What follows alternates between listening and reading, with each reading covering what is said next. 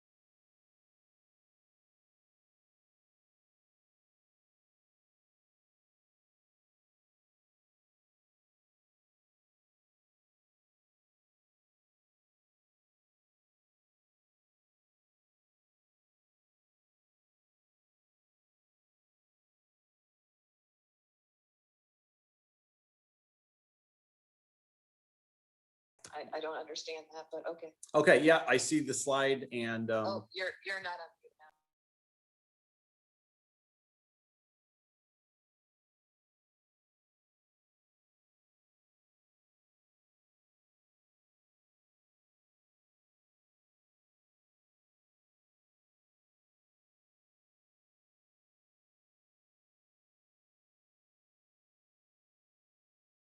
Còn phim này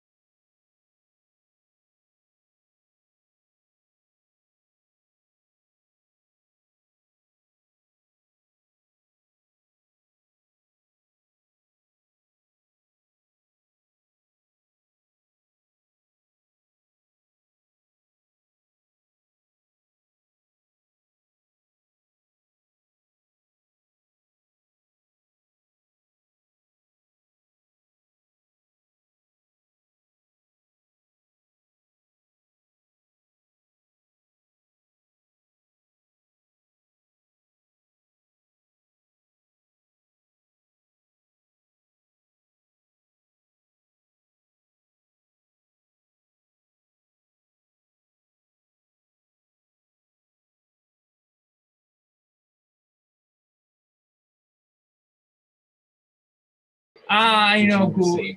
No, let's wait just a I couple mean, of we did what they said. If you Yeah. get a thing on how to respond, there's two ways to do it electronically.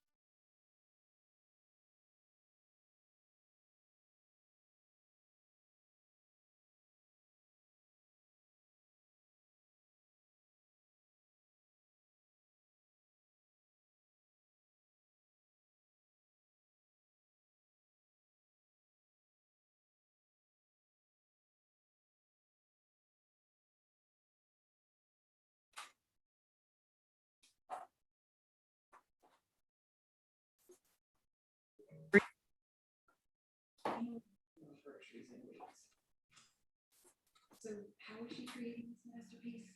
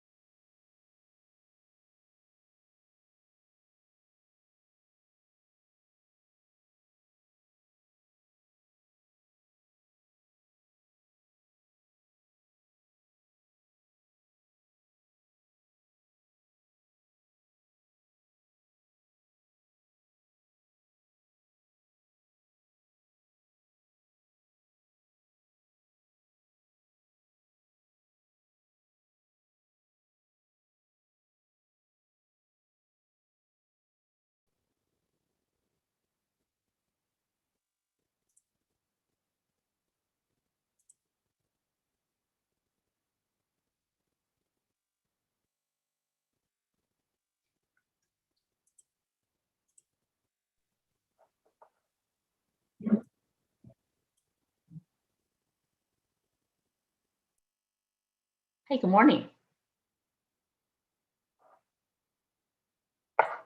Morning, Lynn. Hi. Hi, Su Hong. Best of luck. Okay, thank you. Have fun. Hello, Doug. Hi, Suhong. Nice to see you.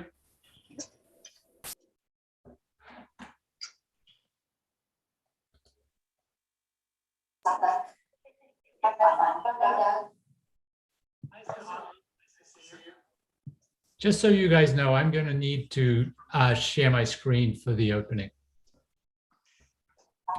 I guess Lisa is sharing her screen now. Is that right? Yeah, I can, You I can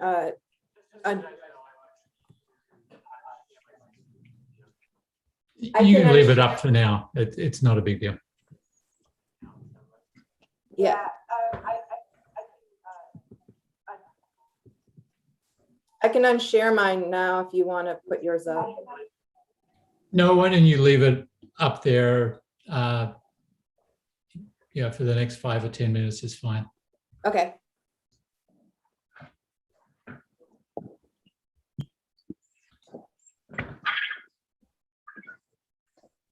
So Lisa, do you mind if I quickly share my screen and just to see whether everything works?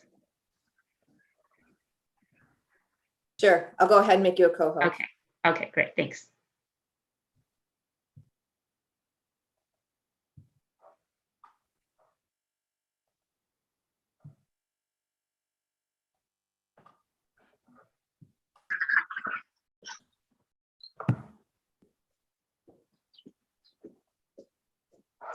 So did it work? Can you guys see the slides? Yes. Yeah, I can see. Thank you. Okay. And now I'm share.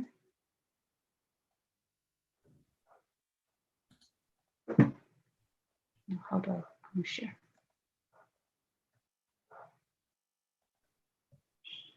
Okay.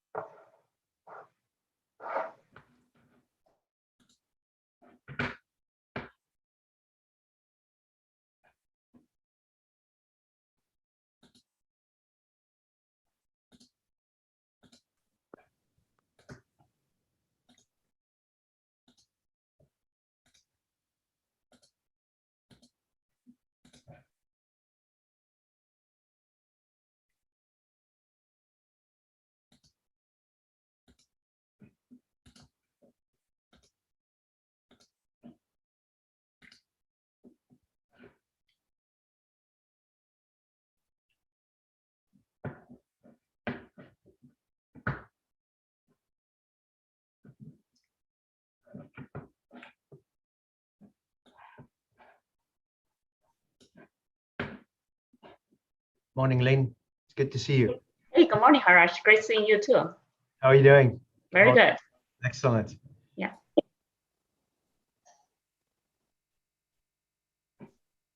In your office at home? This is my home office.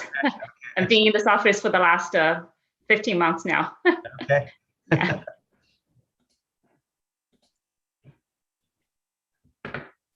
So are you in your office too, or? Yeah, I am in my office. Yeah, Yeah. that's excellent. I've been coming in. Yeah, it's been very nice. Yeah. I like the bike in the background. Oh, yeah. Yeah, biking. We're not allowed in. What's in that? We're not allowed in California. This is Su Hong. Hi, Suhong. Good to see you. We need special permission and we have to check up many boxes if we go in. Yeah, we also had to do that here gradually, but gradually things are hopefully opening up.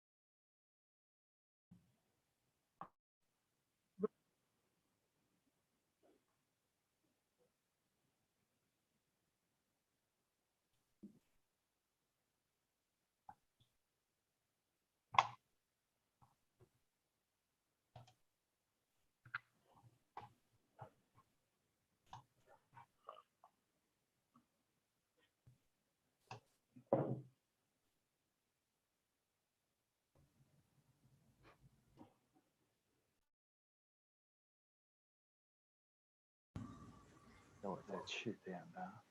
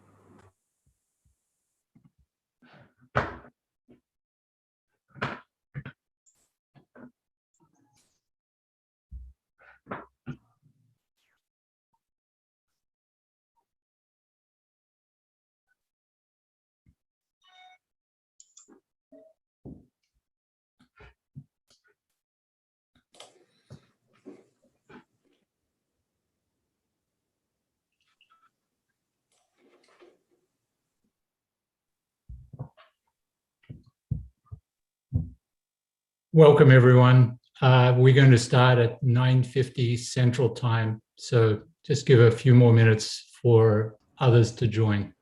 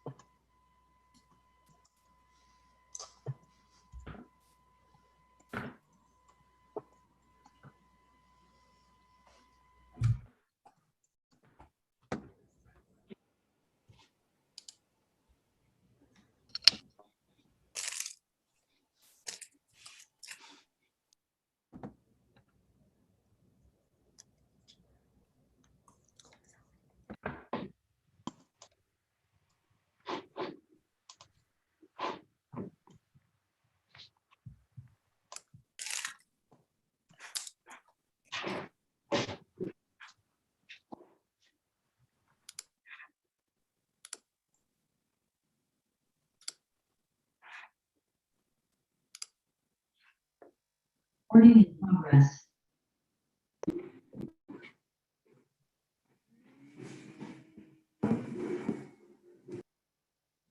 Good morning, everyone. I'm going to go ahead and get started to keep us on track. Welcome to all of you to the 2021 JAR conference, which is, I believe, the 56th JAR conference. Of course, we hold these conferences every year. This is now the second time we've done it via Zoom and virtually, and as much as we enjoy doing the conference this way, we very much hope that a year from now, we'll be able to do it in the more traditional in-person way. So what I plan to do for a couple minutes is run through some of the ground rules. One of the ground rules I'll mention immediately, which is for everyone except those who are actually participating, please mute your computer so that we don't hear any extraneous noises, as much as I enjoy hearing dogs barking and other extraneous things like trash collection. On behalf of the editors, I want to welcome everyone. I think we're going to have roughly 200 people participating here today. As you all know, I think we, over the last couple of years at JAR, have transitioned to a somewhat different editorial structure. There are two principal features of this editorial structure that distinguish it from the way we had done things previously.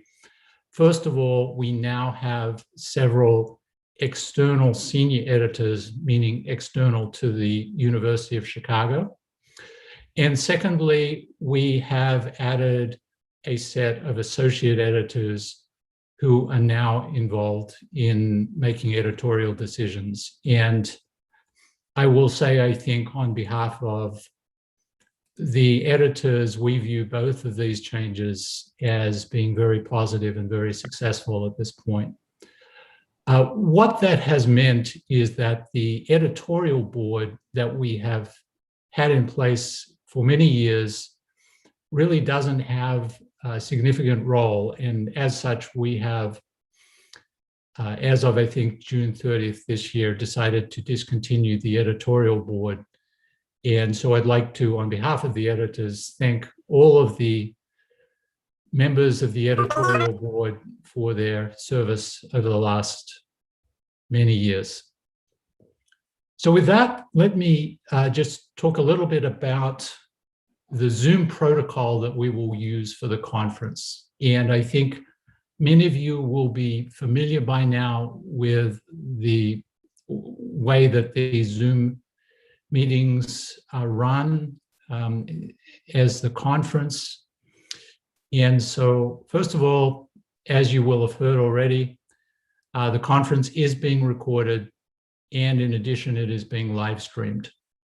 So please keep that in mind as you participate in the conference.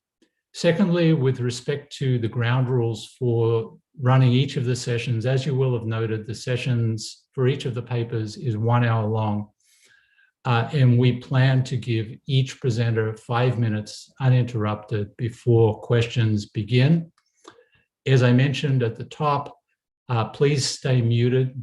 I believe you're automatically muted when you come in, but please stay muted until you are called upon. If you do wish to ask a question, please use the raise your hand feature in Zoom to indicate that, and the moderator, in this case me, will then call on you, at which point you should unmute yourself, ask your question, and then once the interaction has ceased, please mute yourself again. And if you can remember, please lower your hand so I know that your question has been resolved. In addition, I think one of the big benefits of the Zoom setting is the chat feature. And when we did the conference last year, and as I've seen in other conferences, the chat feature is extremely effective. So a different way to interact with the authors as well as with the audience at large is to use the chat feature. And we strongly encourage you to use that feature and to put any comments there you may like. And for those papers that have co-authors, at least one of the co-authors will be monitoring the chat and responding in real time. So those are all the ground rules that we have. The other thing I'd like to mention is that later today, beginning at 3:30 Central Time, we are going to have a virtual happy hour on a platform called GatherTown. And so that we are going to run for approximately 2 hours. So please join us in that. We hope that you'll be encouraged to have some informal interactions. Once again, I don't think this is a great substitute for in-person interactions. And of course, we are unable to provide any real beverages during this period, but you should feel free to bring whatever beverages you would like there. And note the feature that is not actually available in person, which is the ability to make yourself invisible as part of the interactions, which is an interesting aspect. Okay, so with that, let me move on to introduce the first paper here. The paper will be presented by Lin Peng. The other co-authors are Su-Hong Teo, Yakun Wang, and Xuanwen Yan. The paper is entitled Face Value, Trade Inference, Performance Characteristics, and Market Outcomes for Financial Analysts. So Lin Peng, please go ahead. I'm going to stop sharing and enable you to share.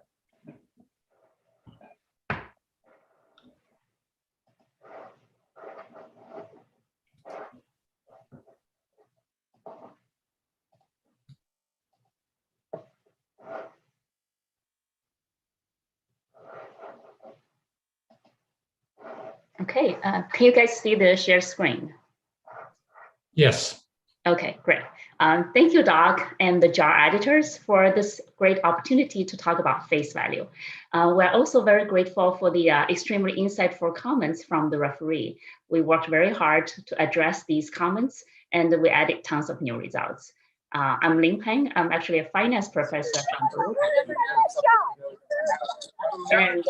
And my co-authors was very nicely introduced by Doc. So I just want to mention that Jiawen Yan is actually a first-year grad student at Cornell. And we're very happy to work with all the co-authors. Okay, so what do you see?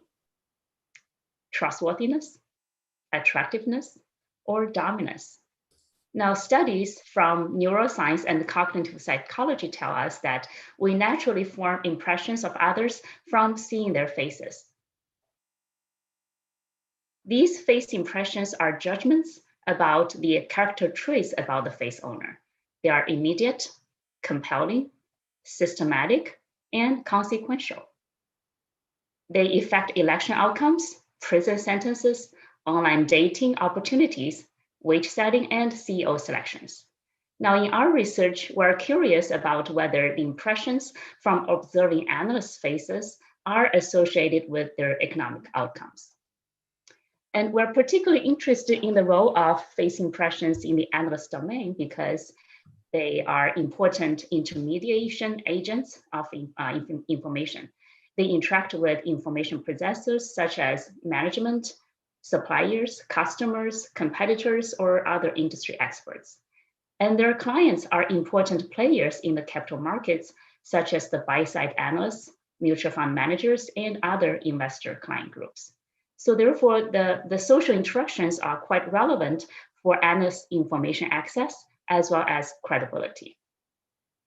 Now, whether face impressions from these social interactions matter in the analyst domain is an open question.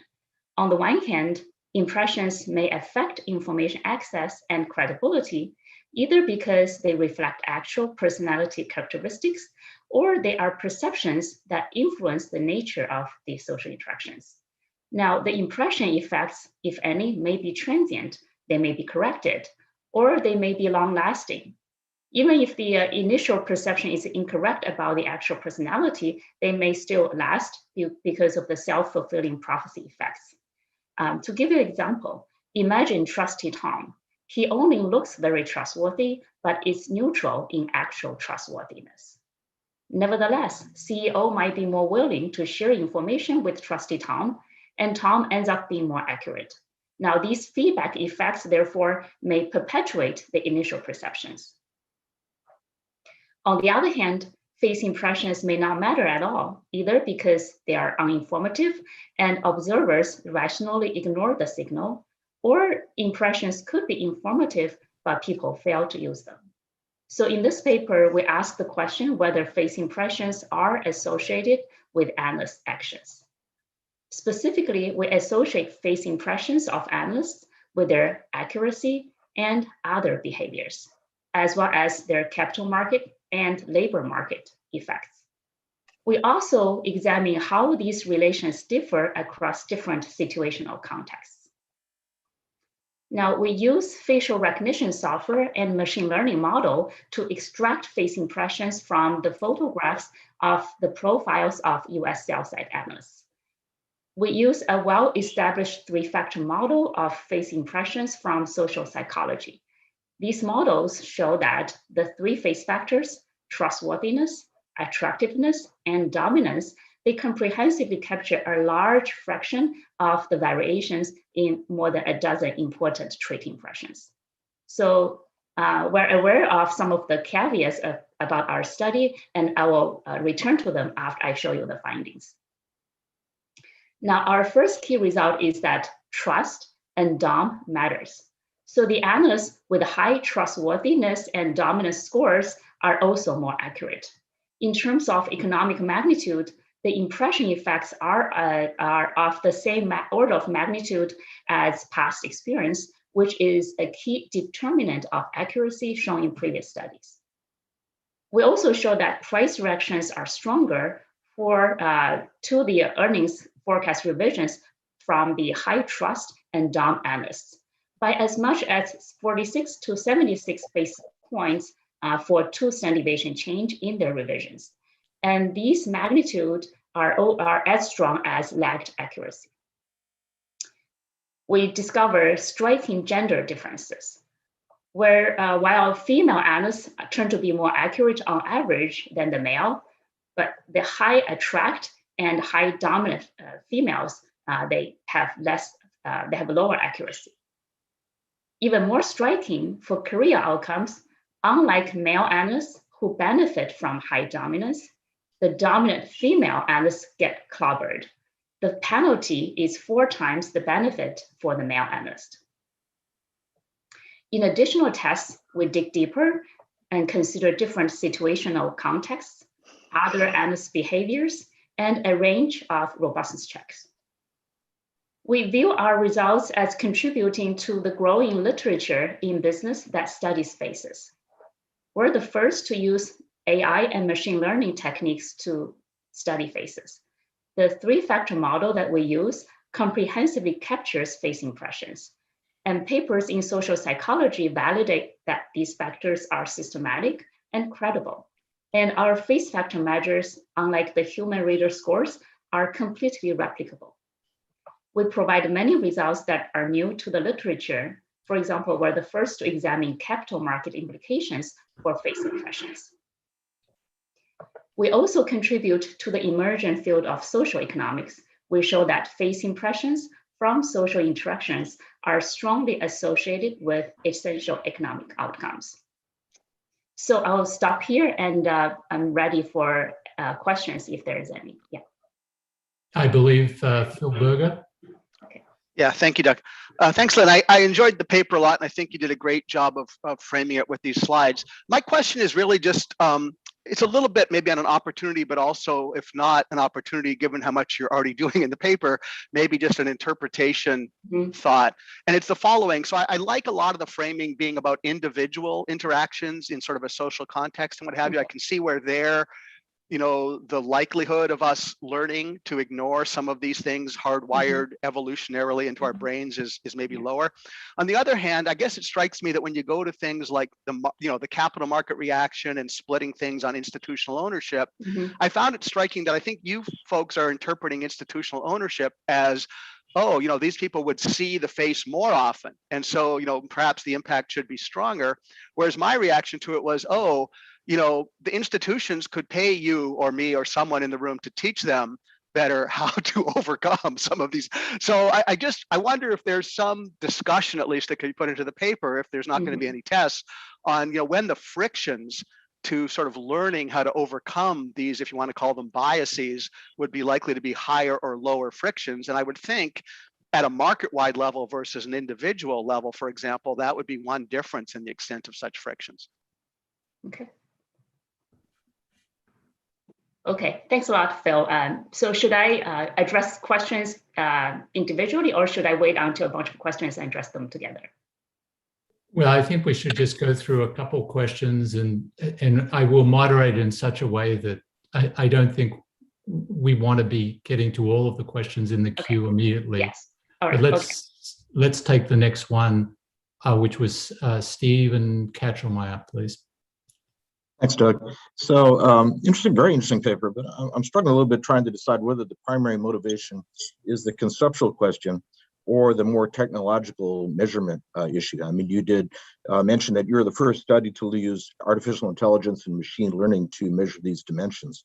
But is that the contribution? You know, in some sense, it's difficult for me to think that people who are deciding whether to give analysts access are saying, well, let me take a few measurements first, or let me use some technology. They're not doing that. It's fundamentally a subjective human construct. And your opening sentence talks about how humans form impressions within a fraction of a second.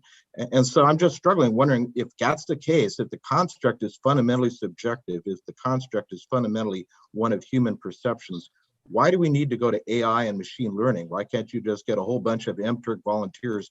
I understand you did that on a subset, and you get a high correlation between the MTurk, between the participants' subjective ratings of these features and what you get from the machine learning.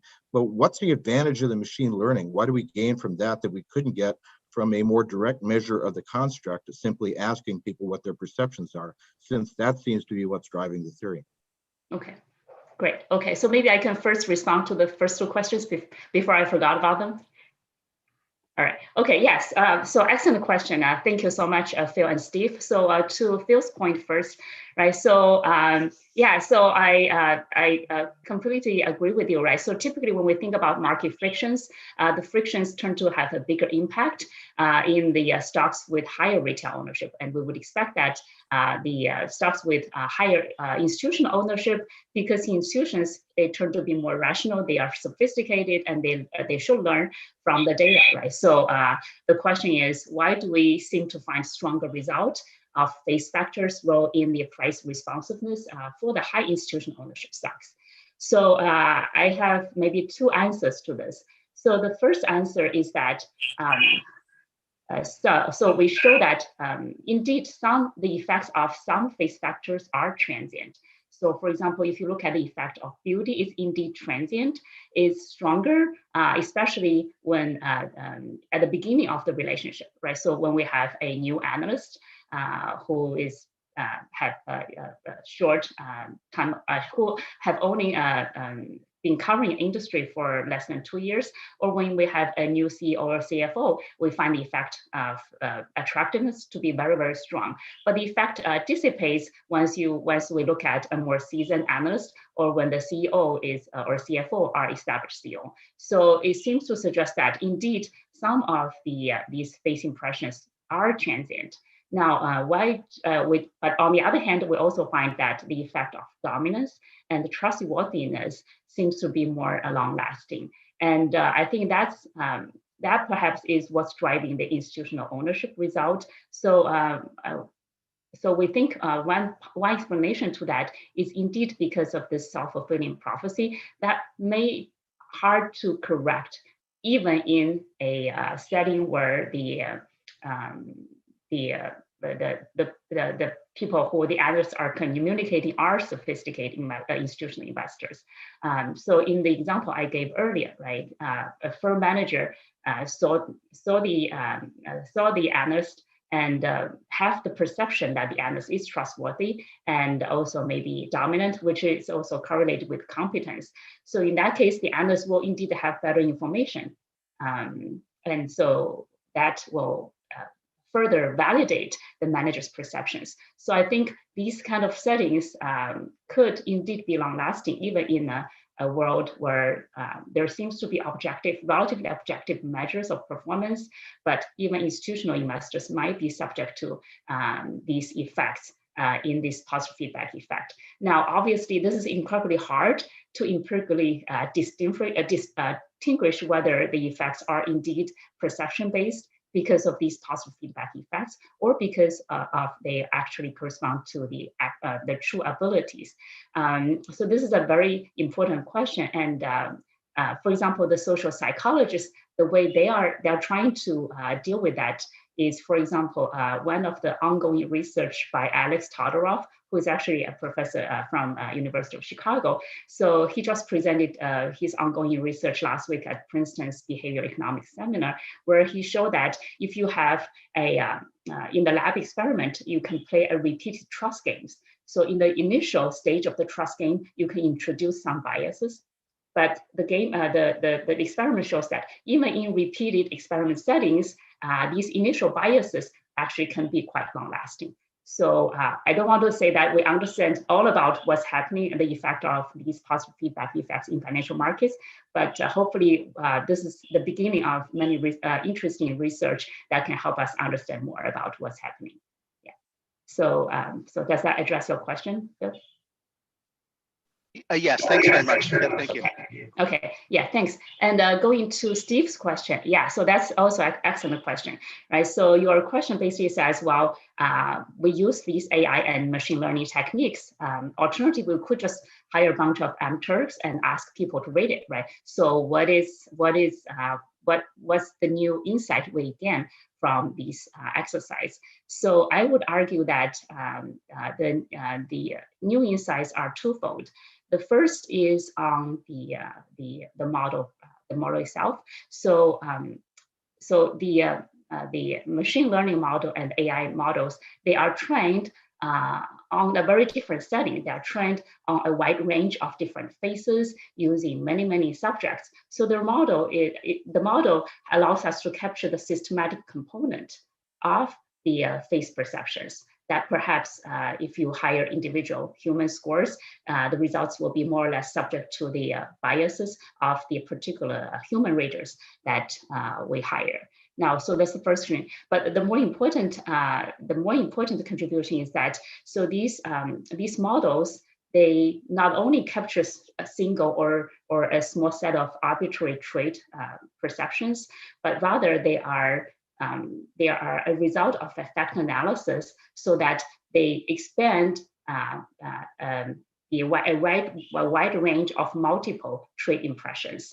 So they are able to, these three-factor model, they are able to capture about 70% of a large set of important trait perceptions that the social psychologists have documented. So therefore,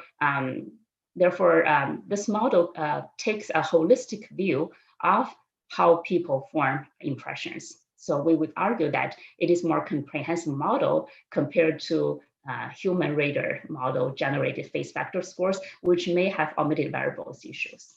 So that's the first response to your question. Now, the second response to your question is that, well, what else can we gain from these exercise by looking at AI and machine learning models? The way we think about this, that yeah, sure, before we can use human raters to provide these scores, but there has been a growing adoption of AI and machine learning techniques try to analyze people's faces in the industry. So I remember there was a New York Times article that have find that like more than 100 large companies have been using these face scan techniques to analyze people's faces, and more than 1 million job applicants have been analyzed. So I think there's a lot of concern, right? Exactly, because these machine learning techniques are like black boxes. So we don't really know what's being captured, what kind of information has been captured by these technologies, and how are they associated with important economic outcomes. So therefore, we hope our study can be the beginning of a set of research that helps us to try to understand, what are the key informations they may be captured, and how are they, associated with these outcomes. But more importantly, what kind of stereotyping or biases that these techniques might actually introduce or amplify, so that it will help us to make better policy decisions and design better algorithms. So that's kind of our view on that. Lin-Peng, can I just suggest that you keep the answers as brief as possible, so we can move through some questions here. Okay, and sure. Yeah. Let's take one more, and then maybe you should move on. Okay. Shigata?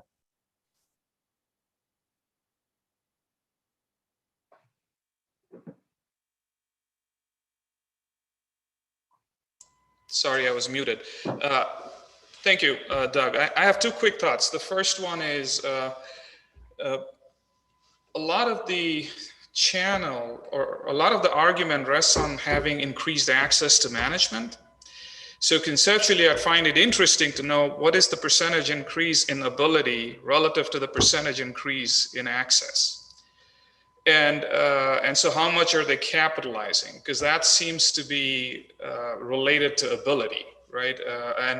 And the second idea I had, I saw on your slide quickly summary of results, and I went and checked in tables 10 and 11, you kind of talk about how behavior is different with facial characteristics.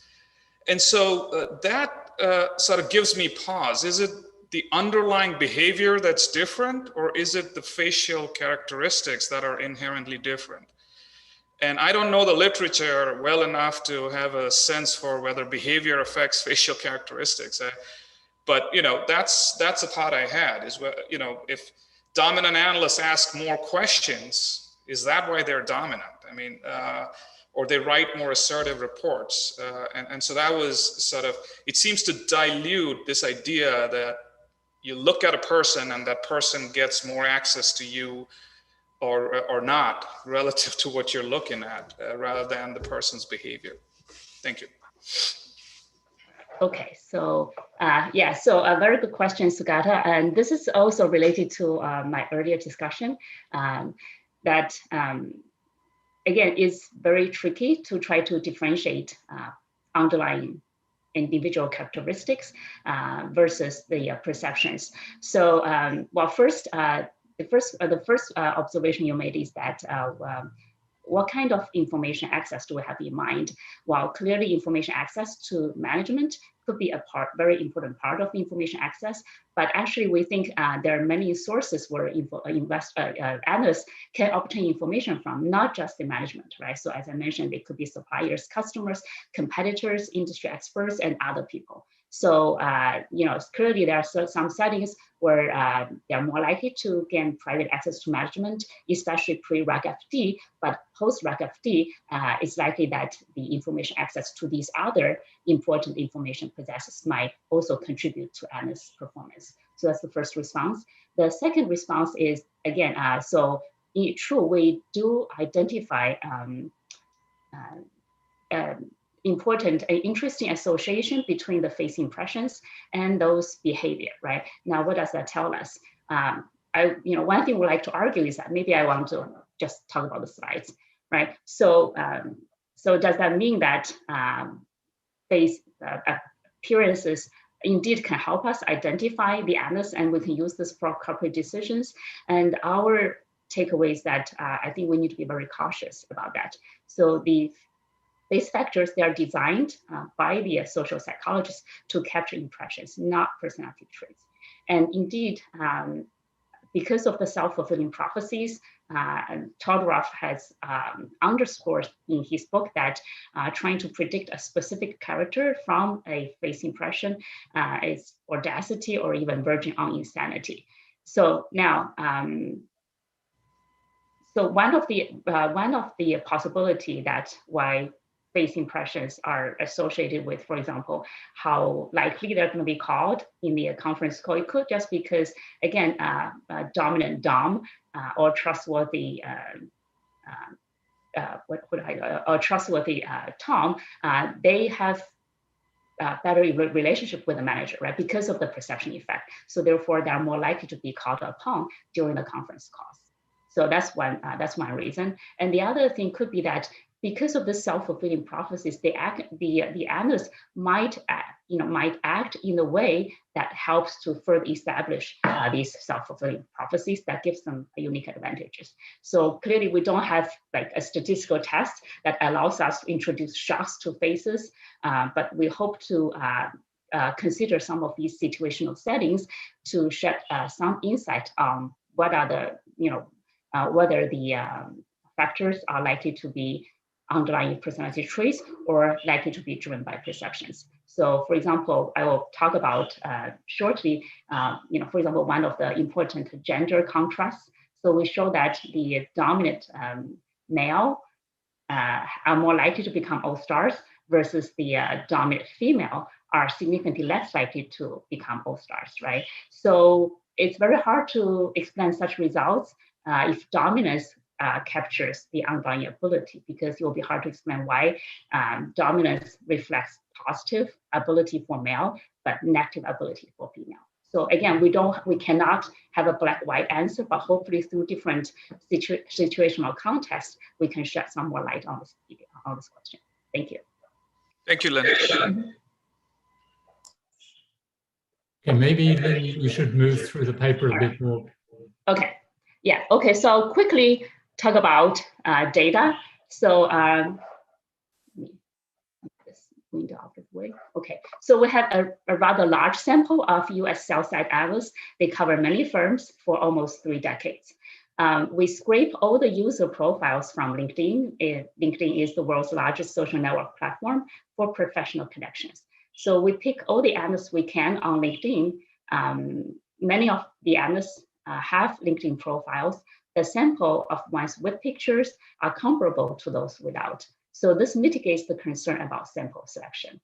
And we have a rather data-intensive study. We draw data from many, many sources. Our key variables, the key independent variable are the face factors. And the key dependent variables are accuracy, stock returns to analyst revisions, and all-star analysts. We also include a rich set of controls. Now, so the 3-factor model of face impressions follow a recent class of dimensional face structure models in social psychology and neuroscience. Now, these models, they use computational and machine learning methods to reduce a large set of initial impressions to the consensus 3 factors: trust, attract, and dom. Now, we select this holistic vector approach because from reading the literature, this is really the best model by far in face impressions. These 3 factors together explain the largest variation in the initial impressions. And according to the psychologists, these factors capture an overgeneralizations of evolutionary adaptive mechanisms. So, for example, trust. It corresponds to the face owner's perceived intention to help or harm. It loads strongly on approachability, trustworthiness, and smile. Dom corresponds to the face owner's perceived ability to carry out the intention. It loads strongly on confidence, dominance, and sexual dimorphism. Attract corresponds to fitness and mate selection cues, and it loads strongly on health, attractiveness, and baby faceness. Okay, so just very briefly to show you how we extract these face factors. Now, this is Taylor Swift, who I think you all recognize. Although my children prefer to prefer me to use the photo of Rosé, a current hot Korean New Zealander K-pop star. Now, to extract the face factors, we first pre-process the photos, and then we use a face recognition software from Imperial College to obtain the fiducial landmark points on the faces.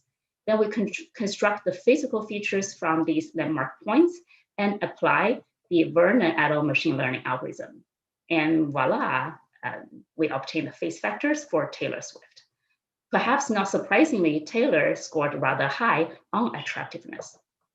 We also further have obtained external validation of the face factors by comparing them with human scores from people hired from amateur, and they're highly correlated, suggesting that the model also have good applicability in our ANOS sample.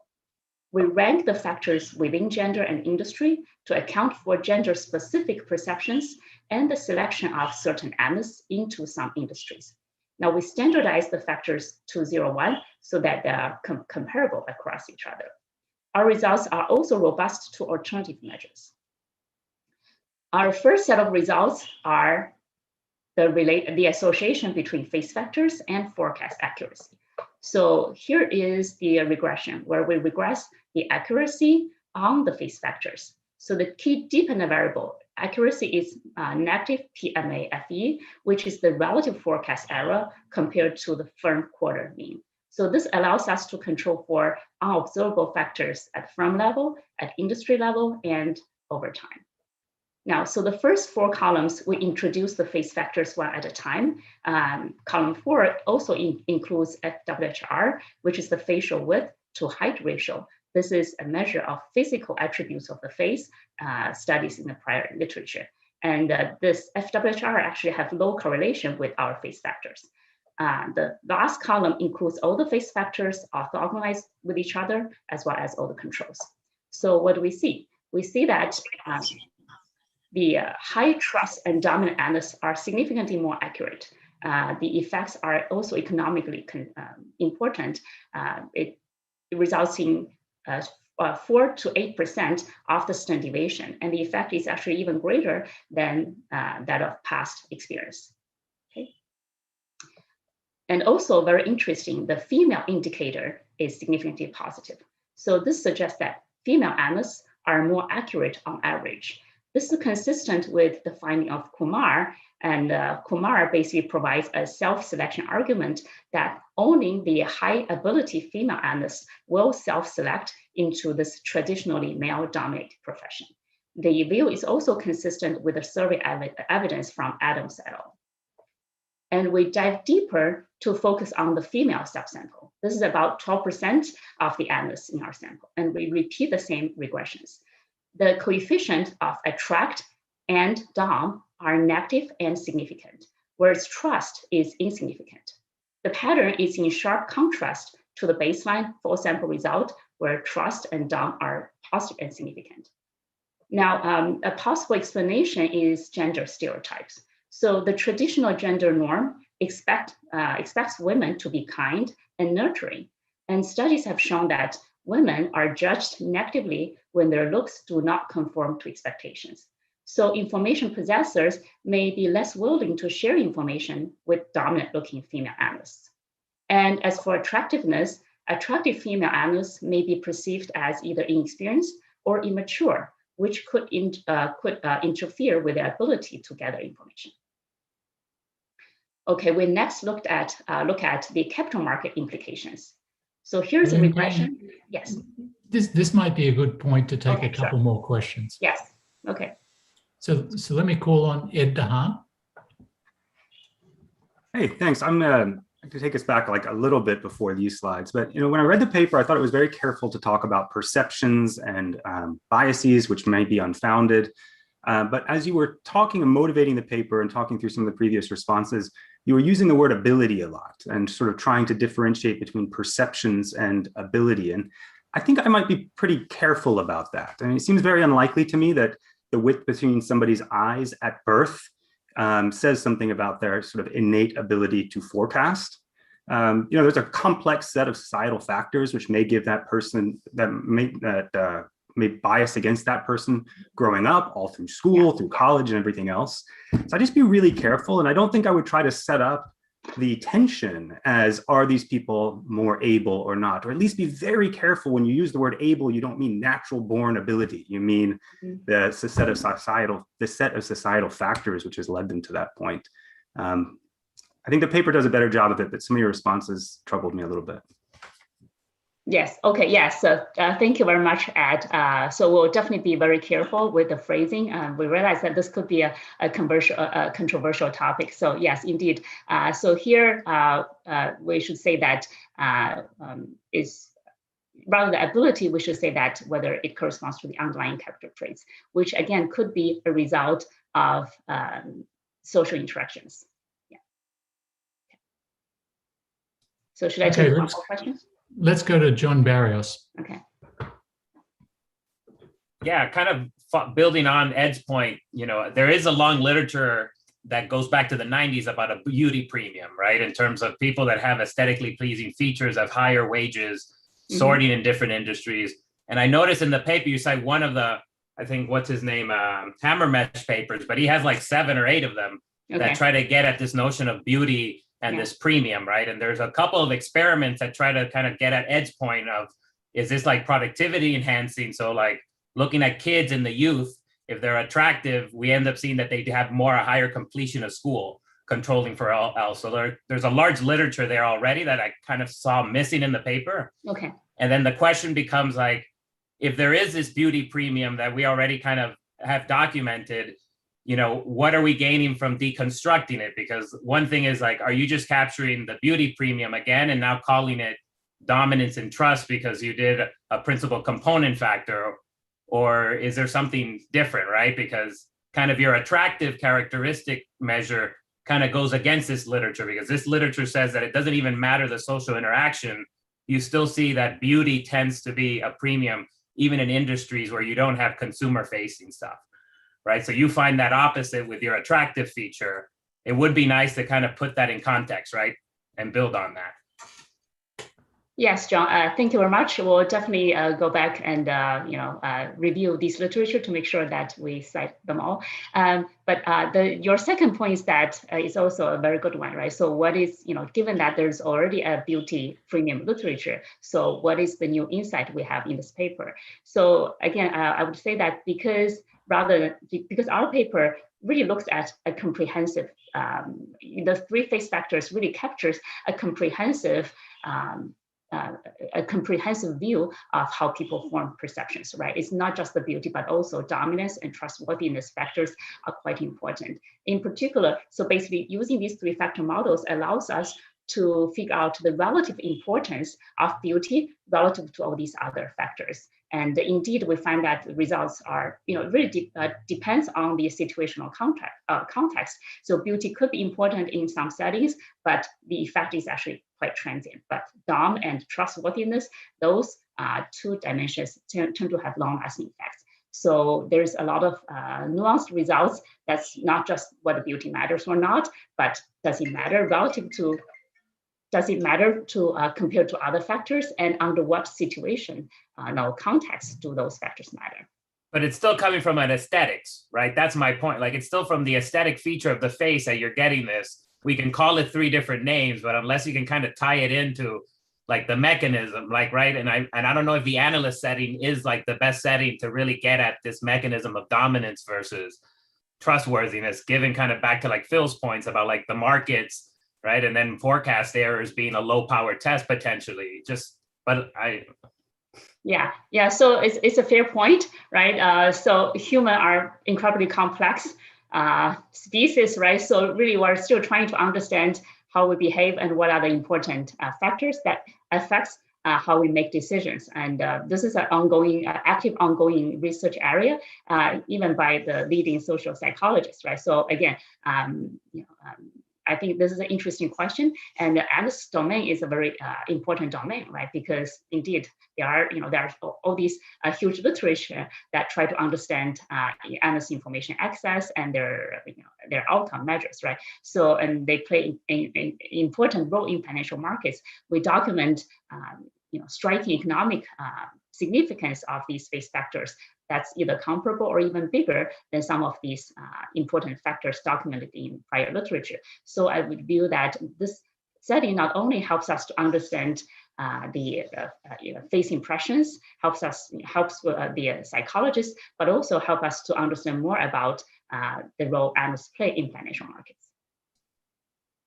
Okay, let's go to one more question from Beth Blankspore, and then we'll move on. Okay.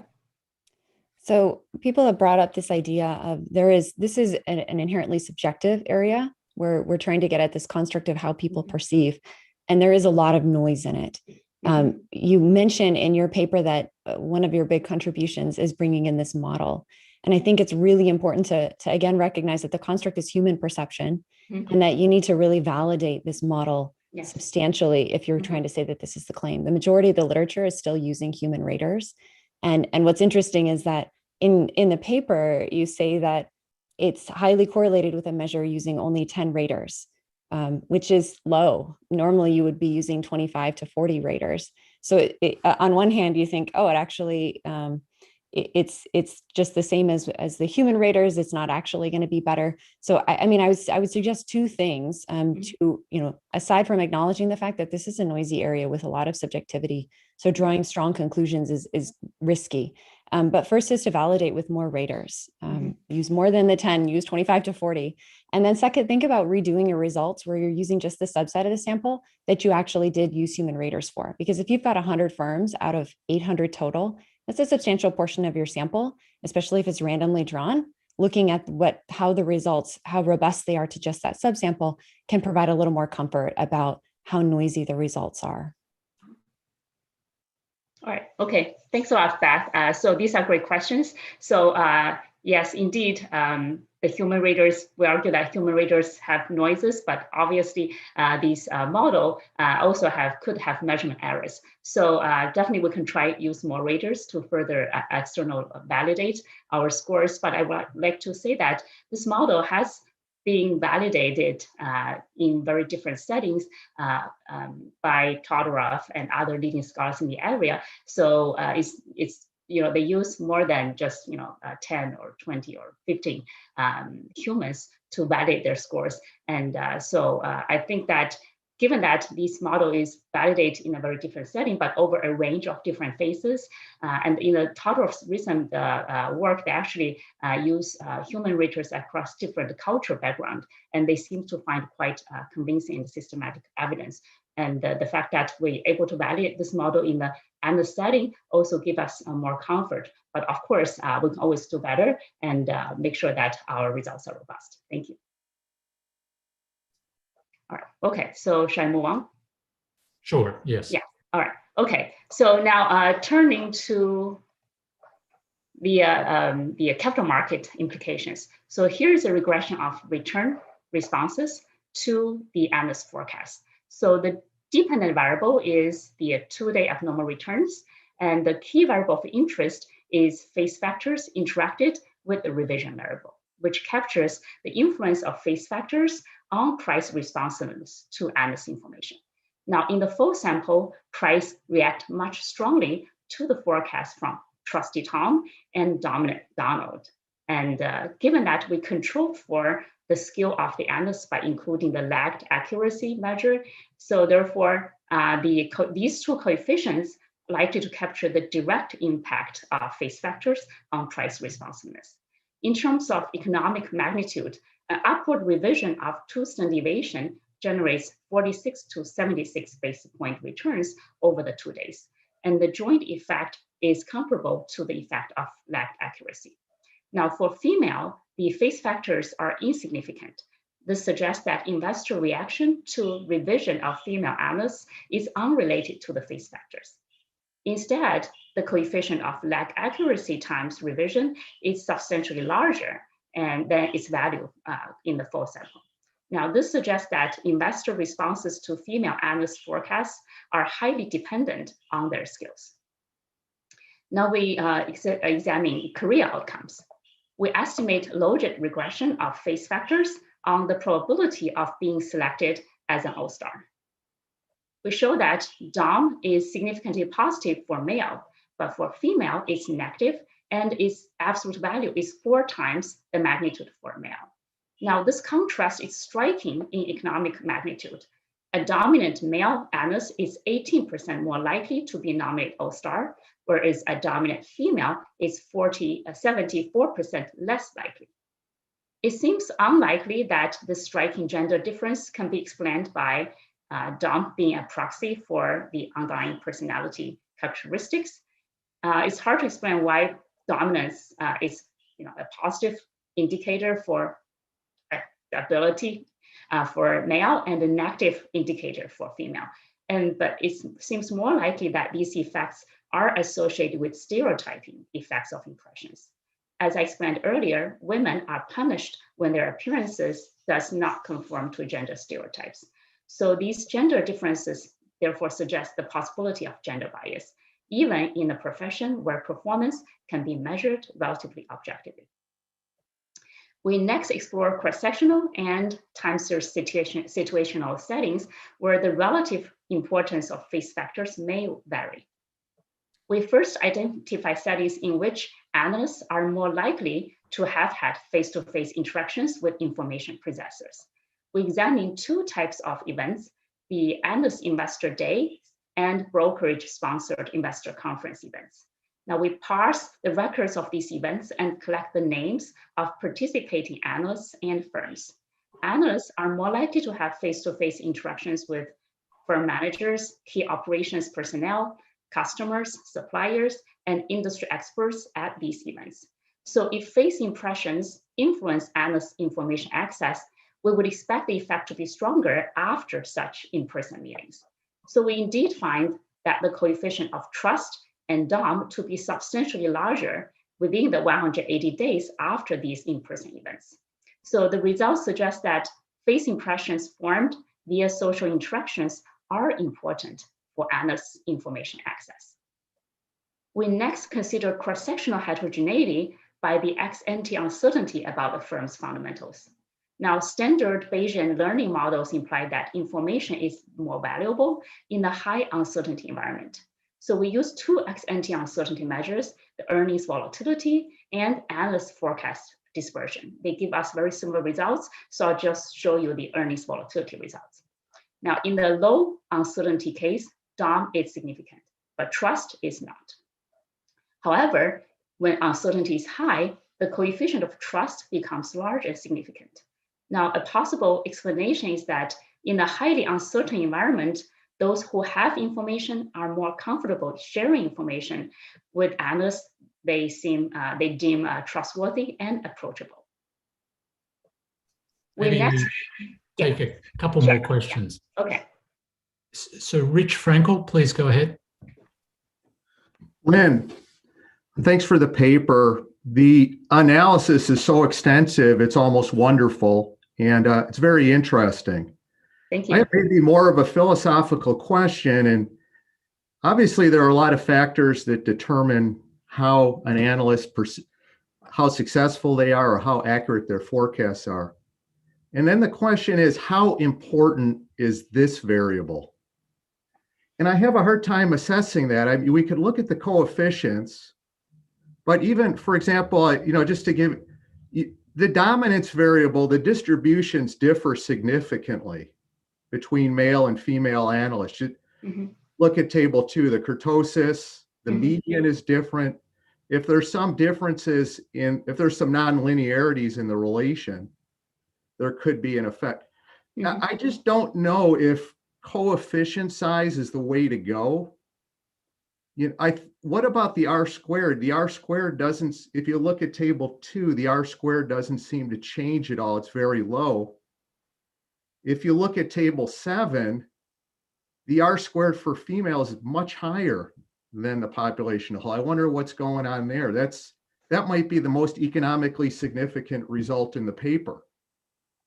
So I don't quite know how to interpret whether or not I should say. You said it was more important than experience, but you've broken the experience variable down into 2 parts in table 2. And one has the opposite sign of what we would expect. So I maybe speak to more of the philosophical issue of the importance of this variable relative to others. Because go ahead. Well, thank you for reading our paper very carefully, Richard.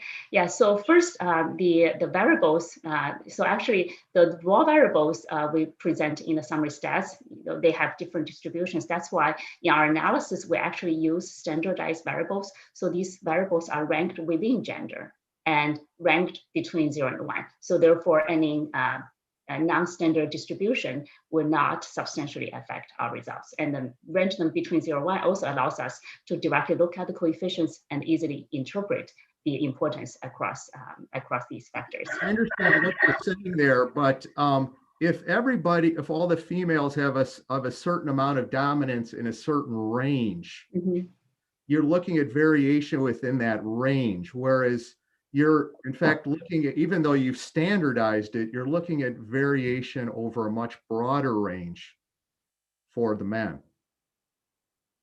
I see. Okay. Yeah. So if there is a nonlinear, but I don't know. I'm just saying I see what you're doing, but I don't know if that's taking out this effect.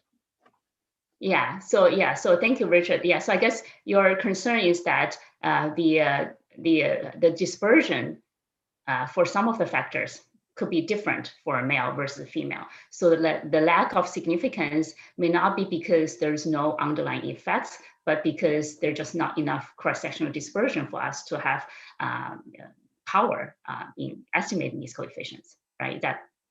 Well, in a manner of speaking, that's part of it, but there's a lot of just say there's nonlinearities in the relation over the range. So for example, a Hollywood actor, it's not really going to matter if there's variation between, minus infinity and plus 90th percentile. But those guys in the 99th percentile, Brad Pitt, those guys make a lot more money than everybody else. So there's that additional thing that makes a big difference.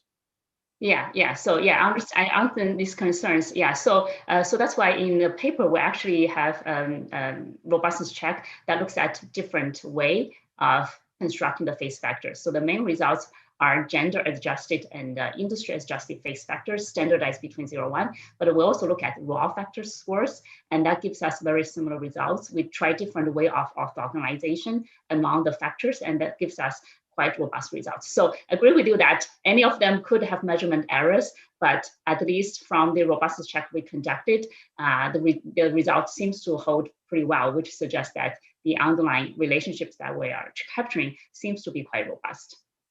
Okay, let's move on to Christian Lloyds. Let me echo, this is fascinating paper. And can you go back to the revision slide that you had just a couple slides ago? And I want to first start and echo sort of Rich's comment and some of the comments in the chat as well. I think there's a lot of heterogeneity in the firm analyst pair. And I'm also not comfortable with you first ranking and sort of demeaning the variables. I would rather sort of have you address some of that heterogeneity through fixed effects. And in particular, if you had like firm and brokerage fixed effects, you would kind of make sure that some of the results aren't driven by changes in the firm. Like if you look at your interactions, they jump around a lot. And I think it's because of that heterogeneity between, which firm hops into which bucket when you start splitting the data and so on. And so that's sort of one comment. But on this particular slide that you now have put up, this is kind of like an ERC model, right? And it's very standard in ERC models because you're focusing on the interaction. So here it's like, is the response to the revision stronger depending on trust, attract, and dominance, and so on? You need to interact all of your controls with the revision as well in order to sort of have actually any control here. And the same applies to the fixed effect. So this model as it is currently would not take care of the things that you have at the bottom under the table in terms of what you call the controls. That's what the model would not control for. Yeah. Okay, point well taken. Yeah, so here we'll conduct additional robust, thank you, Christian. So here we'll conduct additional robustness check, interact the revisions with all the other control variables as well as fixed effect.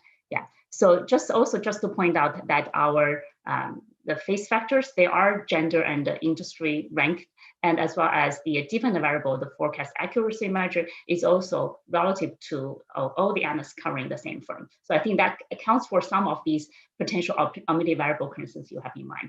But nevertheless, we'll go ahead and conduct the additional robustness checks that you suggested. Yeah, thanks. Yeah, but my point was the opposite, right? In terms of the ranking, I'm not like, maybe ranking is okay because of the, sort of skewness or whatever, but the first sort of taking out gender and industry and then sort of doing it again seems to be kind of an odd approach. Yeah, okay, yeah, point taken. So actually in the robustness check, we also present the results with the raw factors that's not ranked by gender and industry, yeah. Okay, let's move on to Regina. Okay. Yeah, I find your results about female and male differences striking and very, very interesting. I know you tried to relate it to psychology literature, but I felt like there are a little bit more of assertions than any of the, and empirical analysis, additional empirical analysis will be very helpful to understand how reactions are, and especially in terms of accuracy, the differences between female and male. And for example, you relate accuracy to access to information, but I was wondering if we can do any more tests to show, for example, that female have less access to information. For example, something that you do in table 11, when you relate trust and dominance to pages, maybe differentiating between male and female will be good. Maybe personal meetings. I feel it's interesting part of the paper. There are a lot of explanation, but not in sufficient number of empirical tests to support your view.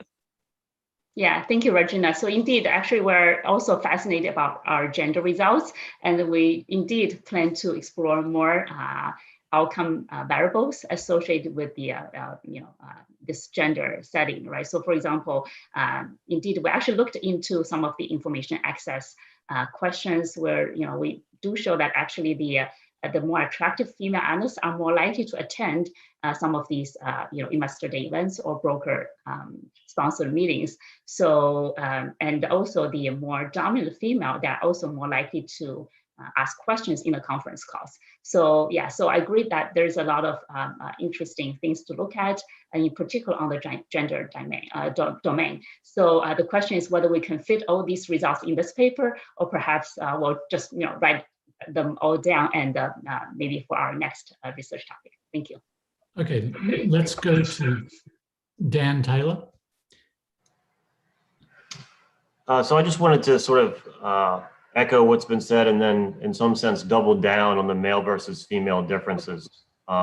You've been putting a lot of weight on the coefficients and interpreting the magnitudes, but I think you need to do that relative to the descriptive statistics in table 1, right? Your standard deviation on accuracy is 0.67. And so when you're presenting your accuracy regressions in table 2, and you've got a coefficient of 2 on female, that's basically saying that female analysts are 4 standard deviations more accurate, than men. And then when you get to table 5, you see the same thing. Post-reg FD, females 3 standard deviations more accurate than men. It seems to be that the market gets it. There's a 9 times greater market reaction to female analyst revisions than male, but yet female analysts are less likely to be all-stars. So, 2 questions, one of which is, maybe not a fair question, but, it's almost like, why do we have male analysts if females are 4 standard deviations more accurate? And so I'm not sure if there's multiclinearity going on in these regressions, or if all of the variation is getting sucked out somehow in other characteristics. But either there's massive gender bias, in which case I would really think the paper would be more appropriately framed as gender bias, or something else is going on to jack up these coefficient estimates. Because 4 standard deviations just seems almost implausibly large. All right. Okay. Yeah. Thanks a lot, Dan. So we'll definitely go back and check the coefficients and double check on the correlations across these variables. But I would like to say that your question is, if the females are so good and so accurate, why do we have male analysts? Well, it turns out that 88% of the analysts are male, so we only have a very small number of female analysts. And this goes back to Kumar's argument, which the result that we find on female higher accuracy is actually quite consistent with Kumar's finding. So his argument again is that in this male-dominated profession, you have only the very talented and extremely hardworking female analysts will choose to enter this field. So, so perhaps I will. Yeah. You have 5 minutes left. Okay, great. Okay, so I will maybe talk about the new relationships. Okay, so we investigate a very important dimension of the effect of face impressions, which is the persistence of these impressions. So we look at how the effect evolves over time. So the situation we examine here is when analysts have new relationships with information providers. So on the left, we have new analysts, which is analysts who has industry experience of 2 years or less. And on the right, we have the seasoned analysts. So we show that attractiveness is highly positive for the new analysts, but the effect disappears for seasoned analysts. So this suggests that in the new relationship, attractive analysts may have an advantage in information access, but this effect is quite short-lived, and over time, information possessors become less influenced by beautiful faces. And the effect of DOM and trust remains significant for seasoned analysts, again, consistent with the self-fulfilling positive feedback effects of these impressions. We find similar results for new CEO and CFOs. So attract is highly positive for new CEOs and CFOs, but the effect disappears for established relationships. And for DOM and trust, they remain large and mostly significant, confirming that these effects are long-lasting. We next study the role of RAG-FD. So studies show that RAG-FD curbed the selective disclosure of private information from managers to analysts and leveled the playing field. Now, we find that attract is significant only in the pre-RAG-FD period, but it disappears, significance disappears in the post-RAG-FD, whereas trust and DOM are significant, positive and significant only for the post-RAG-FD. So these findings suggest that pre-RAG-FD, the attractive analysts might have enjoyed a large information advantage, and this information advantage may crowd out the effect of other variables. Now, in the post-RAG-FD era, access to information from other non-firm sources or potential offline access to the managers may become more important. And these are the settings trust and DOM could be beneficial. And interestingly, the coefficient of female is insignificant pre-RAG-FD, but highly significant post-RAG-FD. This suggests that RAG-FD might have removed some of the disadvantages females face in this profession. Now, for capital market implications, recall that we show revisions by the trust and DOM analysts generate much stronger return responses. If the results are driven by impression, we would expect a stronger pattern when investors are more likely to have seen the analyst. And here, that's why we look at heterogeneity by institutional ownership. Institutional investors are more likely to have had face-to-face communications with analysts than retails. So indeed, the coefficient of trust and DOM are positive and significant for the high ownership stocks, and they're insignificant for the low ownership stocks. So the results confirm that face impressions from social interactions are important for how capital markets react to the information from analysts. Okay, we have additional analysis to give us more insight on face factors association with other behaviors. We show that the dominant looking analysts are given more opportunities to ask questions in conference calls. The trustworthy looking analysts are more likely to issue forecasts that are close to managerial guidance, either because they are more credulous or maybe because they indeed have better access to managerial soft information so that the analysts and managers have correlated signals. In addition, the trustworthy looking analysts are less likely to speak in two tongues, which means that their earnings forecasts are consistent with recommendations. And trustworthy and dominant looking analysts are also more likely to have longer reports consistent with they have better information. We also look into word choices in analyst reports. Just quickly summarize what we find. So the dominant Donald like to use more assertive, more litigious, and more constraining words, and less likely to use positive words. The low trust analysts are likely to use strong and weak modal verbs, whereas the high trust analysts are less likely to use these words and seems to be more objective. The low attractiveness looking analysts like to use strong modal verbs. Now, the question is what might be responsible for these associations? We think that they can still reflect the positive feedback effects. For example, there could be analyst conscious effort to appear to have a particular personality type due to these self-fulfilling prophecies. Okay, so Okay, I'll speak to the robustness check and go right to conclusions, if that's okay. Lynn, we were at 11 o'clock, so why don't you just show us this last slide and then be done? Okay. So, so the takeaway I want to just add is that despite that we find strong association between face impressions and important outcome variables for analysts, our findings do not necessarily imply that these impressions are correct, and therefore we would caution against the use of face-based AI for hiring decisions. Okay, and in case you guys are wondering who these people are, this is for you. Thank you. Okay, thanks, Lynn. We are going to take a 10-minute break and return with the second paper. That was a tremendous presentation. Thank you. Okay, thanks a lot, Doc. And thank you so much for all the interesting and insightful questions. We'll take all of them down and we'll look into that and see what we can do. Thank you.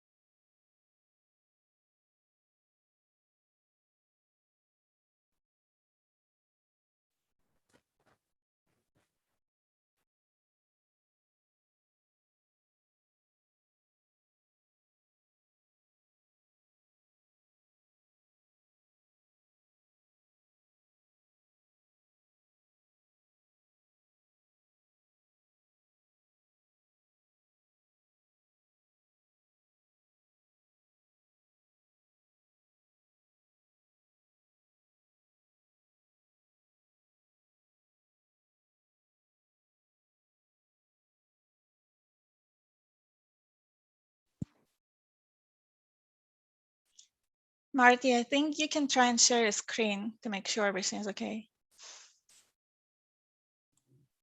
Hi, Regina. Hey. Great, let's go. Yeah,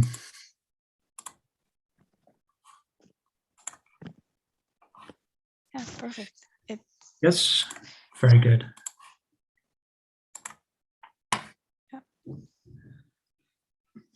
So pretty early, I guess, right, in California?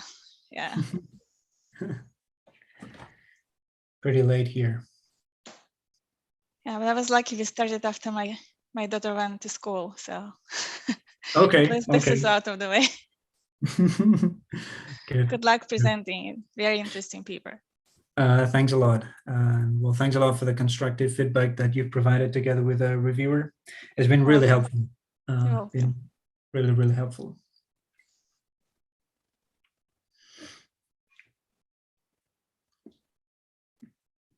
So we're going to take like questions in groups of 2 or 3 people first. You have 5 minutes uninterrupted. I would probably go one by one. It's a little bit harder to keep track of questions. Yes, so we will take a few at a time, but I think it's better to answer each one at a time instead of accumulating them. Great.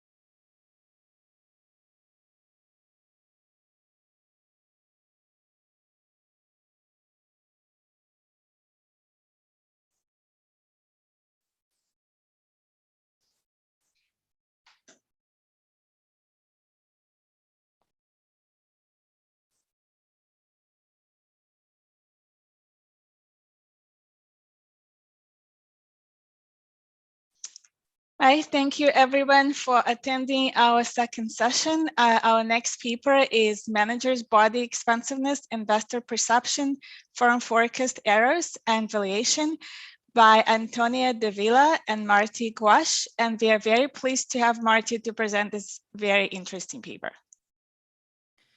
Thanks a lot, Regina. Well, before anything, I would like to shortly thank both the editor, Regina, and the reviewer for providing like very good and constructive feedback. It's been really helpful to better improve the paper, and also for inviting us to present here today, which I'm sure we're going to get a lot from it. So to the paper, this is joint work with Tony Davila at IESE Business School and me, myself, Martí, who just joined ESADE Business School. And in a nutshell, we explore whether managers' body movement, which are one specific component of nonverbal communication, is informative about firm reporting practices as measured by firm forecast errors or firm proposed valuations and firm performance more generally. And we'll look there at firm survival and the likelihood of being invested. The motivation of the paper begins by understanding that we've been looking a lot at numerical information in financial reports, and more recently, the past 15, 20 years, we started to exploit the enormous power of textual analysis. But less so, we have analyzed nonverbal content, and this is despite its informativeness of individuals' characteristics, in this case, managers' characteristics. Yet, however, accounting studies have also addressed nonverbal content, nonverbal components. We here have an example of them.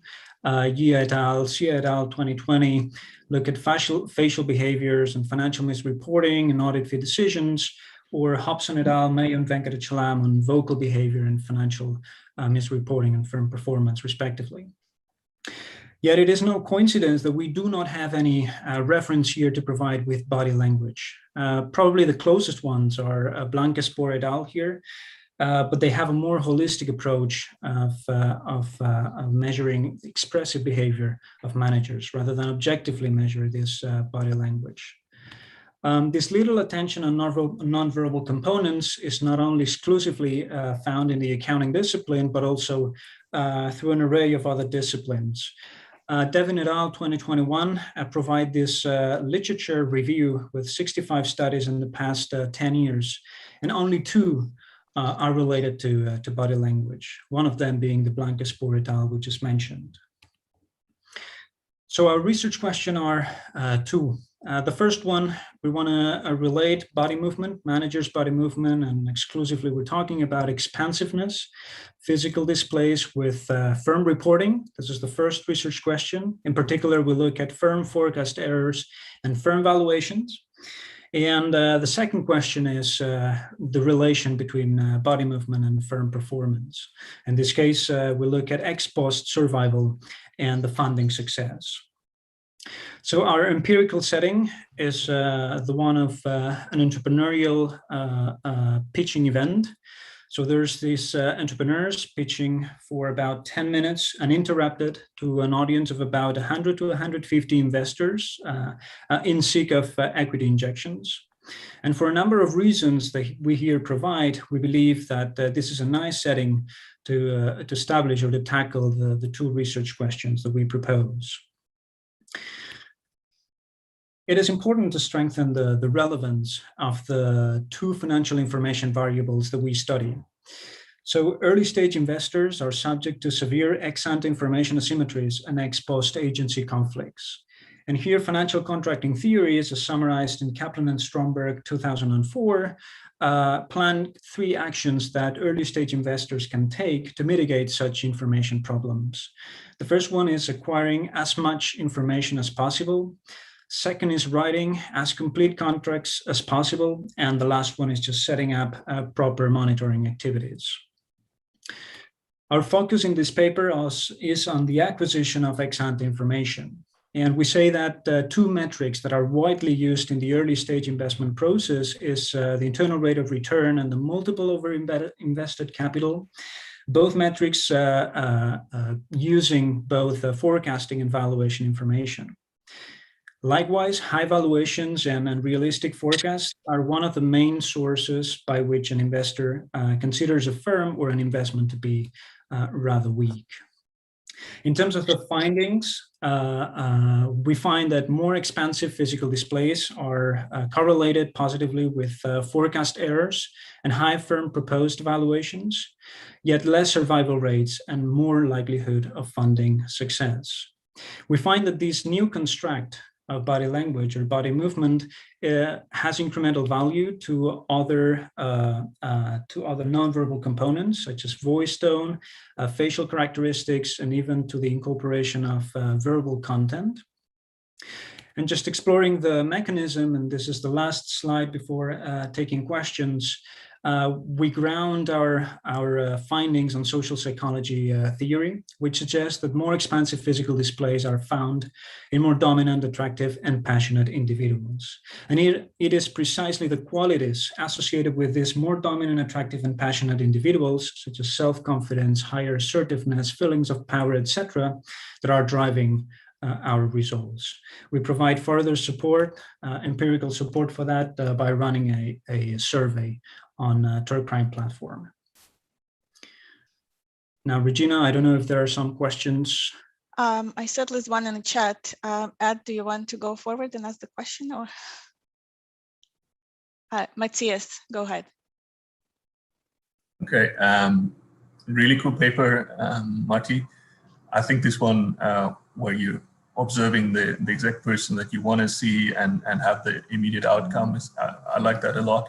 And I think your results make quite some sense insofar as the conceptual part is that they are a bit more passionate. In essence, I think it's capturing something like risk-loving nature, and that's the type of people that then usually also get the more funding and go bust more. So in that sense, your firm performance results also are something which I found, and that's now the only point of this question or comment, is where you said it's a bit surprising, and then you pitched a behavioral story, which could be true, but I think the rational story, you try to rule it out a bit with some Bureau van Dijk data, but we all know that this is a bit difficult to do. And so I think that is just the part that I would say is worth further exploring, yes, but I would just, as you also now did it, you didn't even mention it up until here, that's why I didn't raise my hand, but given the dearth of people questioning, I just jumped in here, and that would be my only comment there, because again, we would really expect that there is lower survival chance for those, because it's in essence, you're investing in variance with these. And that's the typical thing that these VC investors, these equity investors go for. And so you would see more boom or bust, and you would see more funding there. In that sense, it really fits nicely into your characteristics, capturing something like risk-loving nature, which is typically also what VC investors go for, because they don't go for the average, but they go for 1 out of 10 is really going to be a home run, and then you're good. And that's something that's hard for you to measure, because you don't have kind of the market capitalization of all of those. And in that sense, it's just that last step of interpretation where I would kind of be less concerned about this is surprising, and thus we need to come up with a behavioral story. Okay, thanks for the comment, Matthias. Yeah, in fact, it was really challenging to kind of obtain or try to rule out this alternative hypothesis, this rational alternative hypothesis. And the first case, we tried to ask for the exit valuations. So then we would have a measure of how profitable or the returns that investor had. But of course, this is really proprietary data. We couldn't get that. And so at our best, we try to do this growth kind of story, which I think it makes sense intuitively to get to the returns that potentially investors can have. If you have any proposition on how to better kind of address this alternative argument, we would very welcome that. And we're eager to work further on these results, definitely.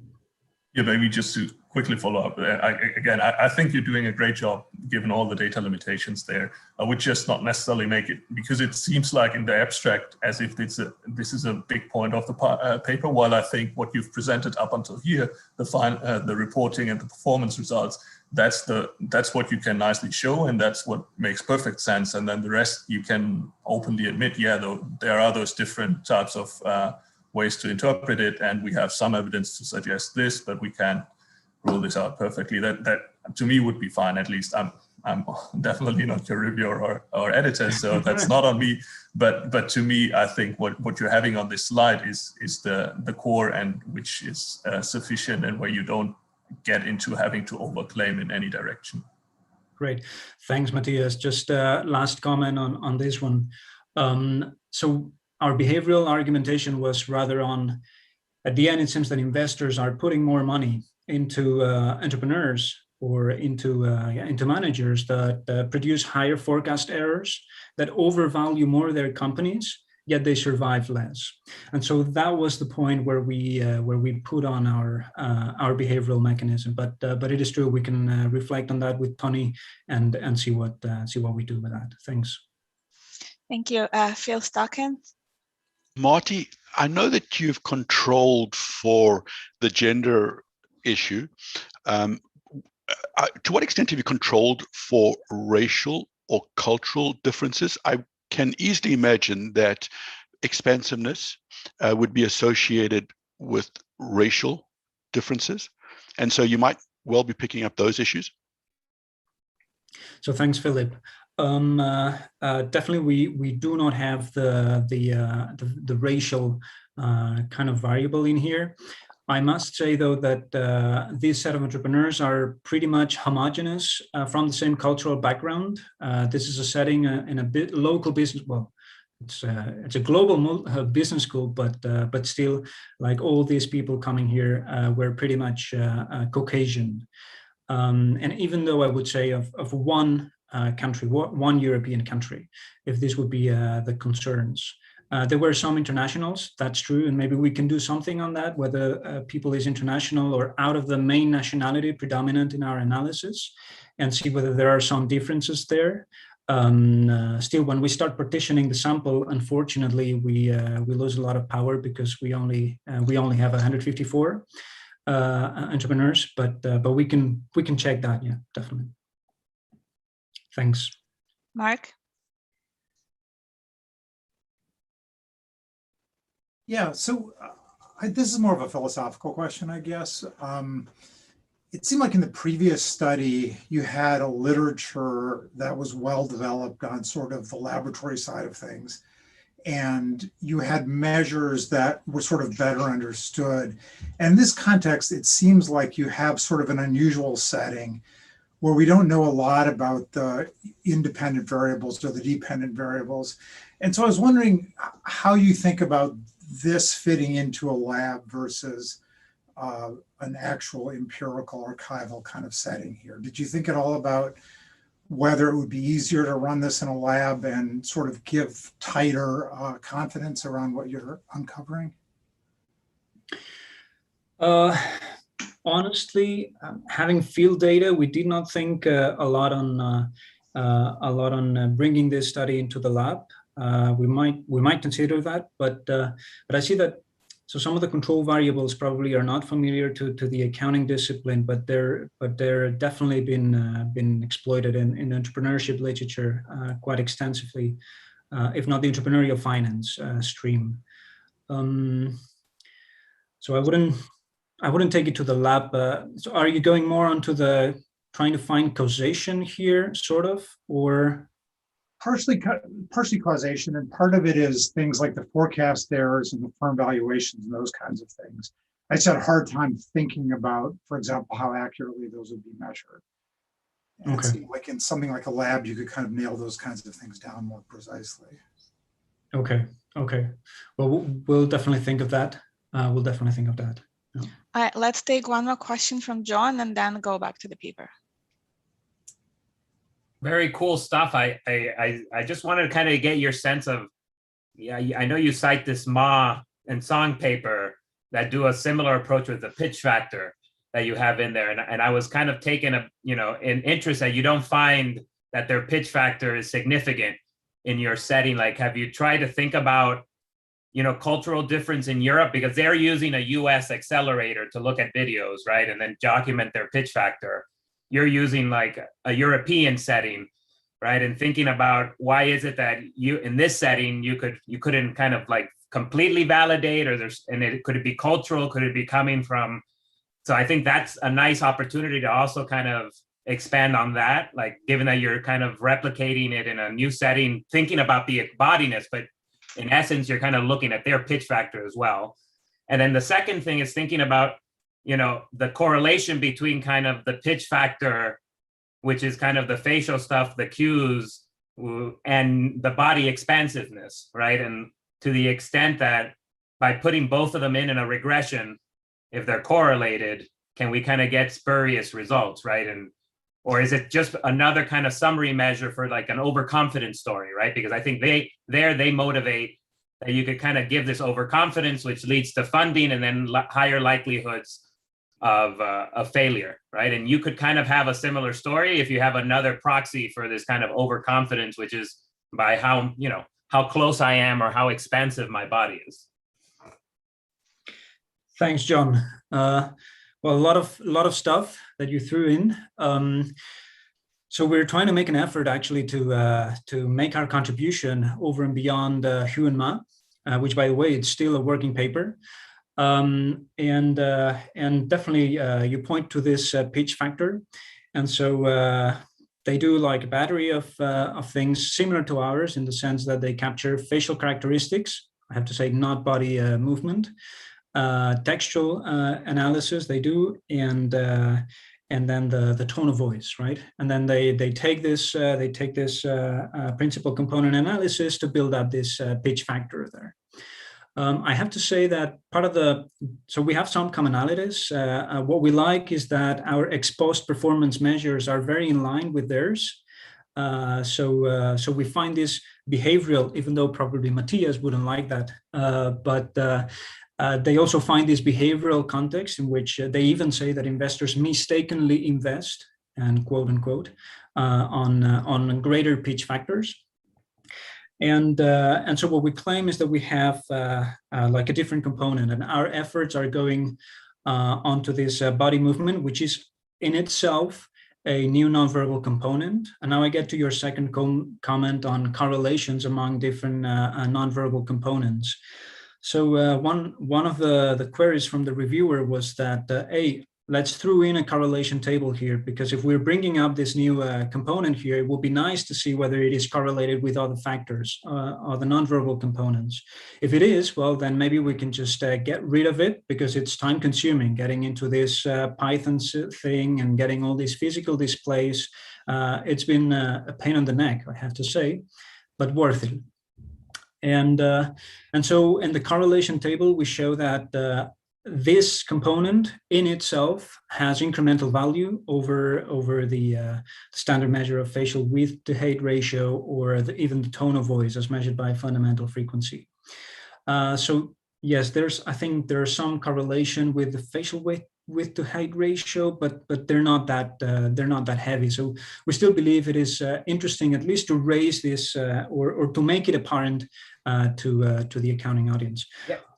I wasn't doing the contribution. I was just saying, given that you have different variety of cultures, right? In Europe, where you have French looking at English, or you have English pitching to French, like, could you have a nice variation in where language might be more of a bias? Maybe the body movement is more important if there's like translational issues, or maybe my English is not that good looking. So then my body movement ends up being more important in this context than in the US, where everybody's kind of a native English speaker, right? And you could kind of play around with that to give you even more boost than their study, for example, right? Yeah. So this goes back to Philip's comment before on trying to exploit the international versus non-international, as I told him before. So a vast majority of entrepreneurs are from the same country in Europe, which you can guess which one it is. But so we don't have a lot of variation there. But yes, we could split, try to split sample into international versus non-international. Let's see. All right, great. Let's go back to the paper, and maybe let's keep questions and answers a little bit shorter going forward. Great, thanks, Regina. So getting into the conceptual background, the important here, the takeaway of this slide is that, well, we all know that individuals form impression of others through an array of verbal, but also nonverbal cues. And we also know that nonverbal communication originates many times unconsciously, meaning that individuals can express individual personalities without the need to invoke it. For instance, we could infer competence just by higher vocal pleasantness and expressiveness. We could infer that an individual is more social or socially able if you want, with a higher rate of gesturing, time talking, formality of dress. But interest to our context is the fact that social psychology literature tells us that more physical expansiveness has been associated with more dominant, passionate, and attractive individuals. And we heavily draw on these findings to build up our theoretical argumentation.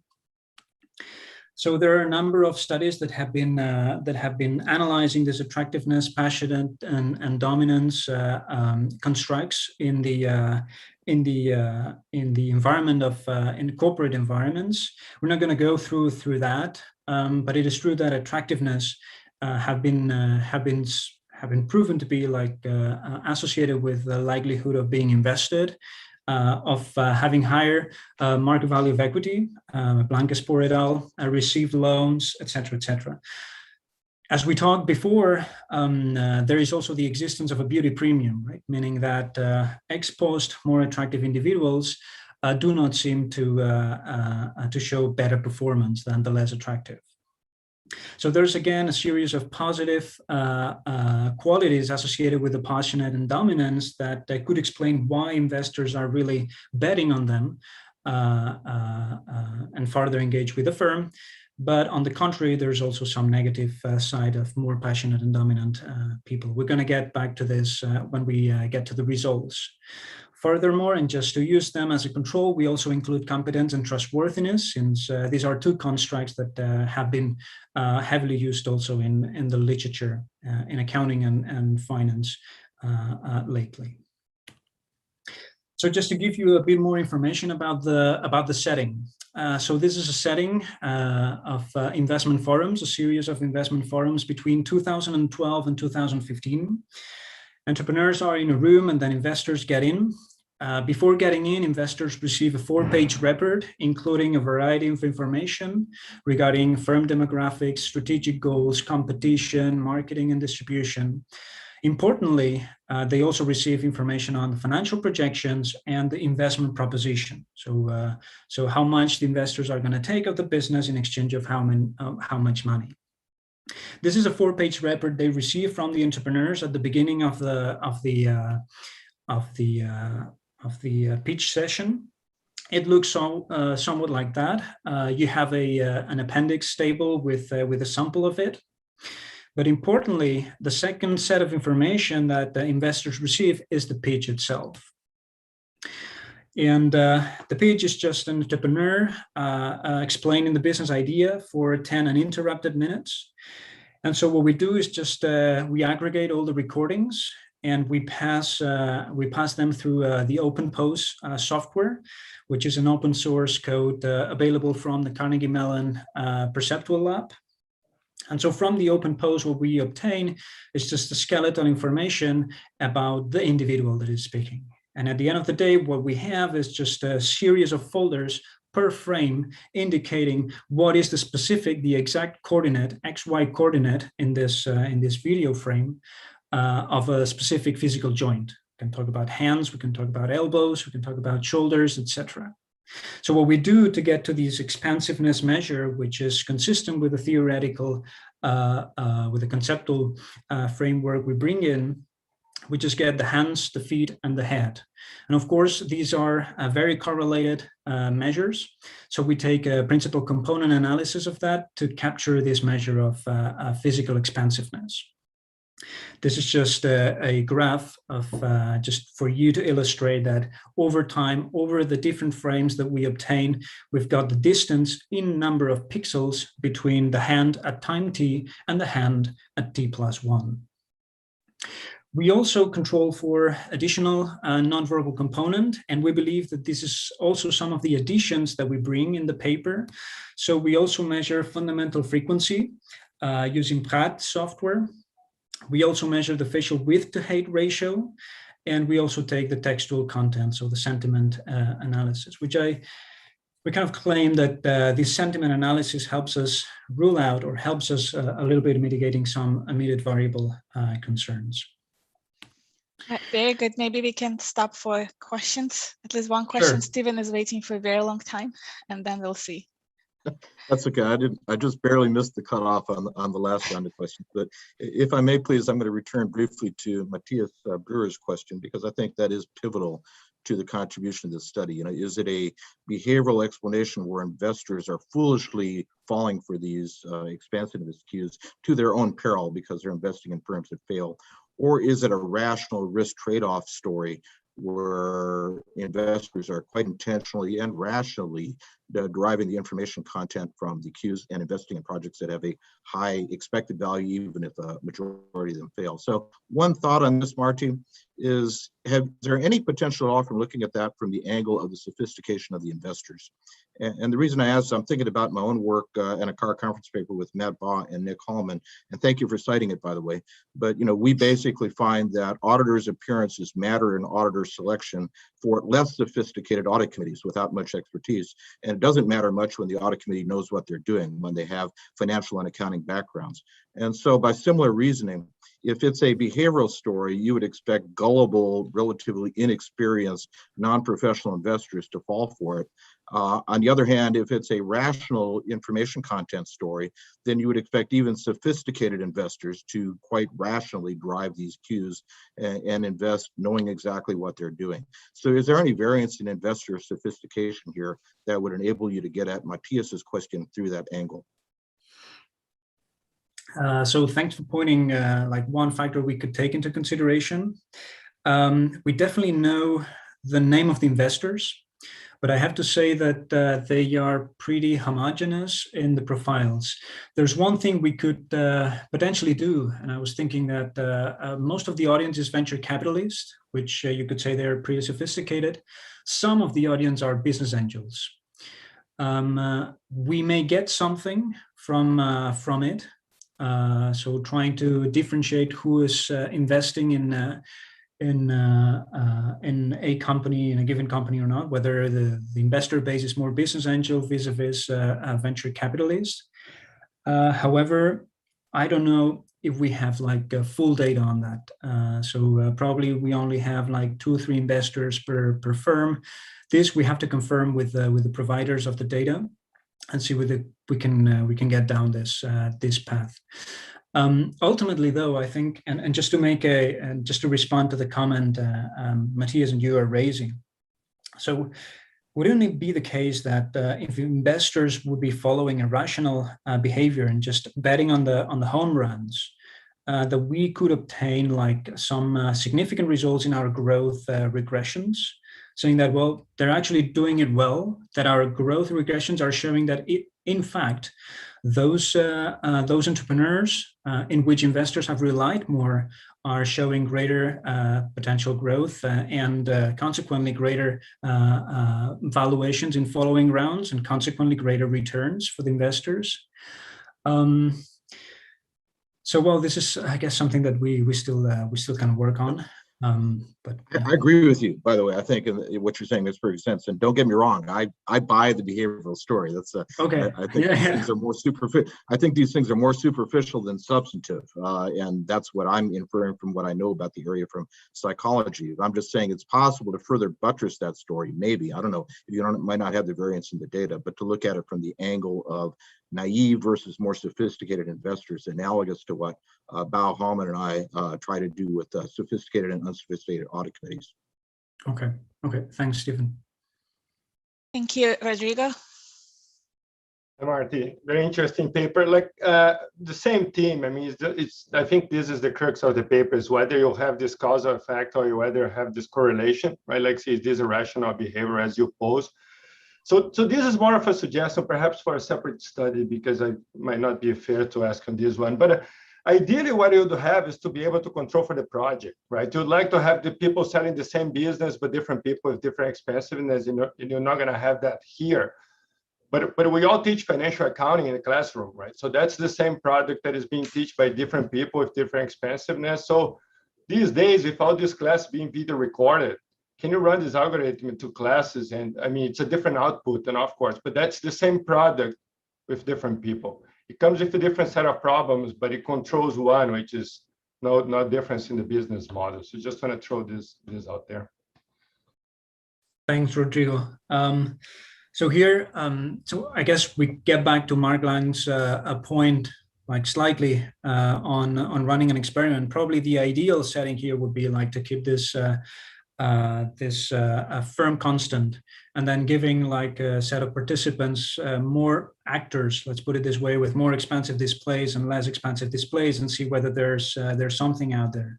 So probably this is as you suggested, some room to be investigated for further projects. Also to keep this one on a relatively simple terms, but point well taken. We can get to that. And I concur with you, by the way, that kind of teaching at class could be a setting where our findings could be extended. Yes. Let's go to Michal. Next question. It's very cool how you measure expansiveness. I like the construct. I was thinking that the reverse of the construct would be boring. You know, you just stand there and deliver a very bland presentation and nobody listens. So this could mean two things. And one is the perception. Investors infer from a boring presentation that this is a boring company. That's why they don't invest. The other thing of expansiveness or having a cool presentation, you hold people's attention and therefore you communicate better, you deliver your point. And I'm wondering whether you could distinguish between these two alternative explanations. For example, by coding what is said in the presentation, the order in which it's said, and whether the content, say how much time they spend on strategy versus financials, predicts investment, and whether expansiveness would interact with the content and how it explains investment. So good point. I have to say there is a paper, Clark et al. 2017 or 2019 AMJ, in which they do exactly what you do. They get into the pitches and they subjectively, that is true, they subjectively get into the gesticulation of the entrepreneurs, and they code like again subjectively whether entrepreneurs are more not really expansive, but they use figurative kind of language or not, and they have a battery of items there. It's an AMJ paper.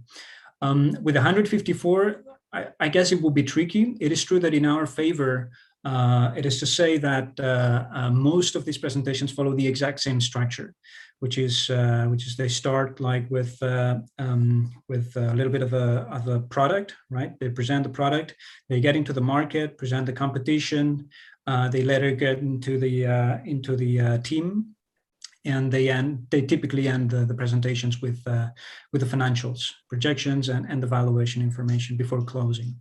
So it is true that maybe we could do something along these lines. To get one of the criticisms that we had before is whether we're really capturing innate or more discretionary kind of behavior. And to tackle this question, we said, well, maybe a discretionary expansive behavior could be at the very beginning when the entrepreneur is like just starting the presentation, more aware that she or he is playing, and towards the end of the presentation. And so we try to run like this new expansiveness measures just by taking chunks of the presentations.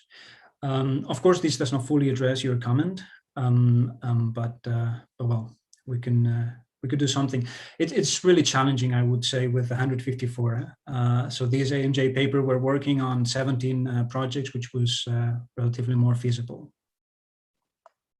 Let's take one more question from Stu Hong and then continue with the paper. You're muted. Thank you. Yeah, thank you, Regina. I was wondering whether you could maybe do a simpler test or a simpler focus. So I'm coming from the limited attention perspective. So the expansive gestures might be for driving attention to particular items in the presentation, in order to make that be weighted more by the entrepreneurs, by the investors. And whereas, especially if they're negative or weak information, you could be completely bland and not be focusing or trying to drive with your gestures the attention to those items instead. So let me see whether I understood this. So you're suggesting that we may draw some items where investors could potentially get more attention. So if you could link when they actually do the expansive gesture to actually what is shown on the slides, to see whether those pieces of information are going to be weighted more now by the observers than the times when they're completely trying to be, bland, and then try to skip over the negative or weak information.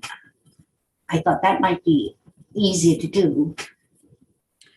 Well, so what we have is like a time series of how much expansive an individual has been. So definitely we can partition that and we can observe that. We do not have partitioned the transcripts. Again, I guess this comes back to Michal's point now on trying to exploit what the entrepreneur or what entrepreneur is saying and at what time. Again, this is more closely related to what Clark et al. Did, but again with 17 individuals, not 154. So I guess we have to balance at the end of the day what we really want to convey in the study and the challenges surrounding the empirical tests behind that. All right, thanks for all the questions so far. Let's make some progress. Good. So as I suggested before, we ground our findings on social psychology theory, and we find more expansive displays are associated with more dominant, passionate, and attractive individuals. And what we wanted to do is, let's move a step forward and try to see whether indeed those more physical expansiveness displays are related to more ratings on dominance, on attractiveness, and passion. And so we run a survey pretty similar to what Blanquesport et al. 2017 did. We slice the content. We obtain roughly 2,000 TERC prime respondents. These are after cleaning and the attention checks and stuff. So we run an intro plus demographic section. We provide a test video and then 5 random videos selected from the bucket of 154 videos. We finally have some attention check questions, and we have a respondents of 1,772, which add up to around 30 participants per rate that we have and trade. Usually in social psychology and this type of psychology related constructs, we obtain high correlations. And so what we do is just a standard principal component analysis, and just to illustrate the output of it, we obtain that attractiveness preloads lonely, so independently, from trustworthiness and competence, which we name professionalism, and passionate and dominance seems to load in a separate construct. Of course, passionate dominance, which is like the presence component that we name, and attractiveness would be our perceived or perceptions of interest, because at the end of the day, these are what match the theoretical underpinnings of the paper. Main variables are forecast errors, both revenues and income, valuation indicator of whether, which is whether the firm is above the in-sample mean of valuations over revenues by round. We also obtain survival and whether the firm has been invested. We put in a lot of control variables. We have to say that for the last regression investment model, we also incorporate part of the forecasted information that we observe in the first regressions. Just for the sake of time, I'm going to jump up to the main results. So here what we observe is that more expansiveness is associated with higher forecasted errors and higher overvaluations as proposed by the entrepreneurs. And so we trace this to more dominant individuals having higher feelings of power and control, being more overconfident, more passionate individuals, being misdirected towards a narrow view of the firm. This is Kahneman and Lovallo and Vallerand et al. 2003, and more attractive individuals that could build more confidence as early as childhood, as John Barrios was before suggesting in the prior presentation.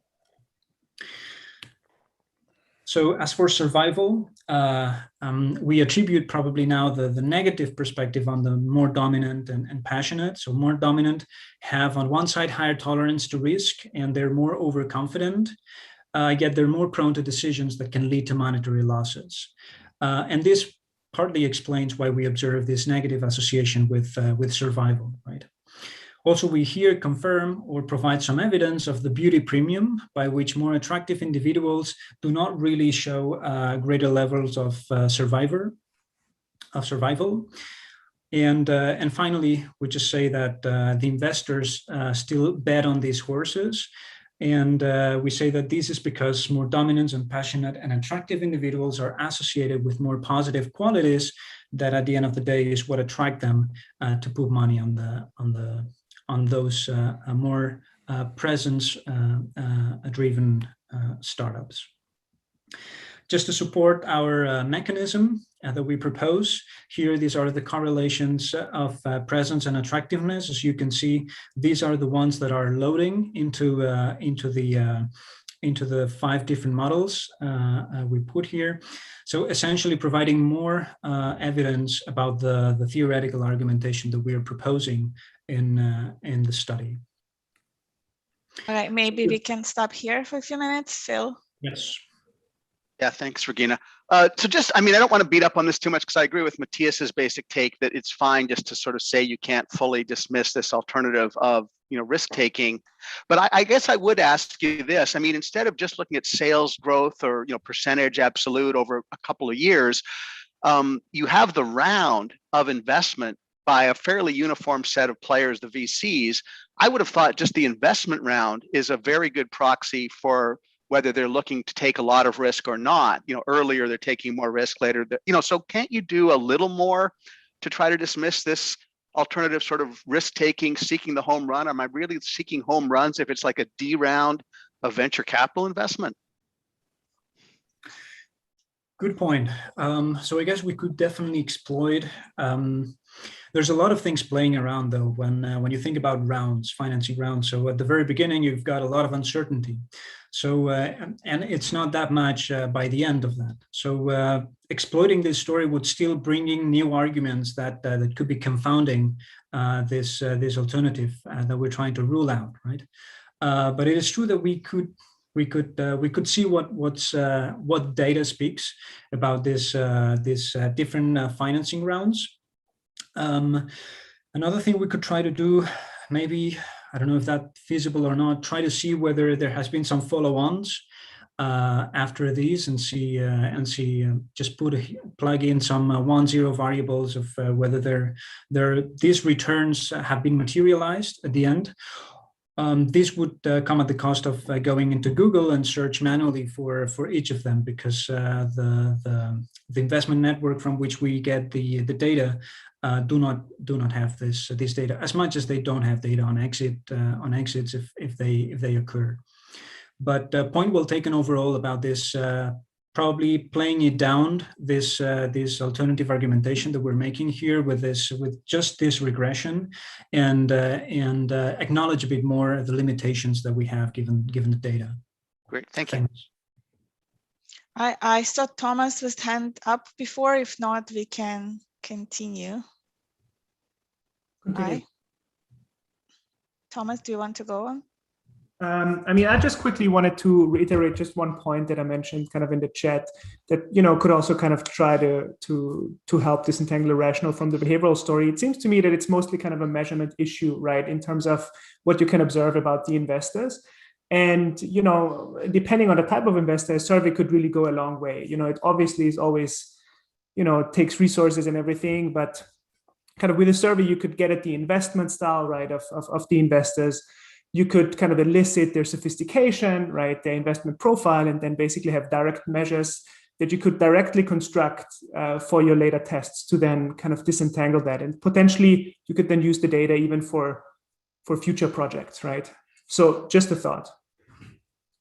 Thanks, Thomas. You're suggesting to survey investors, not entrepreneurs. So, you know, if I remember correctly, you have roughly 100 investors, right? So if, I mean, it obviously depends on the type of investor, but you could, you know, get local survey companies, hire local enumerators, you know, either do it kind of face-to-face, half an hour, go through a survey questionnaire through these enumerators, or, you know, do it a bit more kind of, you know, a bit more formal, right? Through like classic online surveys. But the idea is essentially to directly measure those aspects, investor aspects and dimensions that you can't measure currently, that could help you disentangle the story by surveying these investors directly, right?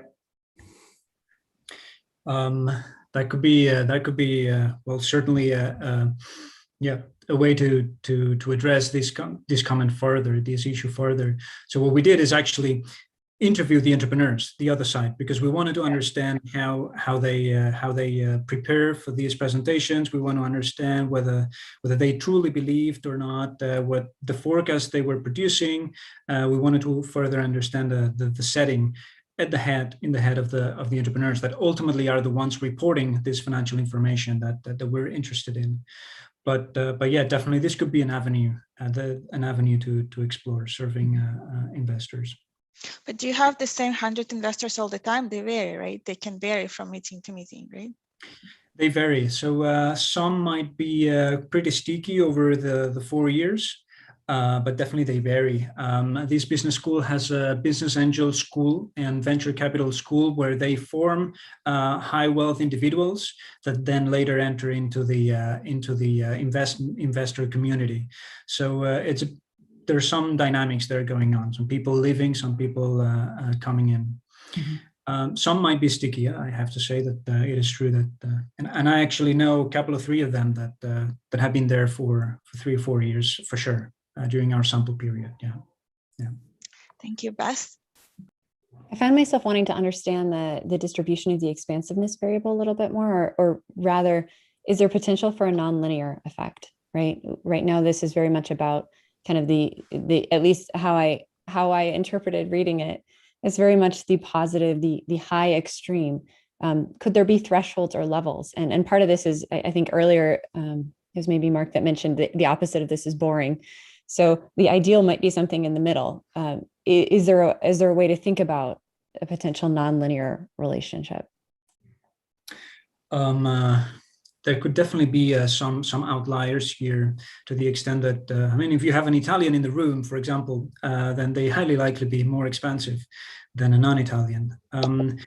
Given that we have like a homogeneous, rather homogeneous sample, I would be inclined to say no, but looking at the distribution of expansiveness, certainly there's a max here of 7.6. We can check what's going on there. Yeah.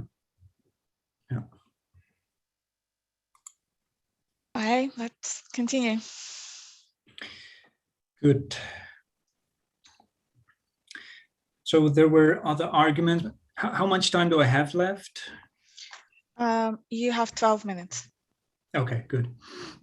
So we try to also rule out some other alternative arguments.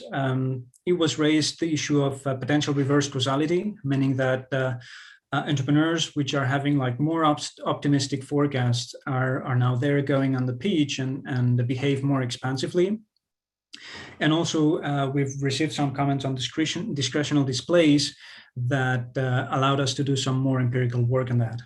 So again, the first alternative would be more favorable reporting induces entrepreneurs to behave more expansively.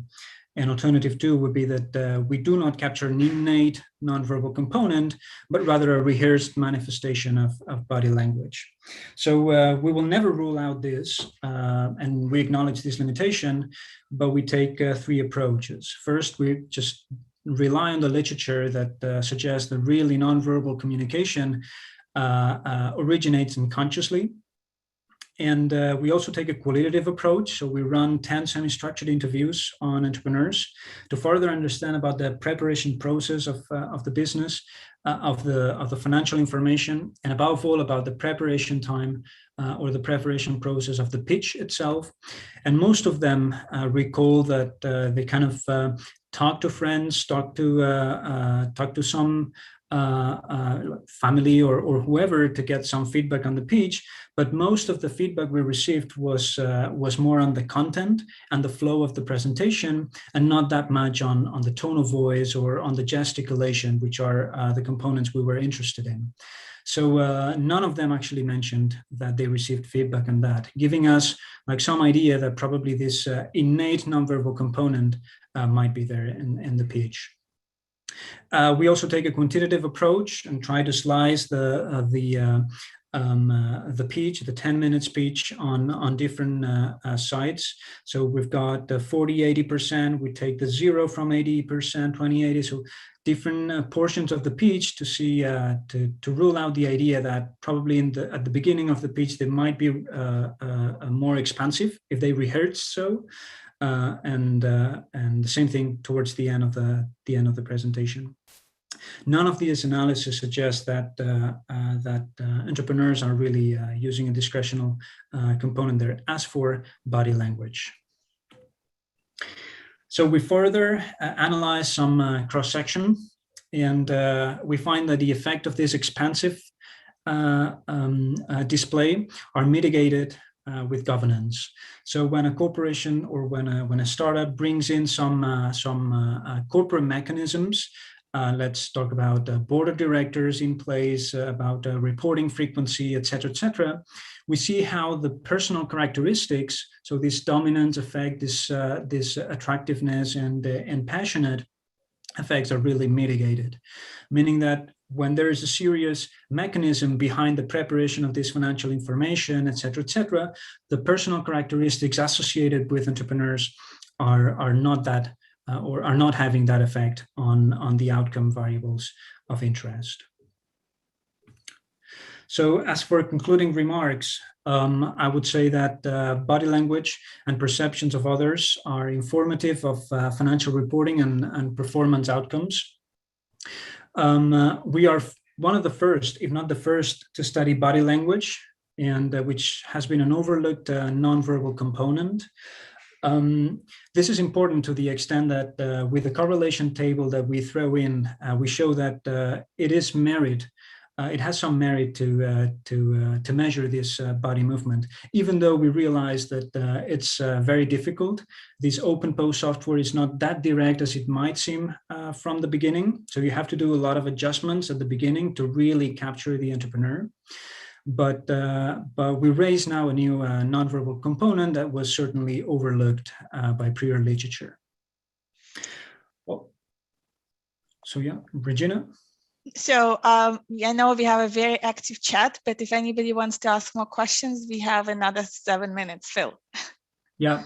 So, sure, thanks. So just minor, just since we have a bit of time, but I was yesterday, we have, various things like this here. There was one called the Alumni New Venture Challenge yesterday. So I watched some of the pitches.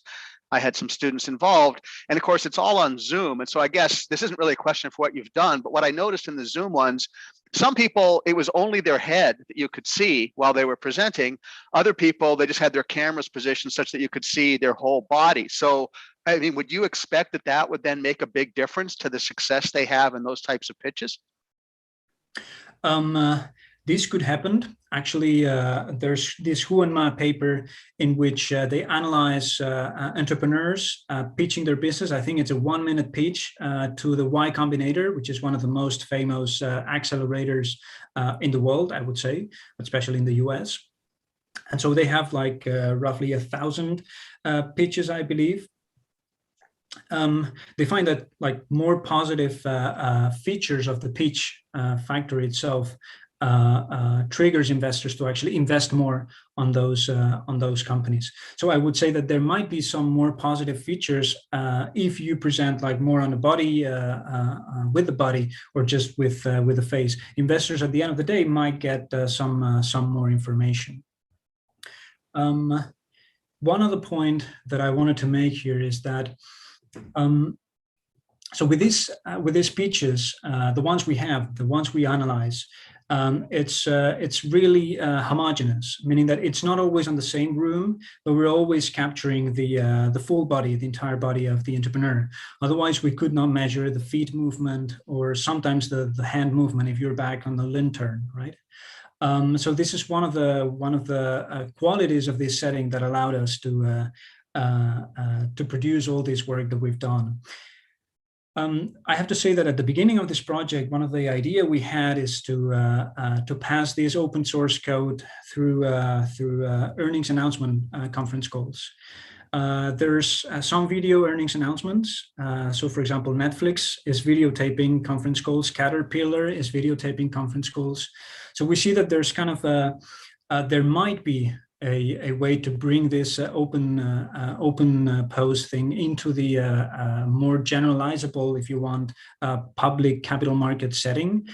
Though we actually made a first screening on the S&P 500 and only realized that 20 companies by now are displaying video recordings on the earnings announcement. T-Mobile is another one, et cetera, et cetera. So we really abandoned the project because there you don't have power, right? But that was one idea we had at the beginning. Interesting. Thank you. You can go back maybe in the Zoom age. We will have more videos going forward. Sorry? Maybe in the Zoom age now, these days, you'll have more videos going forward when we don't have in-person earnings calls and conference calls. Definitely. I have to say that I don't know to what extent, the background and stuff like that could influence. No idea about that, to be honest. But I would be more confident about our data set on having this homogeneous people dressing like more or less in a similar fashion and stuff like that as compared to Zoom things. But yeah, we're now in the Zoom era. We'll see whether we can do something about that. Yeah. Thank you so much, Marty, for excellent presentation, very interesting paper, and for Antonio for handling the chat very nicely. And we now have 35 minutes break. For some, it will be late breakfast break, some lunch, and for Marty probably and Antonio, it will be evening dinner break. So we'll see everybody at 12:45 Central. Thanks a lot, all. Thanks.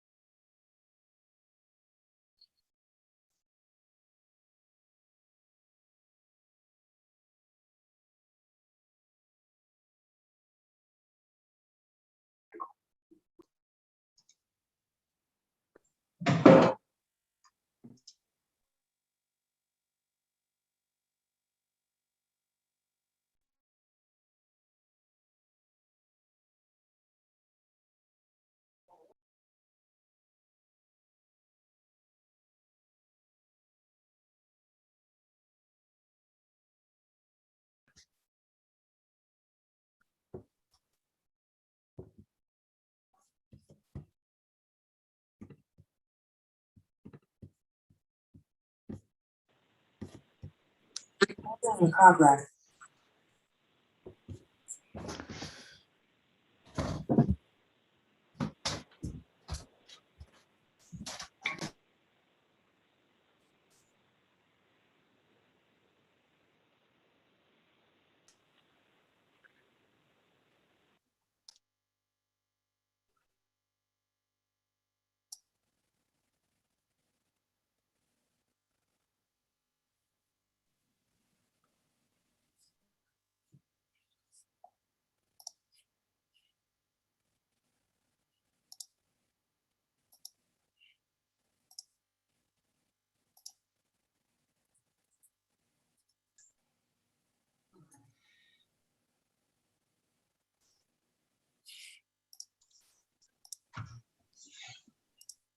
All right, everyone, it's 12:45 Central Time, so we are going to get started with the program. Welcome back, everyone. And before I introduce the next speaker, I want to spend about 5 minutes or so to talk about probably the most important constituency of JAR, namely the excellent referees that we have.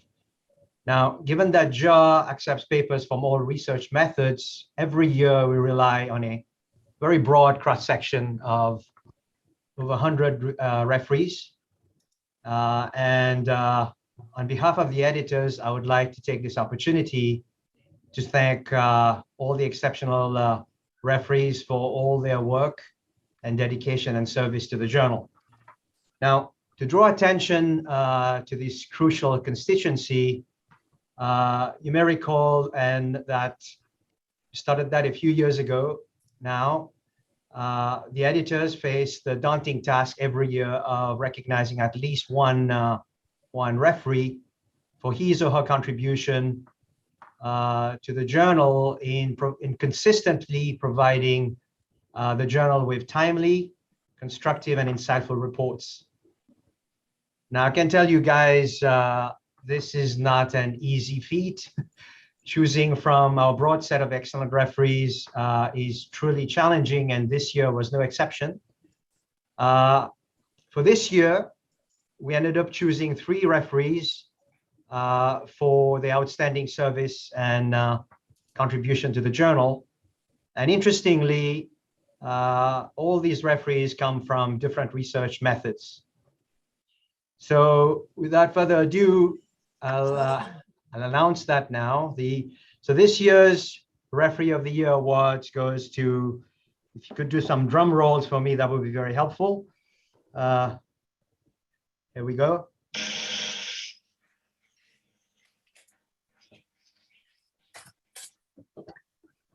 Matt Bloomfield of the Wharton School, University of Pennsylvania.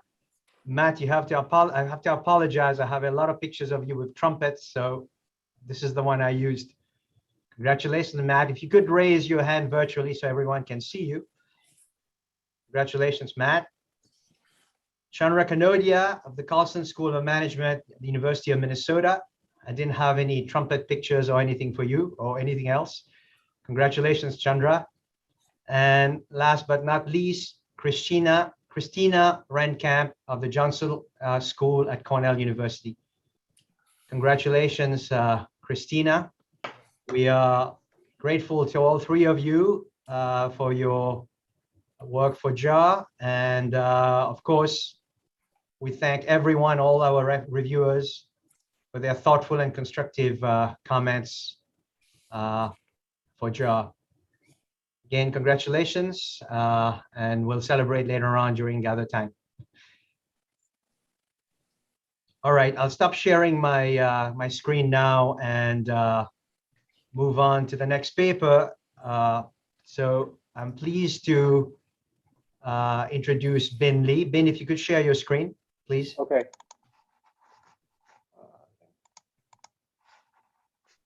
So the next paper is, yeah, go ahead. Okay, go ahead. Correct. Yeah. So the next paper is by Bin Lee and his co-author Mohan Venkatachalam. Bin is from the University of Houston, and Mohan is from Duke University. And Bin is going to talk about leveraging real-time big data product market and stock market effects of idiosyncratic production shocks. Again, Ben, you have 1 hour. The first 5 minutes is yours. And after 5 minutes, the participants are allowed to raise their hand and ask questions. Again, please make sure that you are muted until you ask a question. And I will call on you in the order in which you raise your hand. All right, Ben, take it away. Okay.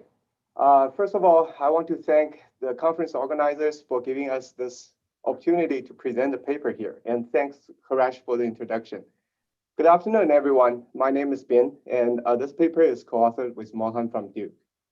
So let me begin with the motivation of our study. We wanted to understand how idiosyncratic production shocks affect firms and also the product market. And we have several motivating questions in mind. First, how is product market get affected by production disruptions?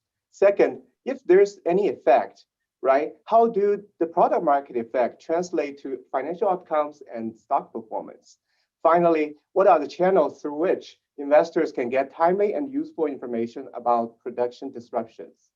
So prior studies, they have shown that idiosyncratic production shocks or disruptions can have profound implications for firms' capacity or inventory decisions, product prices, and ultimately firm profitability and share prices. But the problem there is they typically use a broad cross-section of firms, making it really challenging to understand the forces of disruptions then that can affect customers, consumers, and firm itself. Another problem is they typically identify those production disruptions from press releases or the media. It is totally unclear how timely and accurate the information in media is. So in general, it is difficult to conduct broad sample tests due to two things. One is the heterogeneity in product markets and also lack of data. One purpose of our study actually is to examine the impact of idiosyncratic production disruptions on both the product market and the stock market by leveraging real-time big data. So here we have a sample of US oil refining industry as that's our empirical setting. In our sample, we have 83 major refineries across the country, representing over 85% of refining capacity in this country. And our sample period is between the beginning of 2017 and June 2019. There are other advantages of using this setting too. First of all, those production disruptions or refinery outages, they're pretty common for refiners and they happen in a staggered manner. So it's a very good setting for us to examine the direct impact of refinery outages on the downstream product price, which is gasoline, right? And also we know gasoline is a homogeneous product. Currently, there are no federal regulation that requires refiners to report their outages. And also, you may think that while major refinery outages can be covered by national and or local media, it is highly unclear that how timely and accurate those media are. And so, if they cannot document that information in a timely and accurate manner, it's hard for stock investors to know the financial implications until such financial outcomes are reviewed in firm fundamentals or in any report, right, such as earnings and cash flows. So in this study, we identify refinery outages using 3 data sources. The first data source is the real-time big data or cell phone geolocation data, which I'm going to explain later. The second data source is traditional media, and the last one is Bloomberg as an information aggregator. That said, another purpose of our study actually is to compare and contrast the relative informativeness of those different data sources. Specifically, we have 3 research questions in mind. First, do refinery outages have a profound impact on product prices at the local level or at the city level? And if they do, how persistent is the effect? Second, what is the implication of such refinery outages for firm-level quarterly accounting performance and their stock prices? And lastly, how does big data compare with other information intermediaries, such as traditional media and Bloomberg, in providing useful information for both product market and stock market participants? Due to the time limit, I want to give you a preview of our main results. In the first test, we examined how do refinery outages affect local gasoline price at the city level. We find that severe outages can result in an increase in gas price in those local cities almost immediately. And the price impact is about 2.5 cents per gallon, and it will persist for another 3 months. The gas price are similar for Bloomberg-based measure, but smaller for traditional media-based measure. In our second test, we examined how quickly do those refinery outages translate into quarterly performance, accounting performance at the firm level. We find that refinery outages based on big data, they negatively affect sales growth, ROA, and profit margin. While those measures based on media and Bloomberg, they're smaller in magnitude with weaker statistical significance. In our last test, we examined at what point do stock price incorporate in the financial implications of refinery outages. We find that stock prices do not incorporate information about outages based on big data and Bloomberg until 3 months later. And big data based measure generally can create the largest or most negative of normal returns. Okay, Ben, okay. Yeah. Maybe we should take some questions now. It's been about 5 minutes. I'll kick it off if that's all right. So Anna, go for it. All right, I really enjoyed the paper, Ben. My question is about the key takeaway or contribution of your study. I found the message a little bit unclear, and I think it's because the paper is pitched in this really broad literature on supply chain disruptions, which is quite a vast literature. And we already know a lot about how supply chain disruptions impact downstream firms and upstream firms. We know a lot about the channels through which these disruptions impact downstream firm and upstream firms. So I was wondering what the incremental insight is from your study. And I think it's really about the, using a new tool to identify the timing of the disaster, in this case, the outages. And so if we think about other studies that look at, how natural disasters impact the supply chain, if you think about things like a hurricane, that's really transparent. We know when it happens, investors can observe it. And so we really don't need a tool to be able to identify the timing. So your study is really about sort of opaque or more difficult to observe disasters, in this case, outages. Which I think is interesting, but then I would want to sort of see how important are these types of opaque disasters.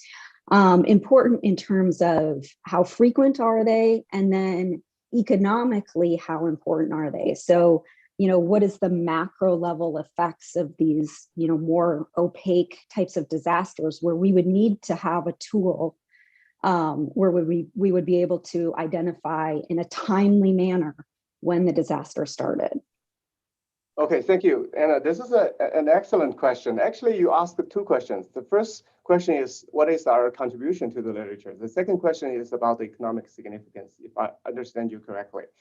So regarding the first question, the contribution to the literature is, I think, in threefold, right? The first fold is we document not only the price effect, but how quickly is the price impact and how persistent it is in the product market.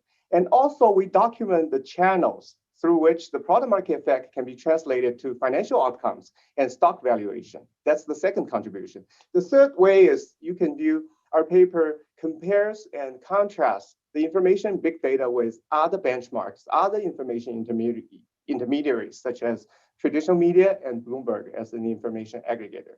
Regarding your second question about the economic consequence, I think it's a very good point. And actually, if you look at our gas price test, the price increases by 2.5 cents per gallon. And we view this as sort of a macro level study because we now consider all the refineries in the city, right? Regardless of their what firms they belong to. And that can affect thousands of families or even millions of families in the city. And if you consider the number of families, the impact or the money is huge. All right, Dehan. Yeah, Ben, really, really interesting study. So nice job on that. you characterize these as shocks, and I think there's some of this going on in the chat right now. But I was surprised that there's the expected or planned or routine shutdowns in there, which is kind of a big deal, right? Because from a conceptual level, it's not clear why the predictions make a lot of sense for expected shutdowns when they can manage inventory ahead of time, and why we would see delayed reactions in terms of the gas price effects. And from an empirical point of view, it's troubling because maybe they plan the outages in the, spring when gas prices are low, when they're not busy, and then in the summer, gas prices go up. So I was wondering, it seems like you have at least in your media searches, you looked for outages and unexpected. Can you use that data to identify the expected ones and throw those out of your sample, or is there a good reason to keep them in? Oh, very, very, very good question. So let me give you a broad view of the data sources, right? So regarding the big data, actually, we don't know whether it's planned versus unplanned because those are cell phone pings or cell phone geolocation. It doesn't tell you it's planned or unplanned. Media, we read through hundreds and hundreds of press releases. And surprisingly, the majority of them don't tell you planned versus unplanned, because media is unable to tell most of the time, right? They get the information either from investigative journalism or from their inside information sources. So they don't tell you. Well, Bloomberg can definitely tell you something about planned versus unplanned, but even there, the classification is very challenging. Let me give you two examples. The first example is, let's say a firm is going to have a planned outage, and for some reason, they couldn't find the right supporting crew. They have to delay it for another quarter or even a year. Is that planned or unplanned? Then another example is the firm had a fire. It causes a lot of damages in a refinery. Now they plan to fix it next month. Is that planned or unplanned? For that reason, we don't think the classification is that clear to us.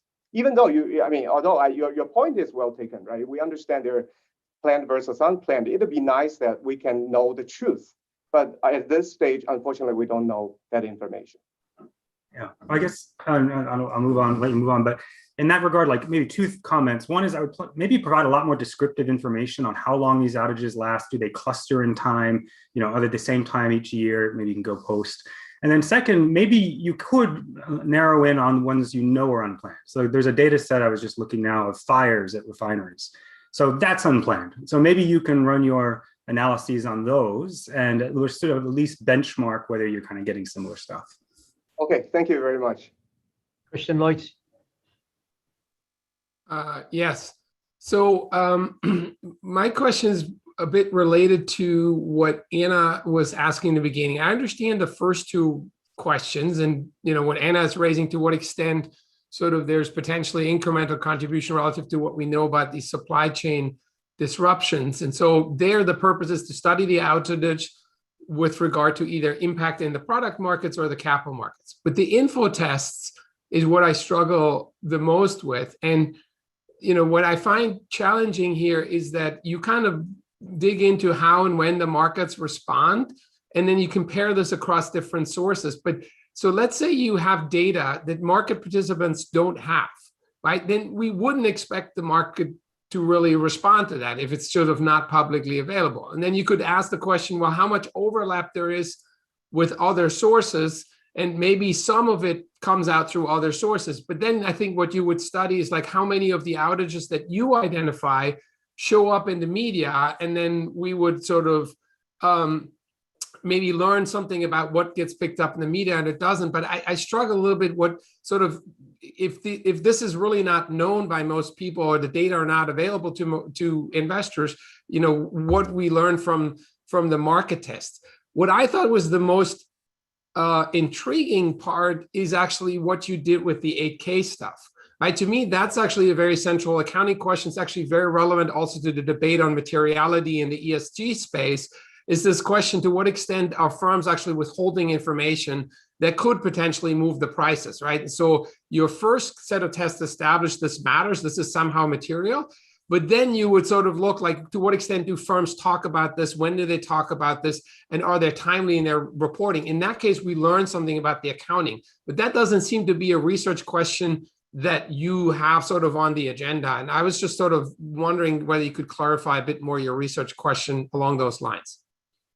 Okay, so our research question is basically to study, what are, so the impacts of production disruptions on financial performance or product market is not so clear thus far, right? For those two reasons I described on the first slide. First of all, there's heterogeneity in the product market. Every product is different. So it's different to understand the forces of those disruptions. While here we have a chance to look at one homogeneous product. And that because there's significant transportation costs, the demand for gasoline is inelastic in some extent, to some extent, because it's unlikely everybody is switching to Tesla in the night. So it's likely to have a direct impact on local prices. And here we have a chance to identify that, use different data sources. So I may sound a little bit repetitive, but I view our potential contributions along two ways. I can extend the literature in two ways. One is, we document the channel through which the product market effects of disruptions can be translated to financial performance and eventually stock price. Second is, how is the information contained in big data compared with other information sources? Are they adding value to traditional intermediaries or they are not? So that's how I view the contribution of our study. Then I think you do need to study the overlap of these data sets a little bit more, or sort of on an event basis, right? And then just to sort of put a finer and more, and I don't mean it that in that extreme way, but then I think you will see, this is not a journal on oil and gas, right? It's an accounting journal, right? And so to some extent, thinking about how the information piece is going to be really critical here. Great point. Thank you, Lois. Christian Lois.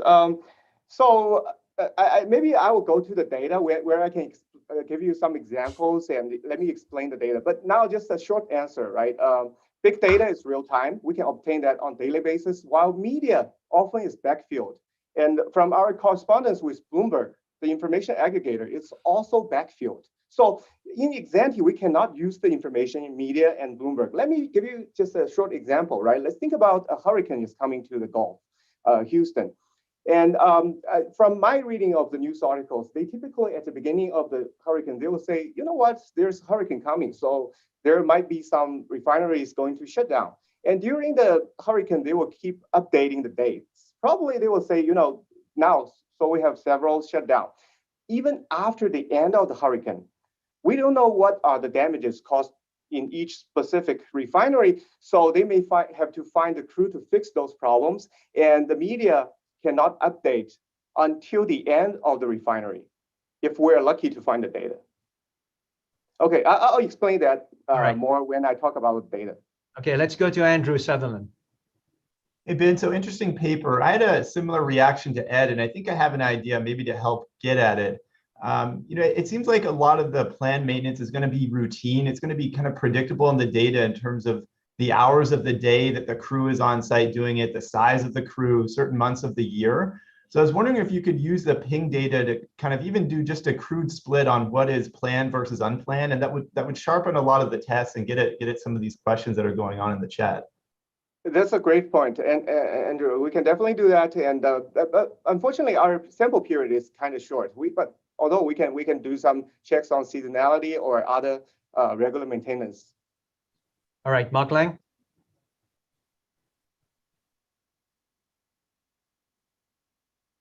Unmute yourself, Mark. Sorry, I'm having computer problems here. Just a very brief question. I used to work in the oil industry, and I don't remember very much on how refineries work, so that's on me. But I was wondering about sort of the autocorrelation of these things. It goes back to Ed, the Hans comment in some sense, right? Because you will keep referring to them as idiosyncratic, but I would think that there would be systematic sort of things going wrong, and then you would have sort of a buildup, right? And so it's an empirical question. It seems like you would have econometric issues potentially. And it also seems like,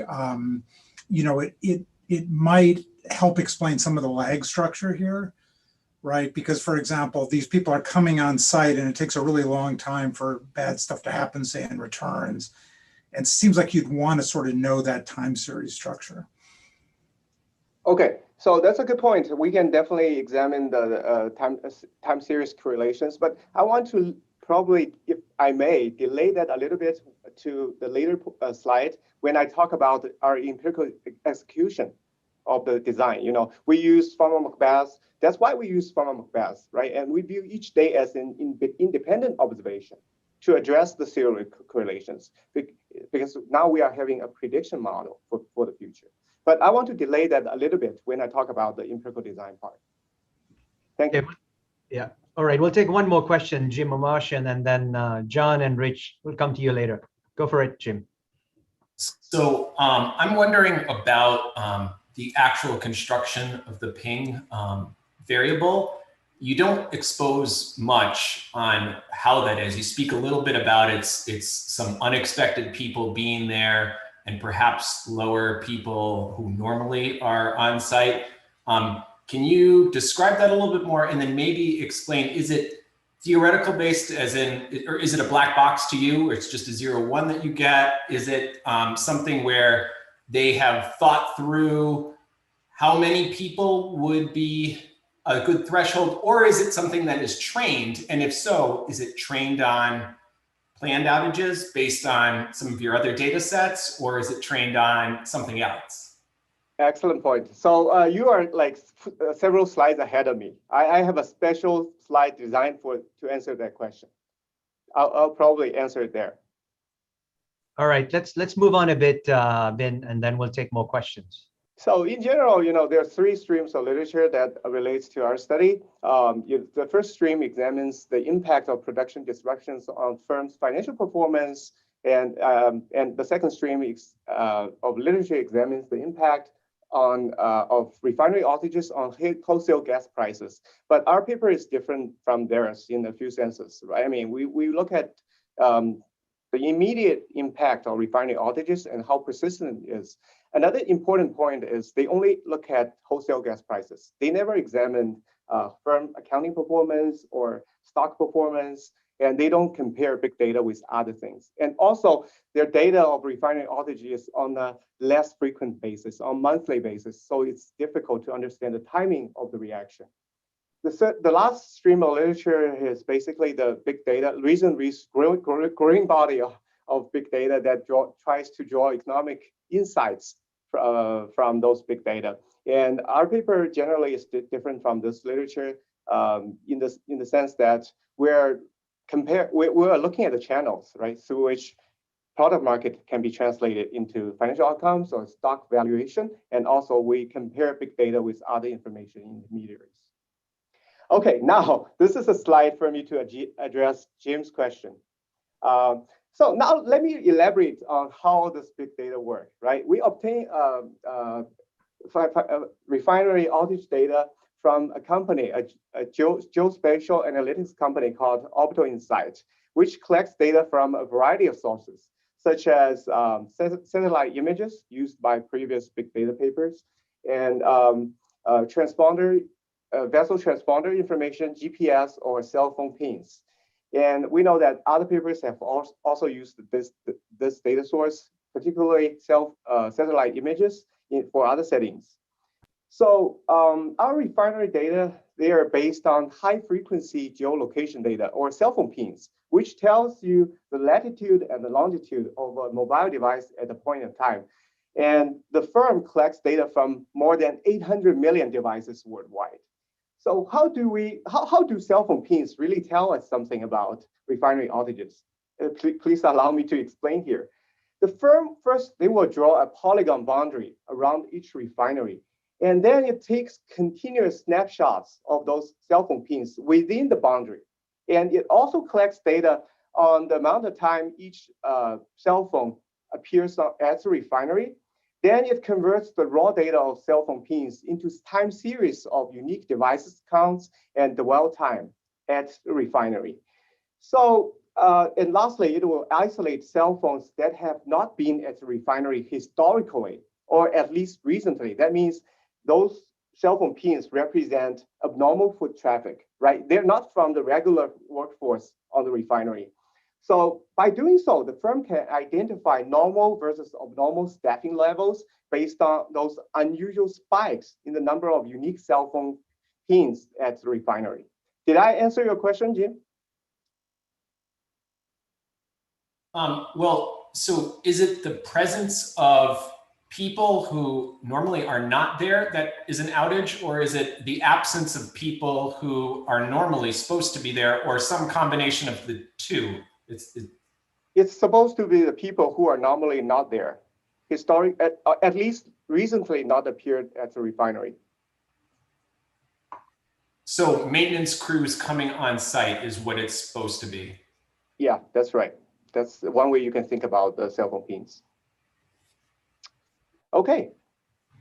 So now, how do we link cell phone or refineries to their local product market, right? Here, based on refinery names, we hand collected their geographical locations, including their zip codes and GPS codes for all 83 refineries. Let's take Chicago as an example, since we are having the JAR conference. As you can see, there are 3 refineries in the metropolitan area of Chicago. If we keep zooming in, we can see the satellite images of each of them. And if I continue to zoom in, for example, you can see a refinery here. This is the BP Whiting Refinery, just 12 miles southeast of the University of Chicago campus. You can even see the smokes there, right? Everything. Okay, so in this paper, we also explored 2 competing information sources, the traditional media and Bloomberg. In this way, we can compare and contrast their relative informativeness. So for traditional media, we searched news articles on Factiva using the search terms here. And we hand collect 414 outage events reported by traditional media.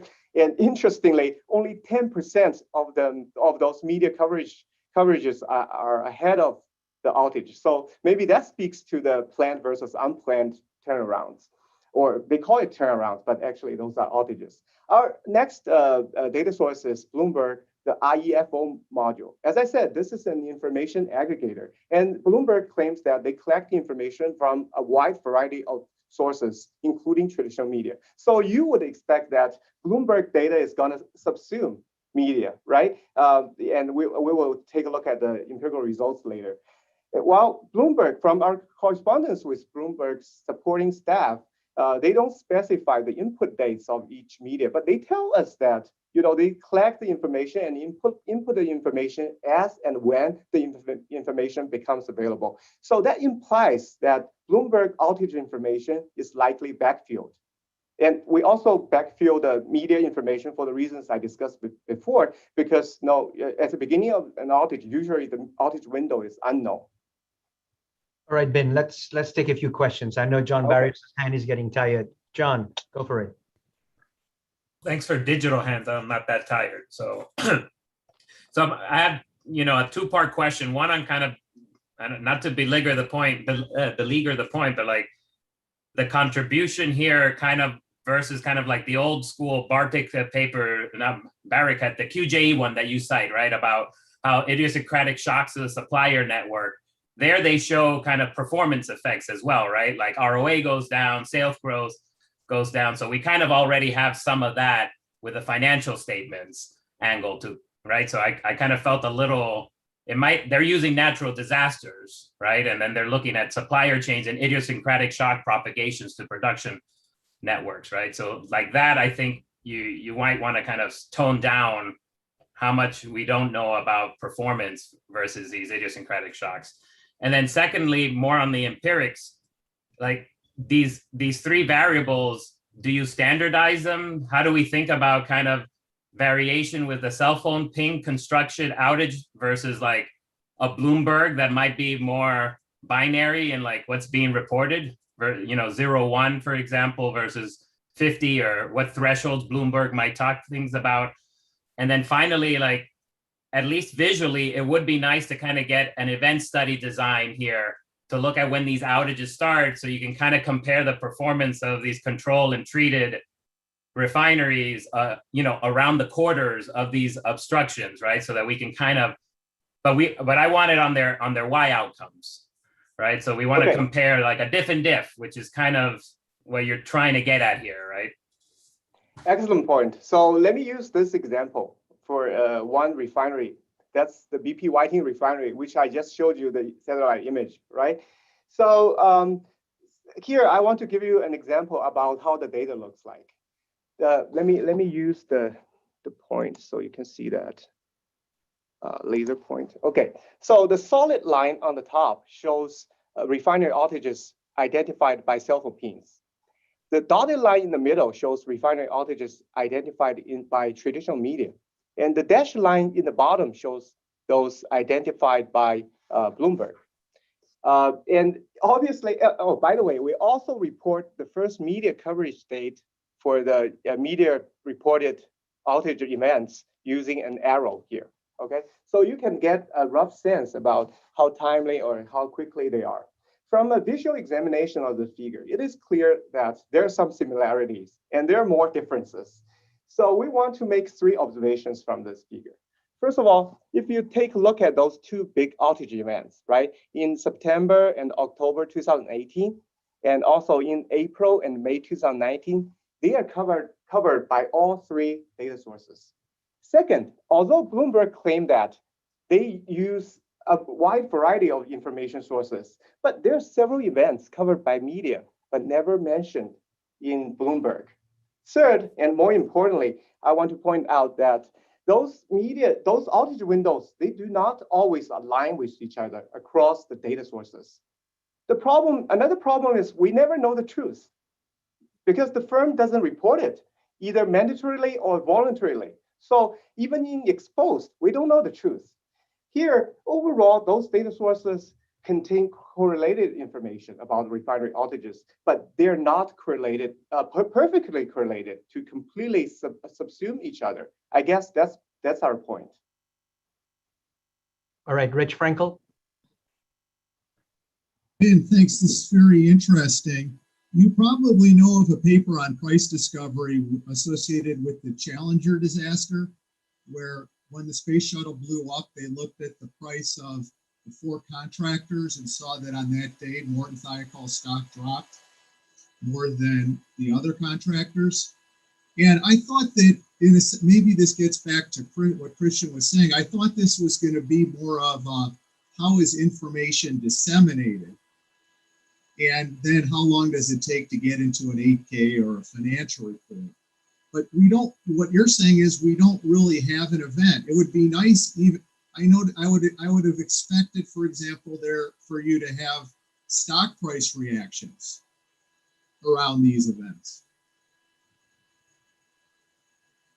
Is there a reason why you didn't run that test and then see whether or not investors can tell which refineries are going to be hurt?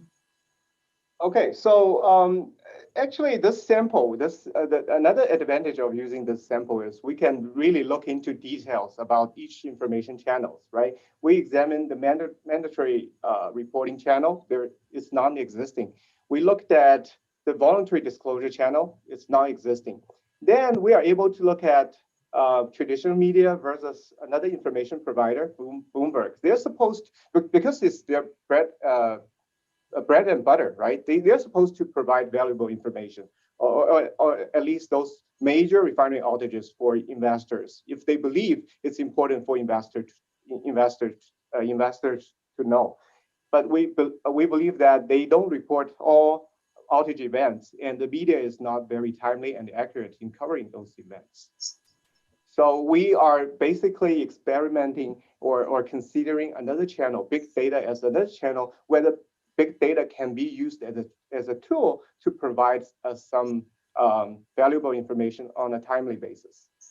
Yeah, but how do we know that? Because I saw this graph too, figure 2, but it's not systematic. I don't really have a sense of what the reporting lag. You had said something about 12% of these things being created. It would be nice to know what the reporting lags are for the media, for example, versus the cell phone data, whether the market's reacting to the cell phone data. Because to me, it's not necessarily surprising if I have a firm that has a refinery out that their sales are going to be lower that quarter. Why is that? So as you can see the examples here, for example, the media coverage dates, right? Here we have how many? 6 media coverage dates. Only 2 out of those 6, they're ahead of time. So probably those are planned outages or planned maintenances. While in the rest 4, they're way beyond the first day of the outage event. So I don't know if the market I don't know if the market's reacting to those outages or if they're even significant. Exactly, that's exactly our point. That's why they're not in the media. Yeah, exactly. So the stock market doesn't react to that. But for the product market, they have immediate reaction. Do you have a table of that? Sorry? Do you have a table of the stock market reaction? Yes, we do. That's our third test. That's our third test. Can you hear me? Yeah, go ahead. Okay. So let's first take a look at the basic summary statistics of those refinery outage measures. Right here, we have 3 indicator variables: abnormal ping, abnormal media, and abnormal Bloomberg, which equal 1 when cell phone data, media, or Bloomberg indicates that there's an outage event in that day, and 0 otherwise. We can see in our refinery level sample, on average, a refinery have an outage 9.1% of the time, according to big data, and 6.7% of the time, according to media, and 5.3% of the time, according to Bloomberg. Well, the correlation matrix below shows that they're positively correlated, but they're far from perfect correlations. So we believe that the positive correlations here provide construct validity for the PIN-based measure. Okay. Our first test examines the effect of refinery outages on local gas prices. So in some sense, as I said, this is a macro level test that considers all refineries in a particular region, regardless of their firms. And a production disruption is likely to have a gas price impact due to the supply constraints. Here we have some anecdotal evidence, which you can see, but I will have to tell you that this may not be the case, because the supply of gasoline will depend on a few things. Number 1 is the number of refineries in the region. Then the amount of inventory before the outage. Then whether the disruption or outage can be forecasted ahead of time or not. Also, how long it has been since the first day of the refinery outage. While on the demand side, it's also unclear, right? Because those local gas stations, they can source from further away cities, or some other refineries in the same region, they can have some slack capacity to meet this demand. So we think, as Ed just pointed out, it is also possible that some refineries, they may schedule their outages at those lean demand seasons because the demand is very low. Unlikely disruption will have any significant impact on local gas prices. And more interestingly, I want to show you this. The government have been trying to understand the impact of refinery outages on local gas prices in the past 20 years. There were multiple rounds of congressional hearings, government reports issued by the GAO and EIA, Government Accountability Office and the Energy Information Administration under the Department of Energy. Overall, they conclude that there's no compelling evidence to show a positive impact of refinery outage on local gas price. That's their evidence. And so they believe there's no reason for the government to require mandatory reporting of refinery outages events. Okay, Ben, let's take a few questions here. So, okay. Irina Itzma, go for it. Thank you. Yeah, very, very interesting work. So I was wondering to what extent you can get at the amount of market power that refineries have in the local product market as well. And if you could use that to try and see if those refineries that have more market power, that face less competition in the local product market, if for those we actually see less of a connection between price effects in the local product market and potential effects in the stock market later on. And then relatedly, and this goes back to the points of whether these outages are expected or unexpected, do you also see competitors, for instance, taking advantage of a local refinery having an outage and then entertaining or doing any maintenance work because now is the time to do it. So can you take that into account and flesh out any of those factors that might affect, particularly that link between effects in the local product market and the stock market? Okay, so you raised two very good points. The first one actually is the suggestion. We thank you for the suggestion. Perhaps what we can consider is, for example, refineries belong to public firms versus those belong to private firms, right? Or brand names versus non-brand names. The second point is about, whether do I observe that other refineries in the same region can take advantage of those refinery outages. It is possible. Recently I saw a case study published by Opto Insight, which is our data source. They say that by subscribing to their service, by installing a terminal on their computer, one refinery actually is able to benefit from the other refineries outages in the same region. That at least created $500,000 value for other outages, for other refineries. So it has value. Sugata Roychaudhuri. Thank you, Harish. Ben, this is related to Irina's question and your response, actually. It's interesting to see the evidence of the price adjustment and the relative short horizon of the price adjustment. And I'm a little surprised that's not incorporated into the test that you do after you observe a price adjustment. So this is a market where supply shortages within a very short horizon are translating into price adjustments in the market. So whether your ROA will be affected and how it'll be affected will depend on the elasticity of the price adjustment to that of the cost adjustment, right? So pursuing those questions might help you distinguish yourself from these other studies that are out there in industries where there is more price-taking behavior. And I don't know if there is an avenue here for you to contribute, but that would be something that would anyway color the evidence, right? When I look at your evidence of ROA, I don't know how much of this is caused by a disruption as to the relative price and cost adjustments. And so that would be, something I would have looked for in the paper. That's something we can consider. And by the way, in the quarterly financial performance one, we do the DuPont analysis, right? We look at profit margin. Probably part of the cost comes from cost of goods sold. And it's related to cost adjustments, as you said. I mean, the ultimate question is whether those refineries, they are able to pass down the cost to end users or not. Probably our evidence suggests that they split the cost. So it will affect both the user and also the refinery, the firm. Well, I mean, the first thing that it'll affect by your very hypotheses is the production, right? Yeah. And so that would immediately have a turnover effect, I would think. Yeah. But you find a margin effect, not a turnover effect. So there is more going on here than. Okay. So let me go back to this slide. Actually, obvious, actually, as we can observe here, right? Bloomberg only reports about half of the outages reported by big data. So one implication is they're covering those more severe outages. That's why we would see smaller immediate impact on the gas prices if we are using outages identified by big data than by Bloomberg. All right, let's go to Phil Berger. Thanks, Suresh.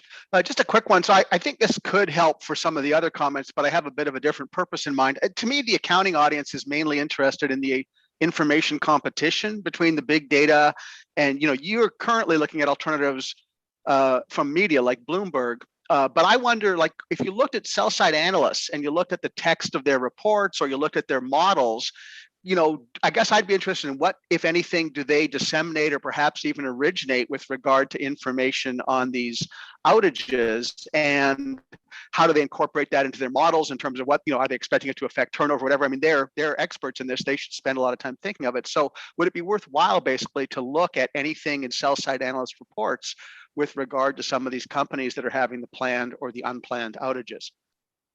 Okay, if the analysts, they have some internal information sources, that is possible. But currently at this stage, honestly, we didn't look at any reports. That's probably one avenue we can pursue in the future.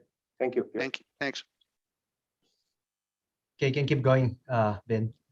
Okay, we obtain city-level gasoline price data from a popular cross-source database website called GasBuddy.com, through which gas consumers, they can report and share real-time information about local gasoline price with other consumers. I don't know if you have used that website or not, but it's very informative. GasBuddy data, they are based on real-time observations at numerous local gas stations. So what we do is we wrote a computer program to script daily gas prices from those interactive PVG price charts. And we were able to pair 53 refineries to 19 cities with gas price data available on the website, representing over 56% of oil refining capacity in this country. So let me spend a little bit of time on the measures. Computing those outage measures definitely deserves some elaboration. Two things will matter here. Number one, how much refinery capacity is offline in the city today? Number two, how long it has been since the first day of the outage, right? The cumulative effect. So we construct our city level outage measures in 3 steps. In step 1, we calculate daily capacity offline as a percentage of the city's total capacity. Let's again take Chicago as an example. There are 3 refineries. Let's say they all have the same refining capacity and one is having an outage. So the daily percentage offline is 1/3. Okay. In the second step, we aggregate city level abnormal percentage starting from the first day of the most recent outage to the current day. The idea is to capture the cumulative effect of this outage up to today. And in step 3, we actually sort the measure into 5 groups and scaled between 0 and 1 to help with the interpretation of our regression coefficients. So remember this, here we have a prediction model, and we estimated regression using the Farmer-McBath approach, where every day or every cross-section is viewed as an independent observation. So this will allow us to control for serial correlations and at the same time avoid the forward-looking problem. Essentially, we are averaging 911 cross-sectional regressions here.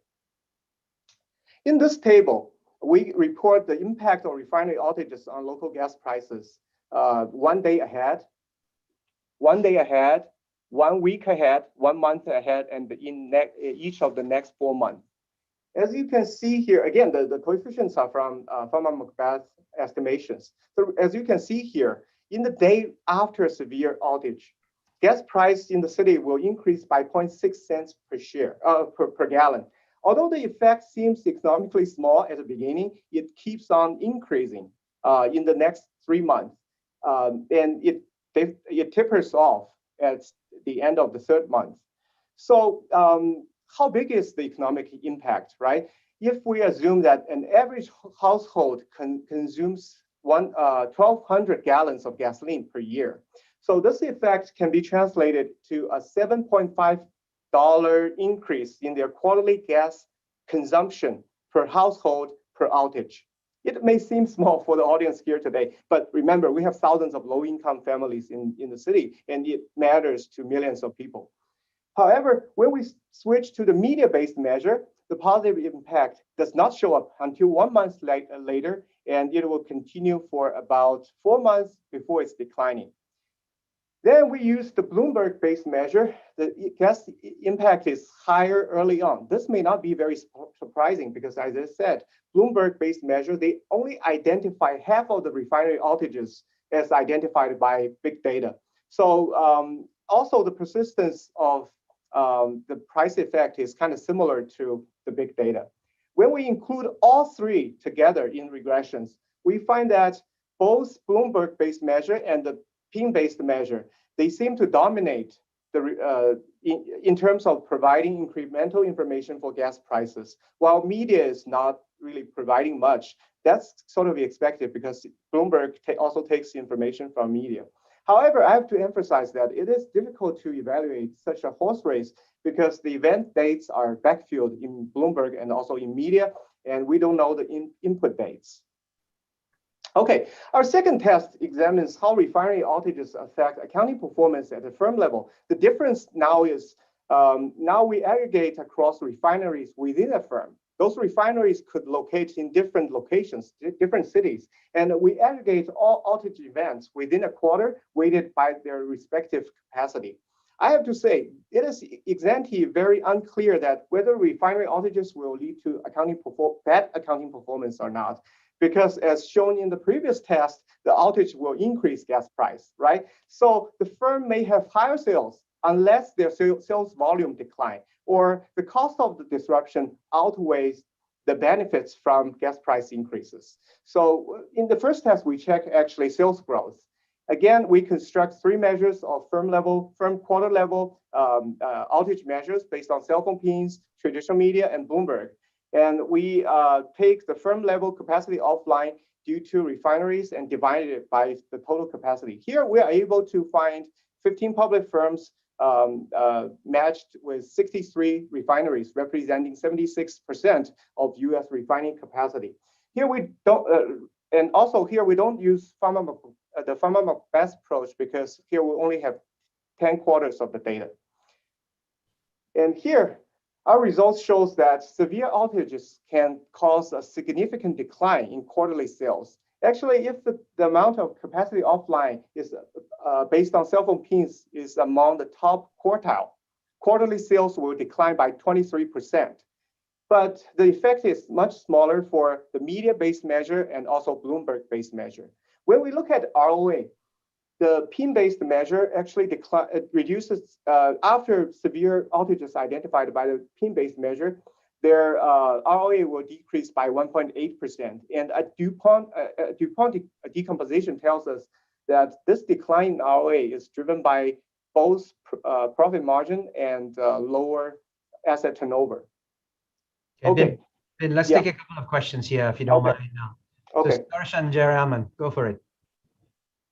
Hey, Ben, you can correct me if I'm reading this wrong, but it doesn't seem like when you compare across these sort of different information providers, you're conditioning on the nature of the underlying event, right? So you're not saying given a specific type of event, the prices or the performance vary depending on who is providing the information, right? So I think that's probably why people were asking you scheduled versus unscheduled, and people told you can use accounting information. So maybe one way you can do that is you could say, well, I'm going to broadly classify scheduled and unscheduled. So if it's scheduled, maybe I'll see some bumps in inventory if I look at the most previous financial reports. And then here's a crude way of getting scheduled versus unscheduled. And then you can start interacting those sort of event types with these supplies.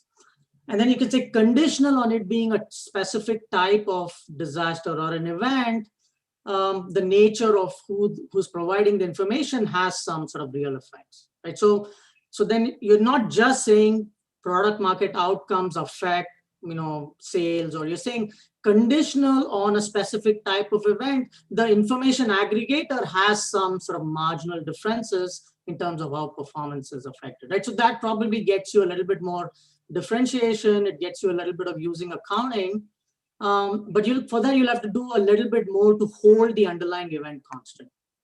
Right. So here we have, as I show you in the example of BP Whiting refinery, right? The event windows are varying across those data sources. It's really hard to distinguish, and also at the same time, it's really hard to distinguish planned versus unplanned. But maybe we can look at the seasonalities or classifications in Bloomberg to get a rough idea of the classifications. Like you said, if we can parse out those outages into planned versus unplanned, even though it's in a rough way, right? We can probably add a little bit more power to our test here. Here, I mean, we only document the average effect, like you said. Thank you. All right, Stephen Glacier. So this is kind of summarizing some stuff from the chat, but it seems like Orbital is selling this data to hedge funds, and this data is very timely. So kind of looking ahead to your pricing tests, why isn't that getting impounded in the price more quickly? And in particular, looking at this table, if sales growth in the current quarter is affected, then why are we seeing return effects like 9, 12 months out? Why doesn't that get impounded immediately?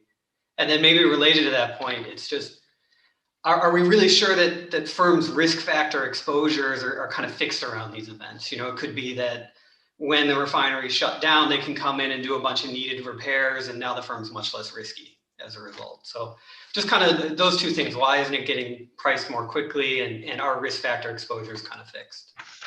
Okay, so regarding your first question, I mean, there are a couple of reasons. First of all, remember, this is the outage event may continue even after today, right? It may expand across 2 accounting periods. Let's say a refinery just had a fire. It may take some time for them to find the right supporting crew, to find the right equipment to replace those damaged ones. So there might be some continuance in the accounting performance. And actually, it's shown by prior studies, including the Hendricks et al., Hendricks and Shingle, and also Katuna et al. They all find that stock markets sort of having a delayed reaction to such big data events. I mean, it's not well understood by the stock market. Another reason is, even though sometimes investors can get some information about the outage, they still have to aggregate it at the firm level. So they have refineries all across the country, right? They have to aggregate it. They have to fully understand what's the impact on their future accounting performance. So that also takes time and some information processing costs. So they may not fully understand the financial implications of such outage until the financial reports are out, until they can figure those out from firm fundamentals, such as sales, earnings growth, and cash flows in the annual report. All right, Bin, keep going. You have about less than 5 minutes. Okay, thank you. So in our third test, we asked at what time point the stock price incorporate financial implications of outage. And similar to the city level test, our firm level outage measures are calculated on a daily basis using those 3 steps. And for the ease of interpretation, we also sort them into 5 groups. Again, this is a prediction model, so we use the Farmer-McBath way, and we essentially estimate 626 cross-sectional regressions based on those trading days, then average the coefficients. Okay, our results. So here we have our dependent variables are returns, cumulative returns 1 day ahead, 1 week, 1 month, and each of the next 4 quarters. And the coefficient on the pain-based measure is not statistically significant until about 3 months after.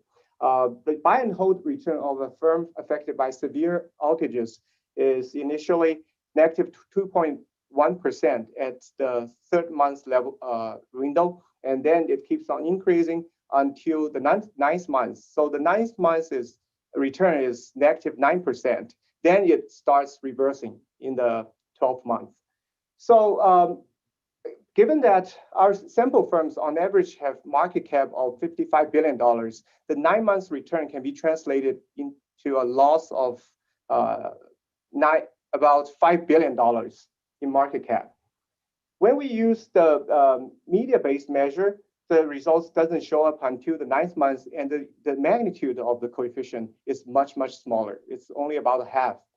And when we look at Bloomberg, it shows up at the 6 months, 6 months or 3 months. The magnitude is also smaller. Then we incorporate all 3 measures into the same regressions. We find that at the 9 months model, at the 9 months window, they all have negative and significant returns. But this big database measure shows negative returns much earlier. And in other words, right, this may suggest a trading strategy of shorting stocks with high levels of refinery outages, so they can generate abnormal returns. But that said, the abnormal returns will be achieved earlier with larger economic magnitude if we are using the pin-based measure relative to the other 2 measures. Okay, let me spend a little bit of time talking about voluntary disclosure. Basically, there's no federal requirement for refineries to report, but they can still report under Form 8K, under item 8.01 or 2.06. The prior literature in accounting suggests that managers may have incentives to report that voluntarily, or they may have the incentive to withhold the bad news. And after searching, we find only 2 out of the hundreds of 8K filings are exclusively about refinery outages. But even in those two cases, they are not very specific about outage dates and the impact. So in conclusion, here are the implications of our study. First of all, in this study, we use real-time big data to study the benefits and study the potential benefits of using real-time big data for both product market and stock market participants. Second, we find that idiosyncratic production shocks can be detrimental to firm performance despite the product price increases. Third, we find our evidence might be useful for the regulatory debate about mandatory reporting of refinery outages in the past 2 decades. And our paper may suggest, an arbitrage opportunity for investors if they're willing to pay the information acquisition cost, of course. So overall, thank you so much for all the comments. It's very helpful. Thank you. If you have other questions, I look forward to discussing with you offline. Thank you. All right. Thank you very much, Bin, for your nice presentation. And thanks to your co-author, Mohan, for being active in chat. Thank you, everyone. We'll take a 10-minute break. We'll be back here at 2 p.m. Central Time for the last paper of the day. Thank you.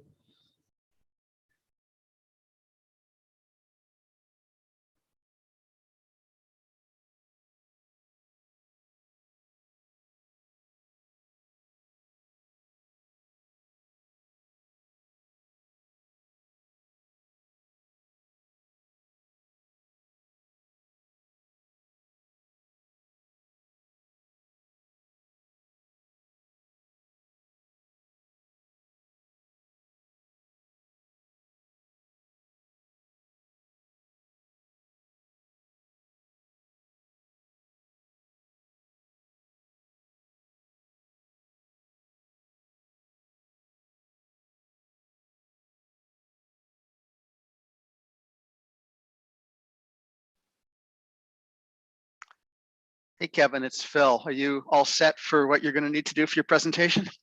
Yeah, I should be good to go. Should I just try sharing right now? Yeah, go ahead. If I think Lisa probably has made you a co-host at this point, I hope. Looks like it. Great.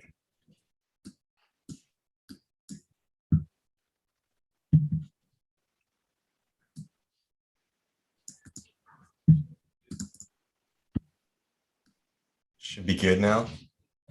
Yeah. Oh, yeah. Kind of strange sizing, but yeah. Is it just wide or? It went back and forth between being wide and then super narrow, sort of iterated back and forth. But now it's nice, I think, and wide. Okay. I was just moving it around on my monitor. It's probably what did it. Okay. Looks good.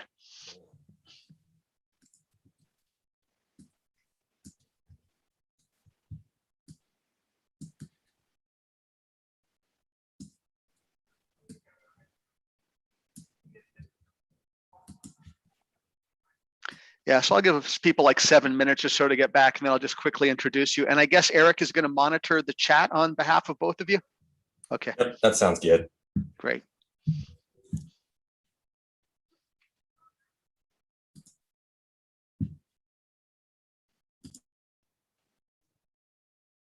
Are you in your office, Kevin? Yeah, I'm always afraid about my internet going out. Yeah, me too. Me too.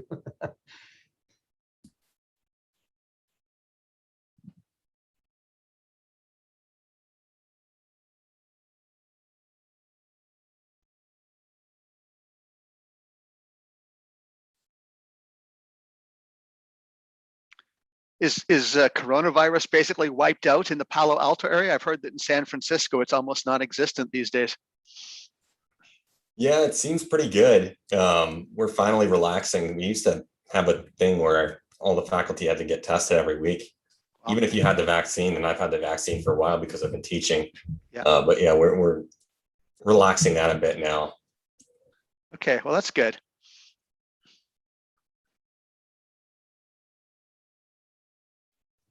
I think things are opening up. You have a coffee machine now available in the faculty lounge. Phil, I don't know if you know that.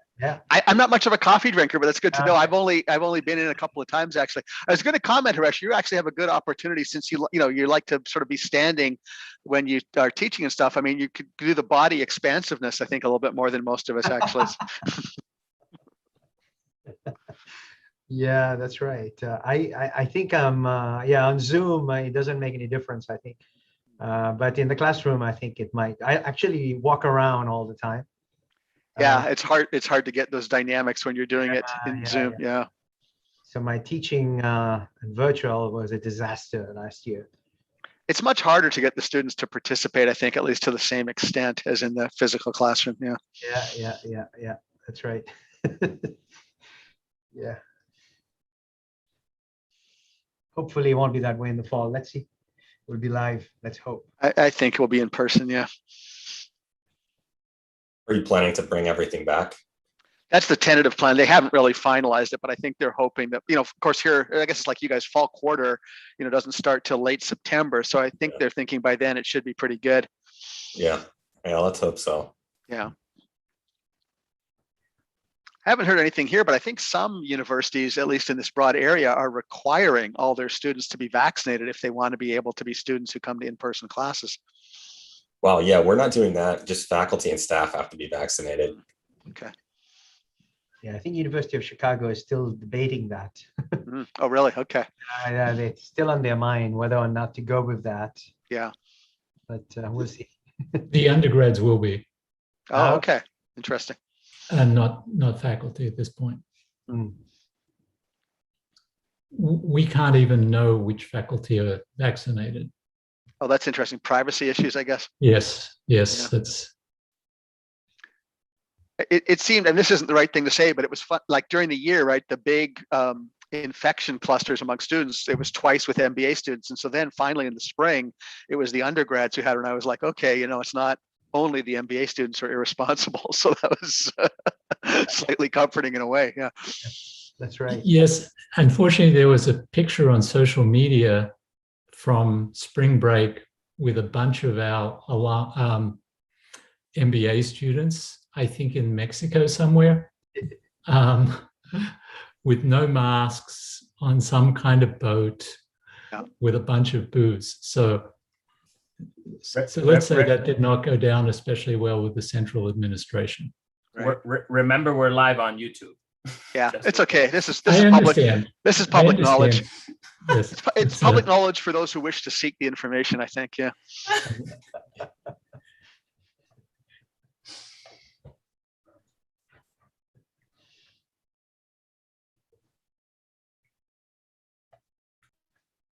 Do you basically go in every day to the office, Suresh? 5 days a week.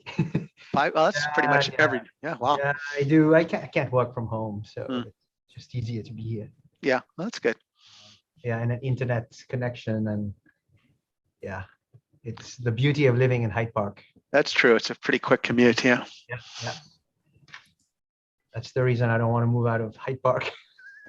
It's boring. Yeah. but No, good. it's very livable and it's very good for commuting. I mean, when you think about how much of some people's lives they spend commuting, it's a pretty big issue, actually. We have the little guy at lab, and so everything happens in Hyde Park. Yeah. Right. Right.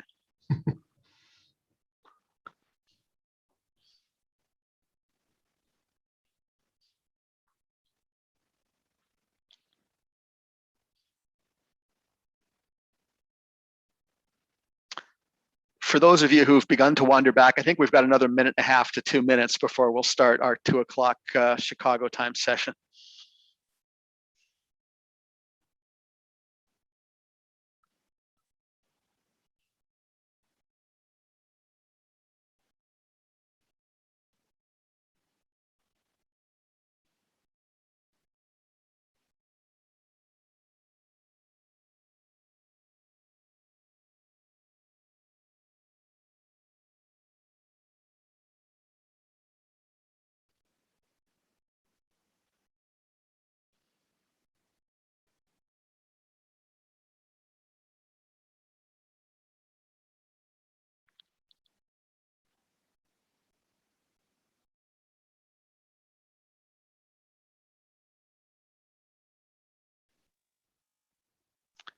Yeah, thanks, Lisa. I see your chat message. That's a good idea.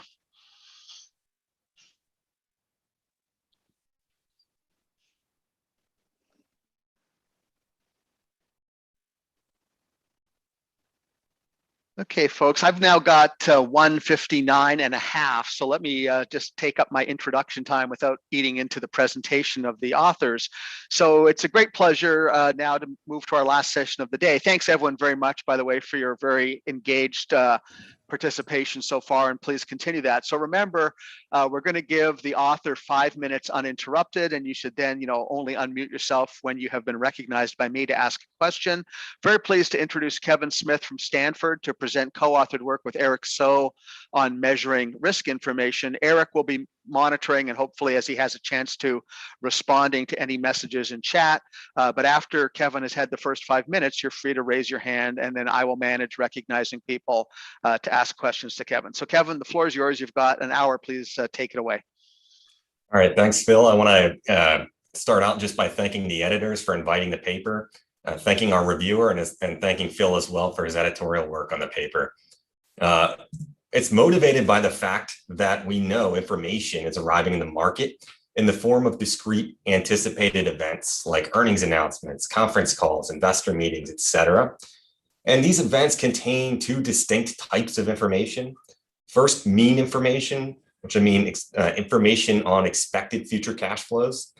And second, what we call risk information, or information on the riskiness of future cash flows or prices.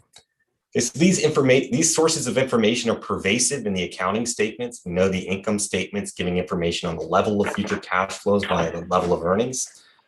We also know that it lets investors observe how much earnings are fluctuating over time and how much they're moving with different economic risk factors. We know the balance sheet is not just telling investors about the amount of equity that a firm has, but also the composition of its assets, how much intangibles it has, and its level of leverage. So not only are these types of information pervasive, but we also know that mean and risk have very different effects in these settings that we study in accounting research. This is basically in every single setting. This is true, including debt contracting, compensation, voluntary disclosure, information acquisition, etc. So this indicates that if we had a way to isolate the information on risk and an anticipated event, we could potentially test a lot of new theories and gain a lot of additional insight into these various settings. But it's not necessarily an easy task. So if we think about how we typically measure the information in anticipated events, we look at event studies using stock prices. But stock prices are, first of all, independent or at least ambiguously affected by information on idiosyncratic risk. And while they are a function of information on systematic risk, that information is often coming out at the same exact time as information on expected cash flows, making it difficult to disentangle the two. So that's the challenge that we're going to be taking up in this paper. So we're going to start out with a model of option prices surrounding an anticipated information event. And we're going to show how you can derive a measure of the risk information in that event. We're going to call that risk info sub T. We'll show that risk info is an easy to implement measure. And in fact, we have plans to make this publicly available. After this, we actually go out and we implement the measure in a lot of different settings. We look at earnings announcements, which is really our main focus. But we also look at 10Ks, 8Ks, conference calls, and macro announcements. Our goals are just to validate the measure in these fairly focal contexts, to provide some new insights into the nature of the information that these events are containing, and also just to provide some examples of how future research could apply our measure to test new hypotheses. Okay, so what do we find? We show that the measure basically satisfies every validation check we throw at it. Importantly, it predicts metrics of changes in risk, including changes in volatility, changes in the riskiness of the firm's fundamentals, so increases in risky spending, leverage, and distress risk. And we show that it's effective across a broad cross-section of firms, indicating that you can use the measure across a lot of firms. We also provide insight into the nature of the information in earnings, including showing that investors' beliefs about risk tend to change significantly in the short term by about 26%. And in a longer term or 6-month horizon, they change by about 13%. We also show that investors learn about both idiosyncratic sources of risk, in addition to firms' systematic risk factor exposures, in particular, all 3 of the Fama-French factor betas. And finally, consistent with theory, we show that when risk information goes up, investors adjust the firm's cost of capital. They raise the cost of capital, and in addition, liquidity goes down. Okay, so really briefly, again, we look at other settings where we can test additional hypotheses, including how to use the measure to assess regulatory changes, how to use it to assess the risk information and macro announcements, and how to use it to assess the efficacy of text-based proxies of risk information.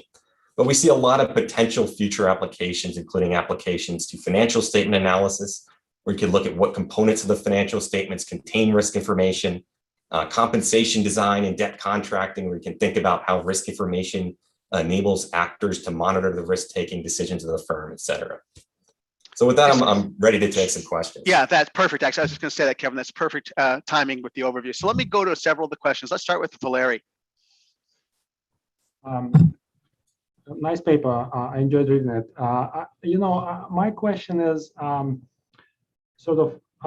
used the word risk a lot, but to me, this does not, resonate with risk. It resonates much more with uncertainty, right? So these concepts, risk versus uncertainty, are pretty different. Risk has to do with risk premium, right? Whether it's idiosyncratic or systematic risk, is something about risk premium. Whereas, what you're trying to capture doesn't have to do anything with risk, right? You could be basically in a risk neutral world. Everyone doesn't care about risk. There's no risk whatsoever. And then you would be still capturing the same effect, right? Changes. So I'm wondering whether you distinguish between these two, and is uncertainty actually a better way of thinking about this? Yeah, so I think there's a lot of definitions of risk, and it's actually a very multi-dimensional context. So what exactly the important notion of risk is in any given setting might differ. So naturally, if you want to come up with a single measure of information on risk, you have to simplify things quite a bit and reduce it down to some intuitive notion of what might capture risk across a wide array of settings.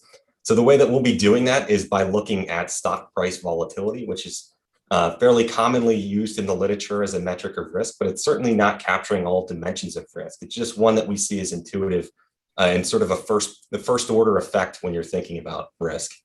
But it doesn't have to be about risk. It can be just about something that has no risk premium attached to it, right?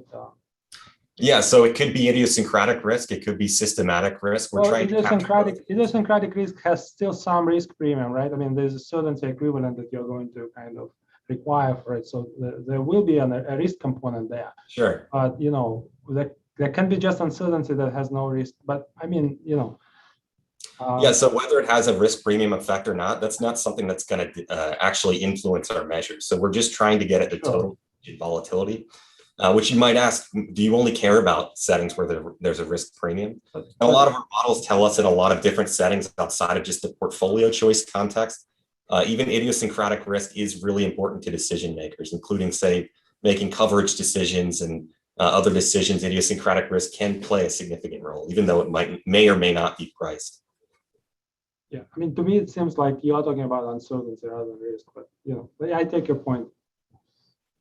Great, thanks. Thank you, Valeri. Let's go on to Haresh. Thank you, Phil. Kevin, nice paper. I think I'm trying to understand the fact that you have a dynamic option pricing model here, dynamic process.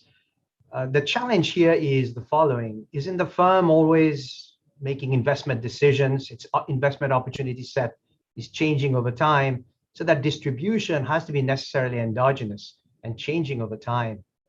So I'm not sure then, how do you account for that, or do you at all? Yeah, so we certainly could make a model where all of that's endogenous. We want to keep things pretty simple and just say, we're going to take all of what's going on with cash flow risk, everything that's driving that, including investment, and just take that as a given and say, what do investors learn about risk by observing an accounting signal, by observing earnings? So that could be driven by changes in investment, could be driven really by anything. We don't want to actually boil down in our model as to what that is. But isn't then your model misspecified if the distribution itself is changing? So I don't understand that. So, I mean, you can see the assumptions that we'll use, but if you're thinking about the distribution changing, that's something that investors should pick up on. if the earnings announcement tells them about, say, changes in investment, that should be captured in our measure, even though it does lead to a distributional change. Thanks.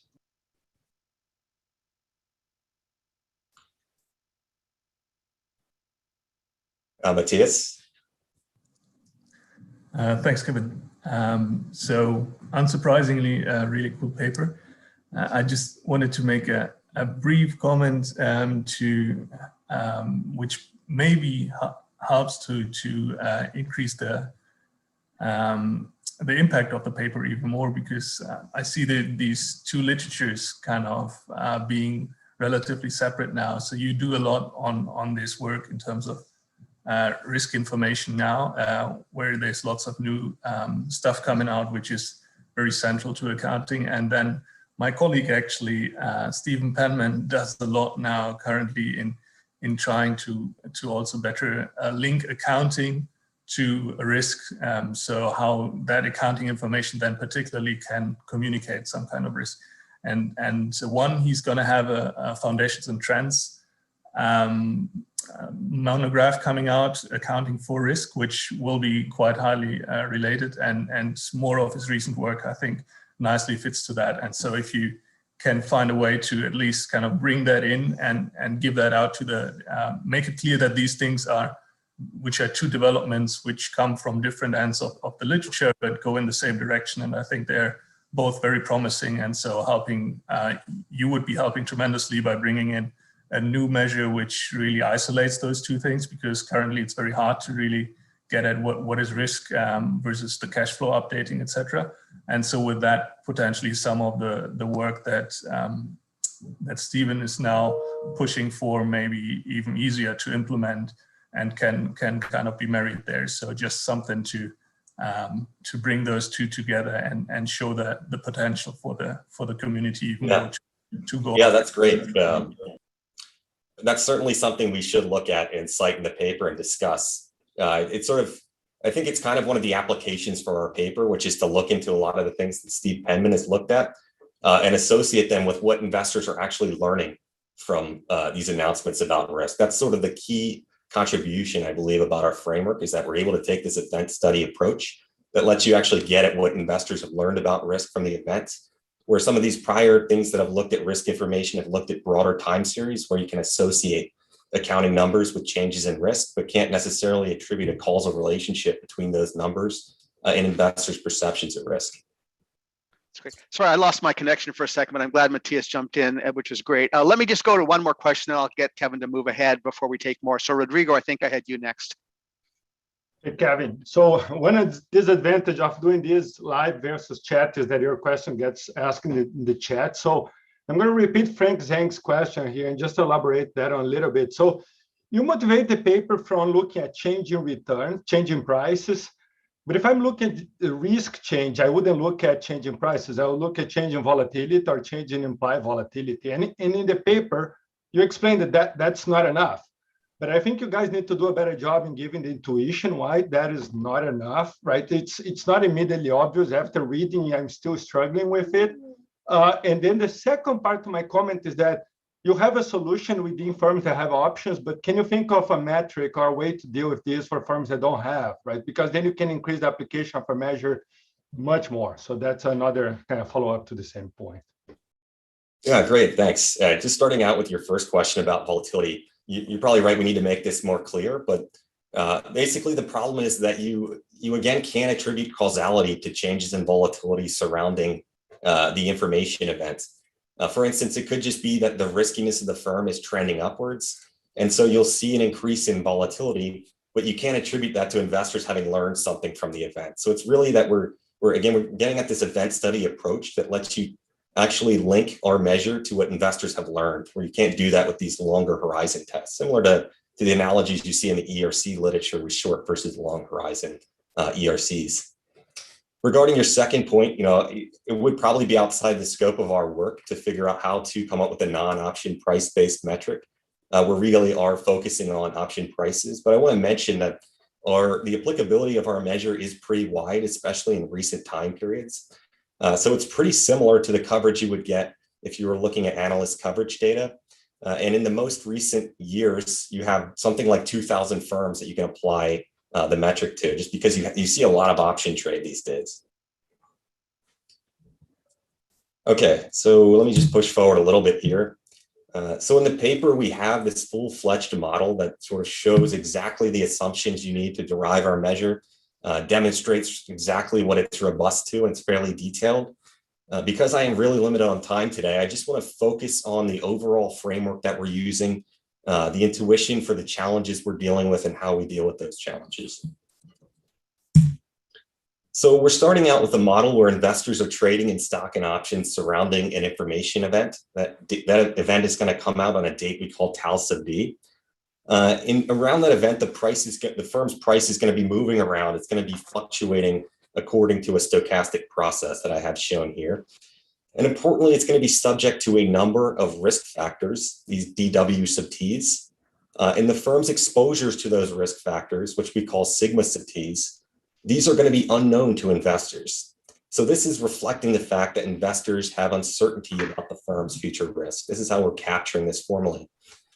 Now, in the appendix, we also link this back to a setting where we're taking cash flows as the exogenous construct and thinking about the riskiness of cash flows. And we show that you can basically think about this in the same way. Okay, now the event is going to do two things. First, it's going to reveal a subset of the risk exposures to investors. This is going to capture its risk information. And second, it's going to lead to a jump in price because it contains information that's going to change investors' beliefs and move price. This jump has two components. The first is basically any information that the event contains on expected future cash flows. And so this naturally is going to move price around. The second is related to the revealed risk information. So we're allowing for the possibility that some of these risk exposures are systematic and thereby priced by investors. So we can have some of these being priced, some not being priced. It's really not too important. At the end of the day, our model is going to be robust to these being idiosyncratic exposures or systematic risk factor exposures. So I want to tell you how we're formally thinking about risk information. We're thinking about it as the change in investors' beliefs on the event date regarding the future return variance over the T days following the event. So our notion of risk has a horizon associated with it. And this naturally is going to come up because we're going to use options which have a finite horizon. And so the options that we use are sort of going to correspond to the horizon of the risk information we're looking at. This has pros and cons. First of all, we're going to be constrained to getting at risk information only prior to the furthest off traded option. So that's a con. But on the other hand, we're able to use options of different horizons to get at risk information over different horizons, which means we can test hypotheses using our measure pertaining to short versus longer term risk information. So I think now would be a good time to take a couple of questions. Did Phil get cut off again? Okay, I'll take he has spotty internet. So Jeremy. Sorry. I was just on mute. Sorry about that. Oh. Jeremy, I was going to say Jeremy also. So go ahead, Jeremy. Sorry. It's a perfect slide for my question. I think about volatility as something that's very hard to observe. And so that's a place where you would expect a lot of disagreement among investors about what's the right level of volatility. And so one question I had is there a way to kind of go through this measure and have a sense whether the earnings announcement or whatever news, whatever event is going to change the level of disagreement? And that would, of course, have an effect on your measure of information, but the interpretation might be a little bit different. I don't know if you necessarily care, but it wouldn't be driven by fundamentals, but rather as an agreement effect. Yeah, so I think the important thing would be is whether changes investors' disagreement about risk in particular, and that could be a possibility. And we have to sort of think about how beliefs about risk aggregate in the option market, which is kind of a pretty complex question. So roughly what we're capturing is the average belief about risk. If we roughly think that disagreement is priced at the average investor belief, there's obviously a lot more complexity here that we don't want to get into too much because we are trying to keep the model somewhat simple. I do want to draw an analogy to the earnings response coefficient literature. I think you could make a lot of similar arguments about earnings, just adjusting disagreements about what the stock price should be. And so you kind of have these same issues coming up whenever you're looking at an ERC. Okay, that's good. Let's go on then to Meow. Hi, Kevin. My question is short. Can you let me know just at the conceptual level how your more structural approach to identify risk might either defer or connect to the more reduced form approach as in the Campbell-Shiller decomposition that decomposes variation in returns into cash flow news and discount rate news? Yeah, so I mean, I would think of that approach as trying to get at the news that's arriving in the market over time. It's not something you can use to link to what exactly are investors learning from an information event, because it naturally requires a time series of observations. So again, I think the best analogy for our approach is this event study approach, is that we're really taking all of this work and finding a way to boil it down to an event study so that you can attribute what you're observing in terms of changes in beliefs about volatility down to what investors are getting from that announcement. Okay, thanks. Let's go on to Christian. I want to second Jeremy's question and sort of just add on one point and then to have a clarifying question. So I think Jeremy's point is important for you, not like your answer was, you don't want to complicate things. And I think from a modeling perspective that I immediately get that. But then when you want to take it to the data and you want sort of to empirically use it, I think that comment is super important, right? So because the interpretation would be very different if what happens around these information events is that disagreement goes down because we're all coordinating on what the information is, and therefore our expectations come together, that's not risk information in the way I think you were pitching the paper. So in my mind, they mean different things. And that's important if we're going to use this empirically. And then the clarifying question I have on your assumption one, if you have a general information structure in mind where a piece of information can have covariances with other firms, then in principle, any piece of information that I give you about the future cash flows of the firm is going to have embedded in it some information about the covariances, and the conditional covariances will be updated. So in that sense, the overall covariance matrix will also change almost by construction. So is your assumption one simply saying anything that effect is maybe there, but it's just going to be tiny, and therefore we're going to ignore it? Is that kind of the way to think about it? Right, yeah. So just starting off with your first point about disagreement, I think it is something we can think about more. I think it's a kind of a complex issue just theoretically about how disagreement has been, say, about the future stock price or volatility, how that's going to feed into option prices, because that's the main thing that's important for our measure. Regarding your second question, I think you're absolutely right. I think any event from a firm that is, especially one that's a significant portion of the economy, is also going to slightly revise investors' beliefs about market level volatility. And so what we really need is that most of the information in the event is about the firm's volatility, not about the market's volatility. We actually showed that you can test whether the information in a sample of events leads to a bias because it violates this assumption. And we show that for our earnings announcement sample, at least, so we're looking at firm-specific events, that the assumption appears to be satisfied. Yeah, I saw that, and I think that's pretty good. What I'm just saying, I think in laying this out, you should talk a little bit more about how information that comes about the firm, even if it's about the firm, will have covariance structures, and that therefore these linkages will be there. And then I think what you do around it, I was actually pretty reassured. Okay, great. Yeah, we can do that. Thank you. Okay, let's just take one more from Valeria, and then you can move forward again, Kevin. Thanks, Phil. Kevin, can you go back one slide, because I have a question there. Yeah, this one, right? So I struggle a little bit with the following issue. If you look at this first equation here, right, which is basically stock return and the process that describes it, it essentially has two main parameters, mu, right, which is basically expected return or risk premium, right? This is the parameter that captures the notion of risk, right? And then you have the sigmas, which kind of capture risk and uncertainty sort of all together. So, if you would like to kind of capture change in risk with your measure, I would expect you to go after the mu parameter and get a way to kind of uncover changes in mu that happen as a result of the event, right? Whereas what you are doing, you are going after the sigma parameter, right? And these are not equivalent. You know, sigma can go up or down without mu going anywhere, or mu can go up, potentially without necessarily changing the sigma, right?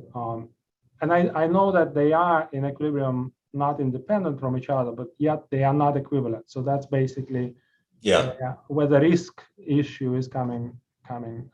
Yeah, I think it's really a definitional issue in terms of, again, the way that we're defining risk information is just as change in beliefs about total volatility. So we're not making any distinction about the risk premium. We're not even thinking about the risk premium here at all.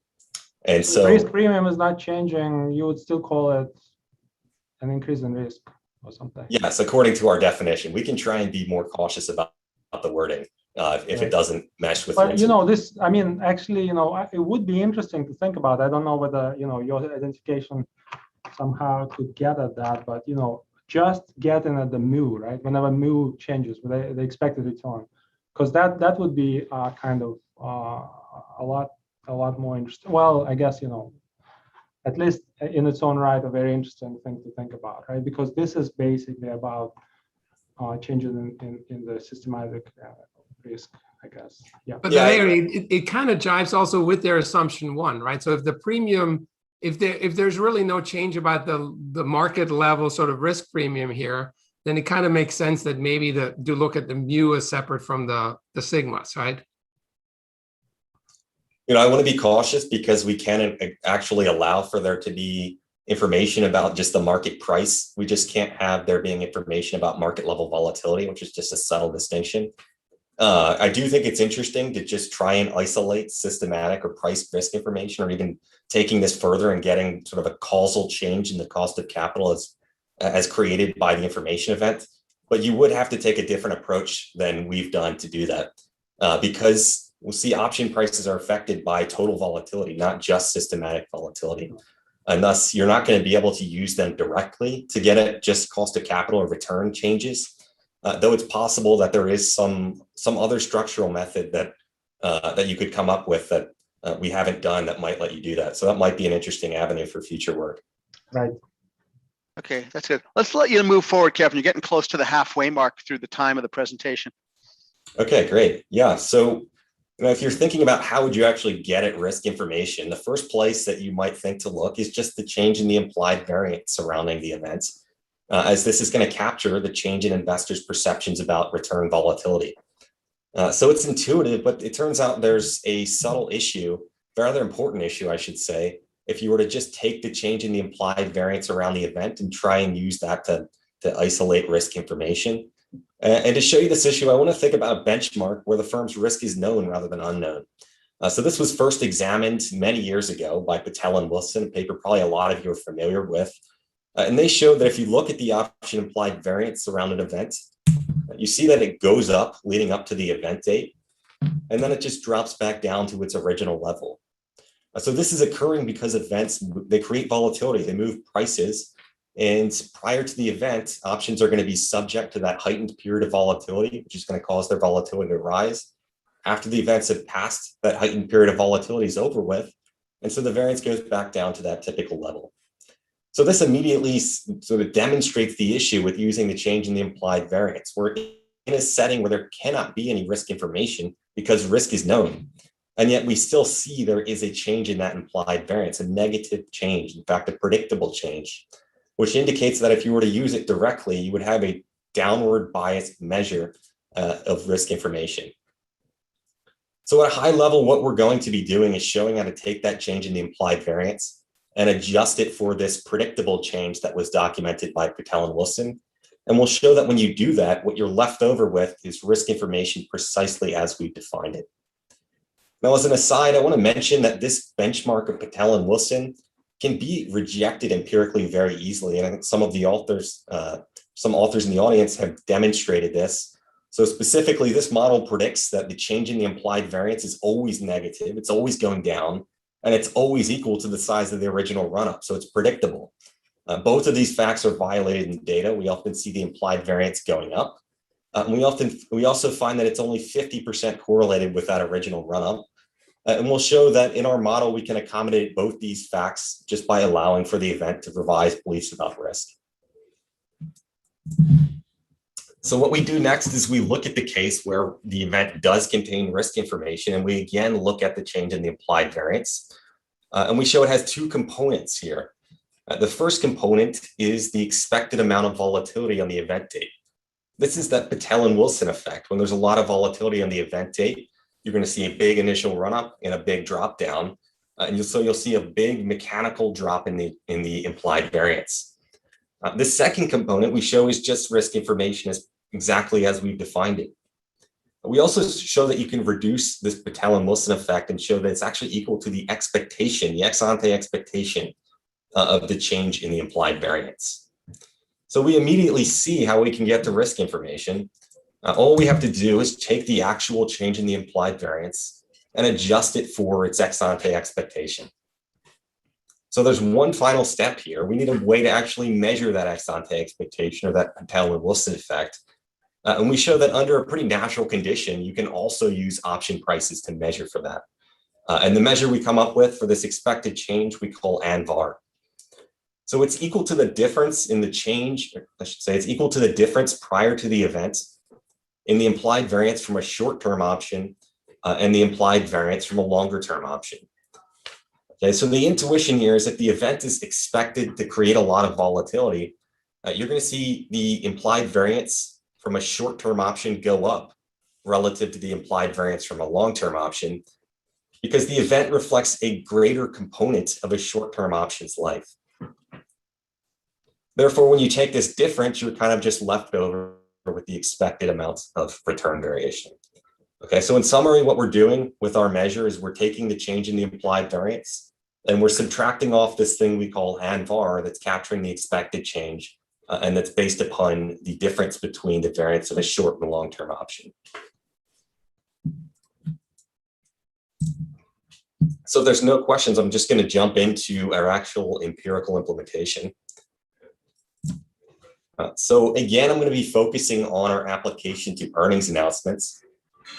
And here we have about 88,000 quarterly earnings announcements dating back to the start of the option metrics database, which was 1996. And the first thing we want to do is just try and quantify how much risk information is contained in earnings.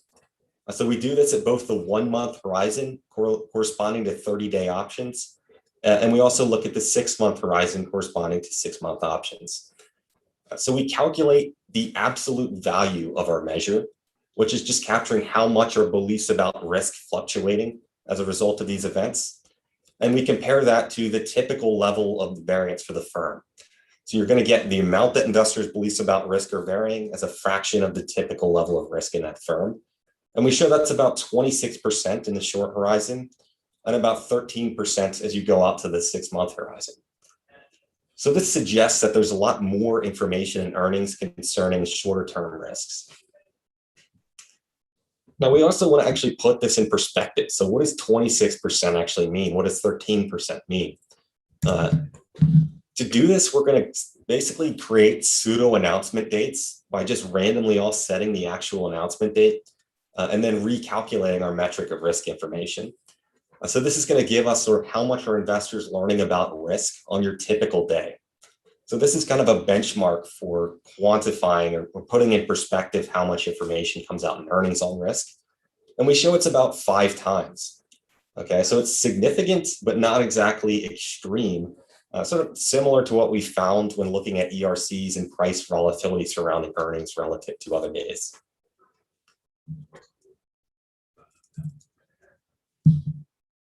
Yeah, I can take a question if you want to. Go ahead, Kristen. Yeah.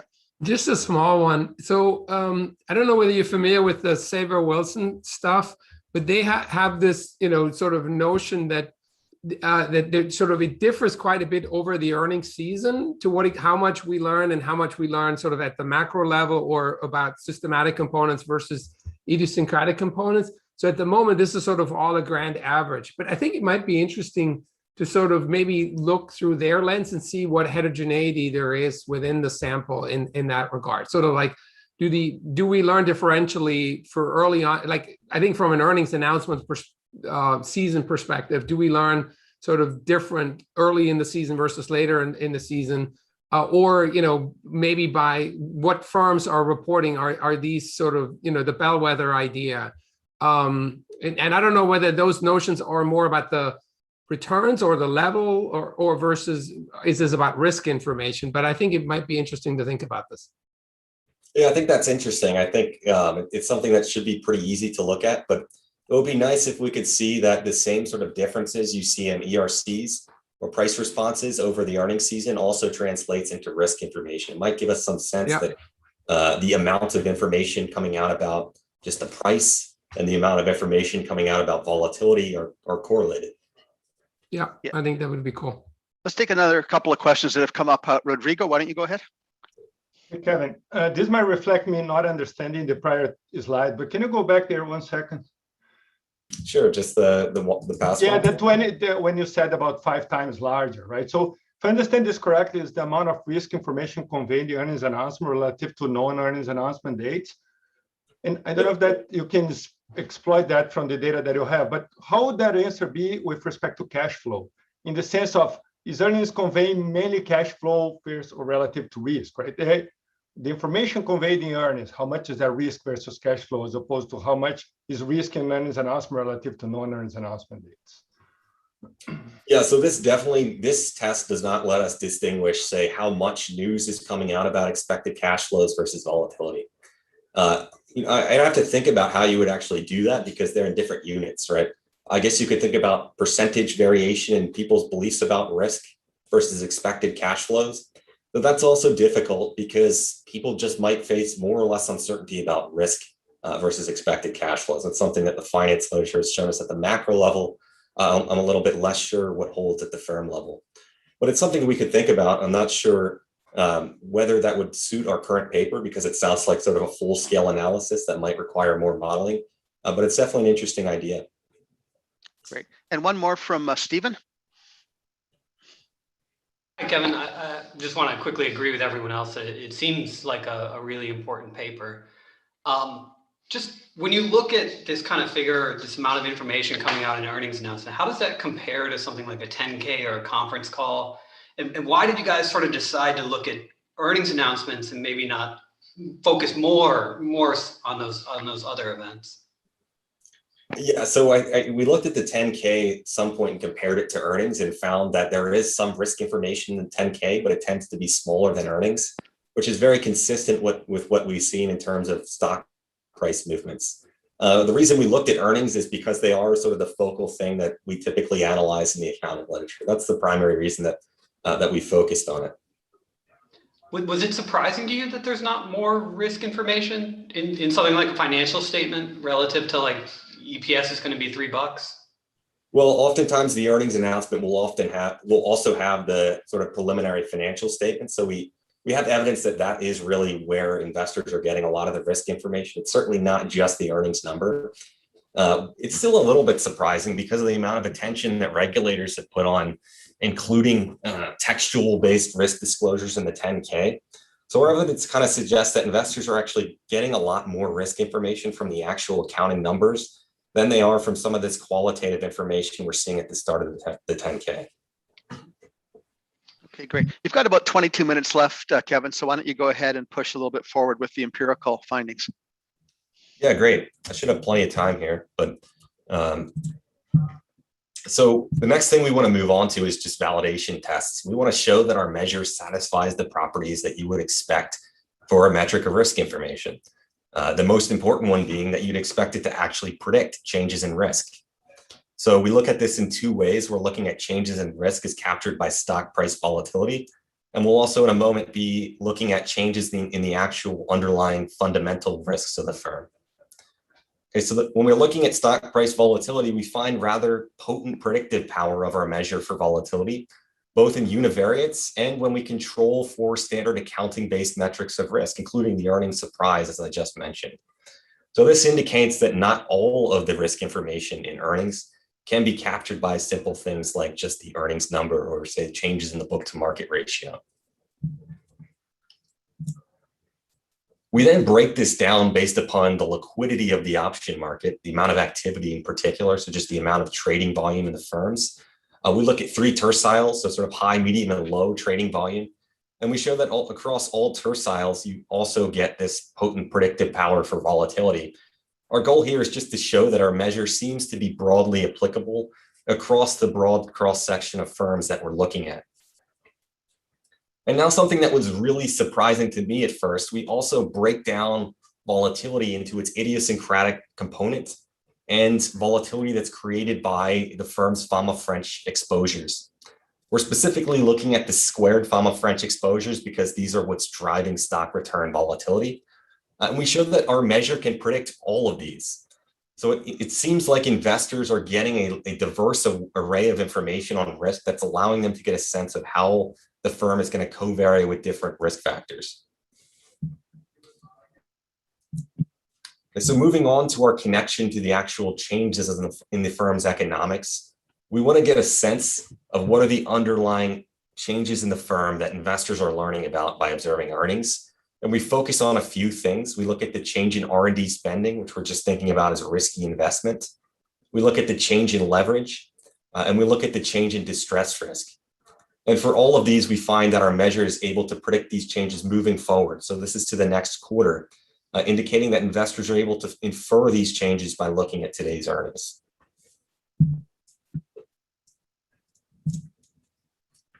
We next want to think about what are the actual market consequences when investors change their beliefs about risk after observing earnings. So we focus on 2 things that we see talked about a lot in the theoretical literature. We're looking at the cost of capital, and we're looking at liquidity. So theory would suggest to us that because we just showed that the measure is predicting changes in the firm's risk factor exposures, the ones that we've found to be priced in the market, we should see a rise in the cost of capital when risk information is high. So this is exactly what we find. Just from a quantitative perspective, what we're seeing is about, if you compare the top to the bottom decile of risk info, you see about a 30 basis point change, which might not seem huge, except for the fact that these are quarterly announcements. So these are coming out 4 times a year. And when you take this into account, it suggests that there's a significant amount of variation in firms' cost of capital that's being created by accounting information. Moving on to liquidity, theory would tell us that when investors' beliefs about risk go up, there's 2 reasons that you might expect a drop in liquidity. First, there's more opportunity to just go out and acquire information. There's sort of new risks, new sources of uncertainty, and so investors can go learn about that and trade on it, which is going to increase information asymmetry in the market, which should lead to a reduction in liquidity. The second thing here is that market makers should just face more risk taking the other side of orders and demand a higher compensation to do that. So this is exactly what we find looking at both measures of price impact and measures of bid-ask spreads. Okay, so the final thing that we're going to look at. Kevin, just one quick comment on that last one. Sure. Given, I don't know what you're controlling for here, so remind me, but what I basically want to get at is, given that we know that spreads in the Amiot measure are very sensitive also to the volatility, right? In the classic spread model, you'd always control for the volatility. I think it would be sort of interesting or important to think about, is this kind of proving or showing an information effect, or is it coming through the volatility, or both? And to think a little bit about that, because I think otherwise the effect on liquidity through volatility would be kind of expected, right? The information one is the one that you guys want to show as what's happening here with risk information. Yeah, I'll have to think about that. It's an interesting point. The thing that jumps to mind is because we are sort of taking this event study approach, we're able to attribute, this risk information is calculated entirely from a short window around earnings. And so the fact that we find this short window change is predicting the drop in volatility indicates to me that we can connect it to what was revealed in the earnings announcement. But there could be some subtle source of bias that I'm not thinking about on the spot here. That's good. Let's also pause. We may have a couple other questions at this point. So Rich Frankel. Thanks, Phil. I think the paper is very interesting. I'm just not sure that I would attribute everything to earnings information. And I'm thinking of what's going on in table 4. If I understand it right, you are controlling for the earnings surprise. And then you're predicting R&D conditional on earnings surprise or leverage, right? Or bankruptcy. Yeah, I mean, we're controlling for the earnings surprise. However, there's a lot of other things that come out with earnings a lot of the time. And so investors might be using that to predict these underlying changes in investment. Exactly. So I just wondered if you could kind of look and see, for example, if they talk about issuing debt. A lot of the event windows are pretty broad, and a lot of times firms kind of bunch their equity or debt offerings around earnings announcements. And maybe they talk about R&D spending. Maybe they talk about interest coverage. I don't know how I think it's just interesting that they're getting how they're determining volatility at an earnings announcement aside from just the earnings surprise. Yeah, absolutely. That's a really interesting question. We have to be cautious to make sure that we're not anywhere in the paper saying that this is driven by the earnings number in particular. What we're getting at is anything that comes out on that event date. Similar to with ERC studies, you have to be cautious that the price reaction could be driven by other things that have come out on that date.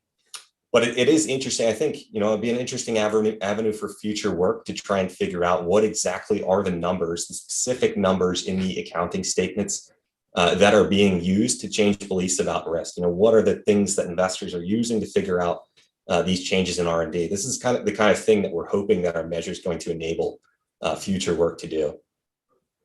Yeah, I think along those lines, I think the same thing is kind of going on with the 10K, though I think there's not much of a reaction to the 10K, that you're not able to pick up any kind of text relation between the volatility change and what's going on at the text in the 10K. So then the curious thing is, well, what is it, right, that's causing the revision? So you're saying that our results suggest that it's not the text that's leading to the revision, or? Well, I have a hard time interpreting what you say in that sentence. What is it?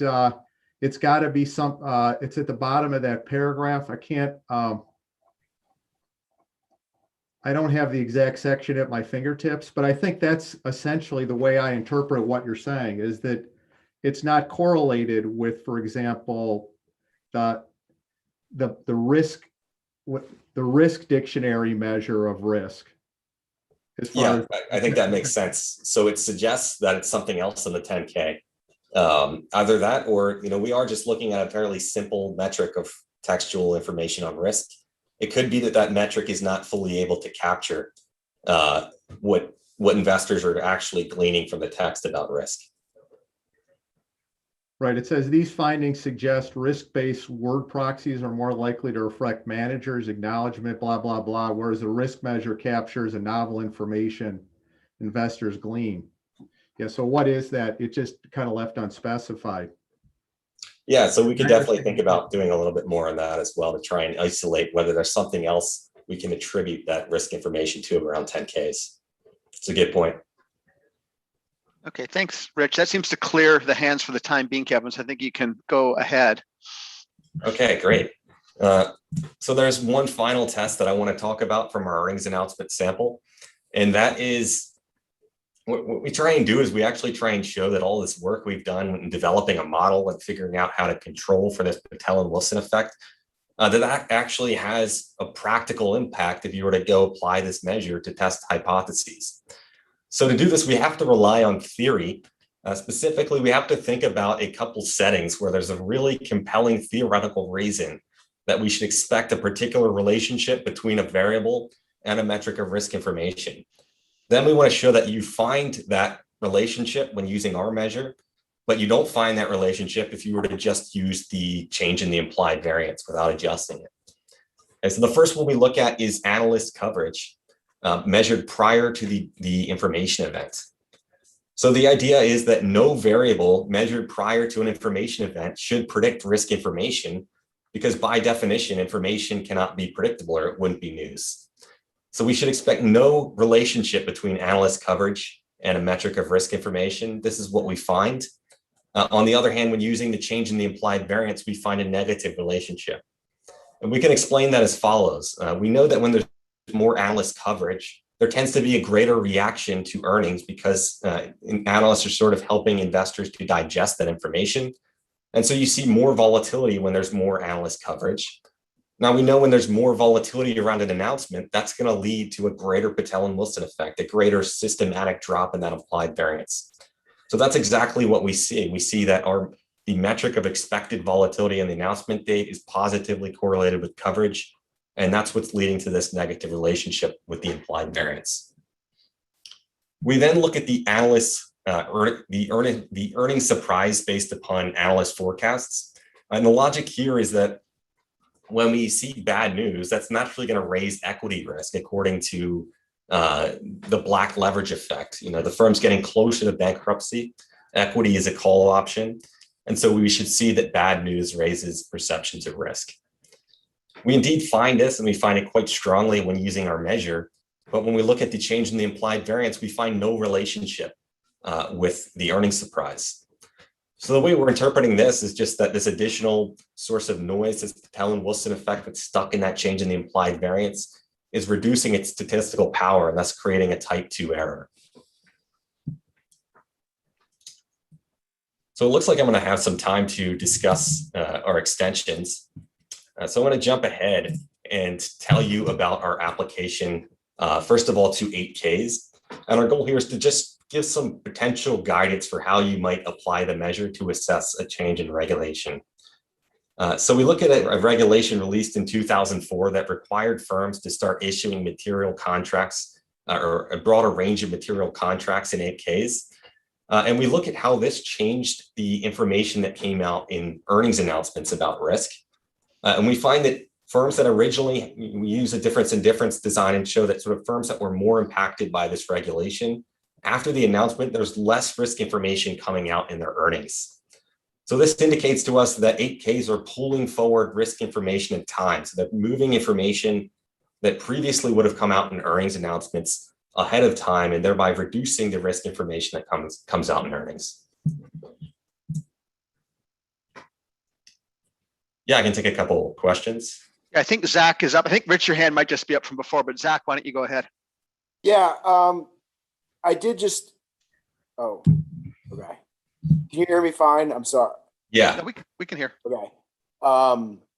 So I guess my question was, conceptually, why is using the change in implied volatility when you're talking about the 8Ks sort of the wrong setting, whereas risk info is the right one? It was sort of a situation where I was making arguments in my mind about which one. Could you just maybe explain why your measure is superior to the other one? Yeah, no, that's a really good comment. I want to clarify that whenever you're looking at an announcement that is not anticipated, as we might expect for an 8K, you don't need to go through the work that we've done to adjust the measure. You can just look at the change in the implied variance directly. But what we're trying to do here is a little bit different. We're trying to assess how did this regulation impact the risk information coming out in earnings themselves. And so to do that, we have to still use our measure because we know we have all these issues when looking at earnings. So why is that sort of the right thing to look at as opposed to, I mean, because I would sort of think you could make arguments for both of them. So like if you're sort of analyzing it, you'd want to, really think about, all right, has the expected information coming out in earnings increased, then you can pick that up with just the change in implied volatility. You could go a step further and look at risk information. It didn't seem from your write-up that it was very clear that the application, was good for risk info and not for implied volatility. So that was sort of my.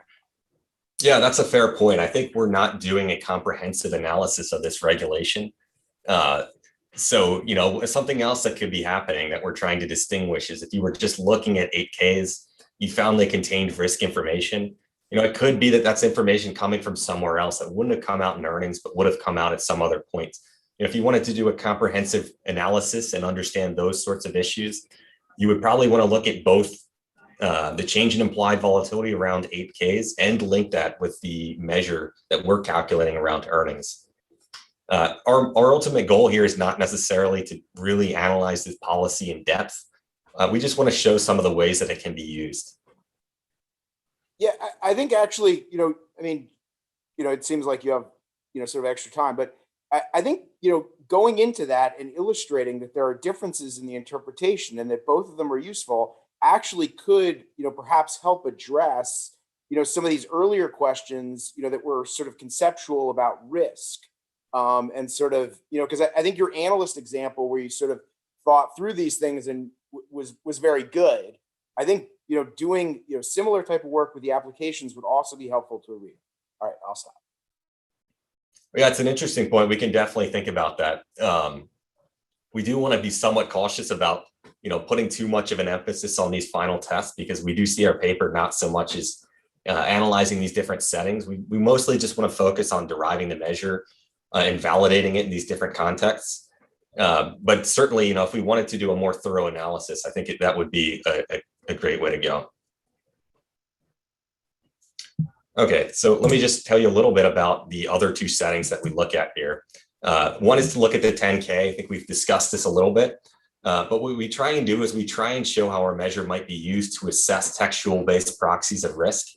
And the way that we do this is first we just look at whether a simple textual proxy of risk predicts changes in volatility as our measure does. And then we actually look at whether the textual proxy is moving alongside our measure. Okay, so the first test is going to let us sort of get at are these textual proxies providing news about risk, or are they just managers acknowledging the level of risk? And indeed, that it seems to us based on our results that they're acknowledging the level of risk, because we don't see an association with the change in volatility, just an association with the level of volatility. In addition, they don't track our measure, which is additional evidence that they're not capturing news on risk. I do want to be cautious because we are just looking at a simple word change, and there has been a lot of other work to try and drill down to other ways to measure risk information. I think Christian has a question. Well, I mean, I was actually so I didn't get this far in. Is this a delta in the risk information, the text information, or is it the level of the risk information? Because you would have to do some like unexpected change or some delta here for it to be a relevant comparison, right? Yeah, no, that's a good comment. Actually, we originally had just looked at the level change, and the reviewer asked us to look at the actual change as opposed to the level as well. And we found that it did also hold for the change. I see. Okay, good. Okay. The final application we look at is this application to macro events. So we're going to look at FOMC meetings. And we're going to show that they revised perceptions of risk over the short term by about 20% and by about 10% over the long term. So they seem to have risk information. And in addition, this seems to be correlated with investor sentiment. So when perceptions of risk go up, it appears that investor sentiment goes down, or at least there is a correlation there. So this is just an example of how you can apply our measure to these macro events. I do want to come back to this fact that there can be a bias when you're applying this to events that contain information on market level volatility. But we've done work in the paper to show how you can construct the measure to minimize that bias and how you can come up with the magnitude of that bias. And so basically, if you calculate our measure using specific option maturities, then you can narrow down the bias to sort of only arising when there's information on risk beyond the horizon that you're trying to measure. So if you're looking at the 30-day risk info measure and you calculate it in this way that we lay out, any information beyond or any information on systematic volatility in those 30 days does not create a bias. Only information on long-term risk will lead to a bias. Okay. So with that, I want to conclude. Looks like we have one more question. Go ahead, Resh. Yep. Just a quick one, Kevin. Maybe you have 1 minute. So I see these measures as being used as good proxies or better proxies than other risk measures out there. But it seems like at some point in the paper, I think you say that you're also going to use this measure as an independent variable. And that worries me a bit because I don't understand how it can be an independent variable in the sense that, for example, to design debt contracts or to design compensation contracts and so on, because these contracts themselves are in turn going to change this risk, right? So that was my point at the beginning. Maybe I didn't express it very well, which is it's an endogenous measure.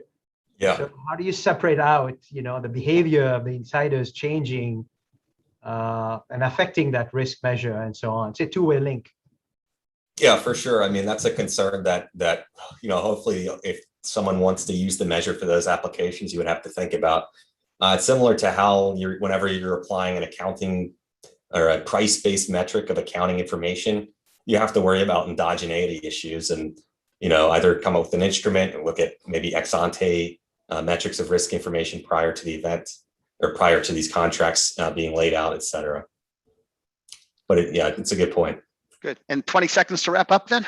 All right, so we're looking at an option pricing model. We're showing how you can use option prices to develop a metric of the risk information in an anticipated event.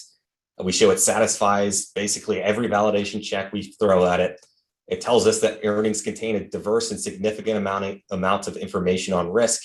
And we're laying out a bunch of sample applications that hopefully will guide future researchers in applying the measure. So thanks again. I really appreciate all the questions and hope to incorporate them moving forward. Wonderful. Thanks to the participants, and thanks to Kevin for a very good presentation, and Eric for doing such a good job of monitoring and responding in the chat. So now we're going to have a half-hour break. For those of you with the interest and inclination, there will be a gathering available in GatherTown. Lisa has just put into the chat box the link in case you don't have it. And you may remember that she also sent you all an email on Tuesday with instructions of how to sort of move around and visit with people. So hopefully we'll have a chance to see a lot of you in half an hour in the social hour. And thank you for a good day. We'll see you also tomorrow if we don't see you in the social hour.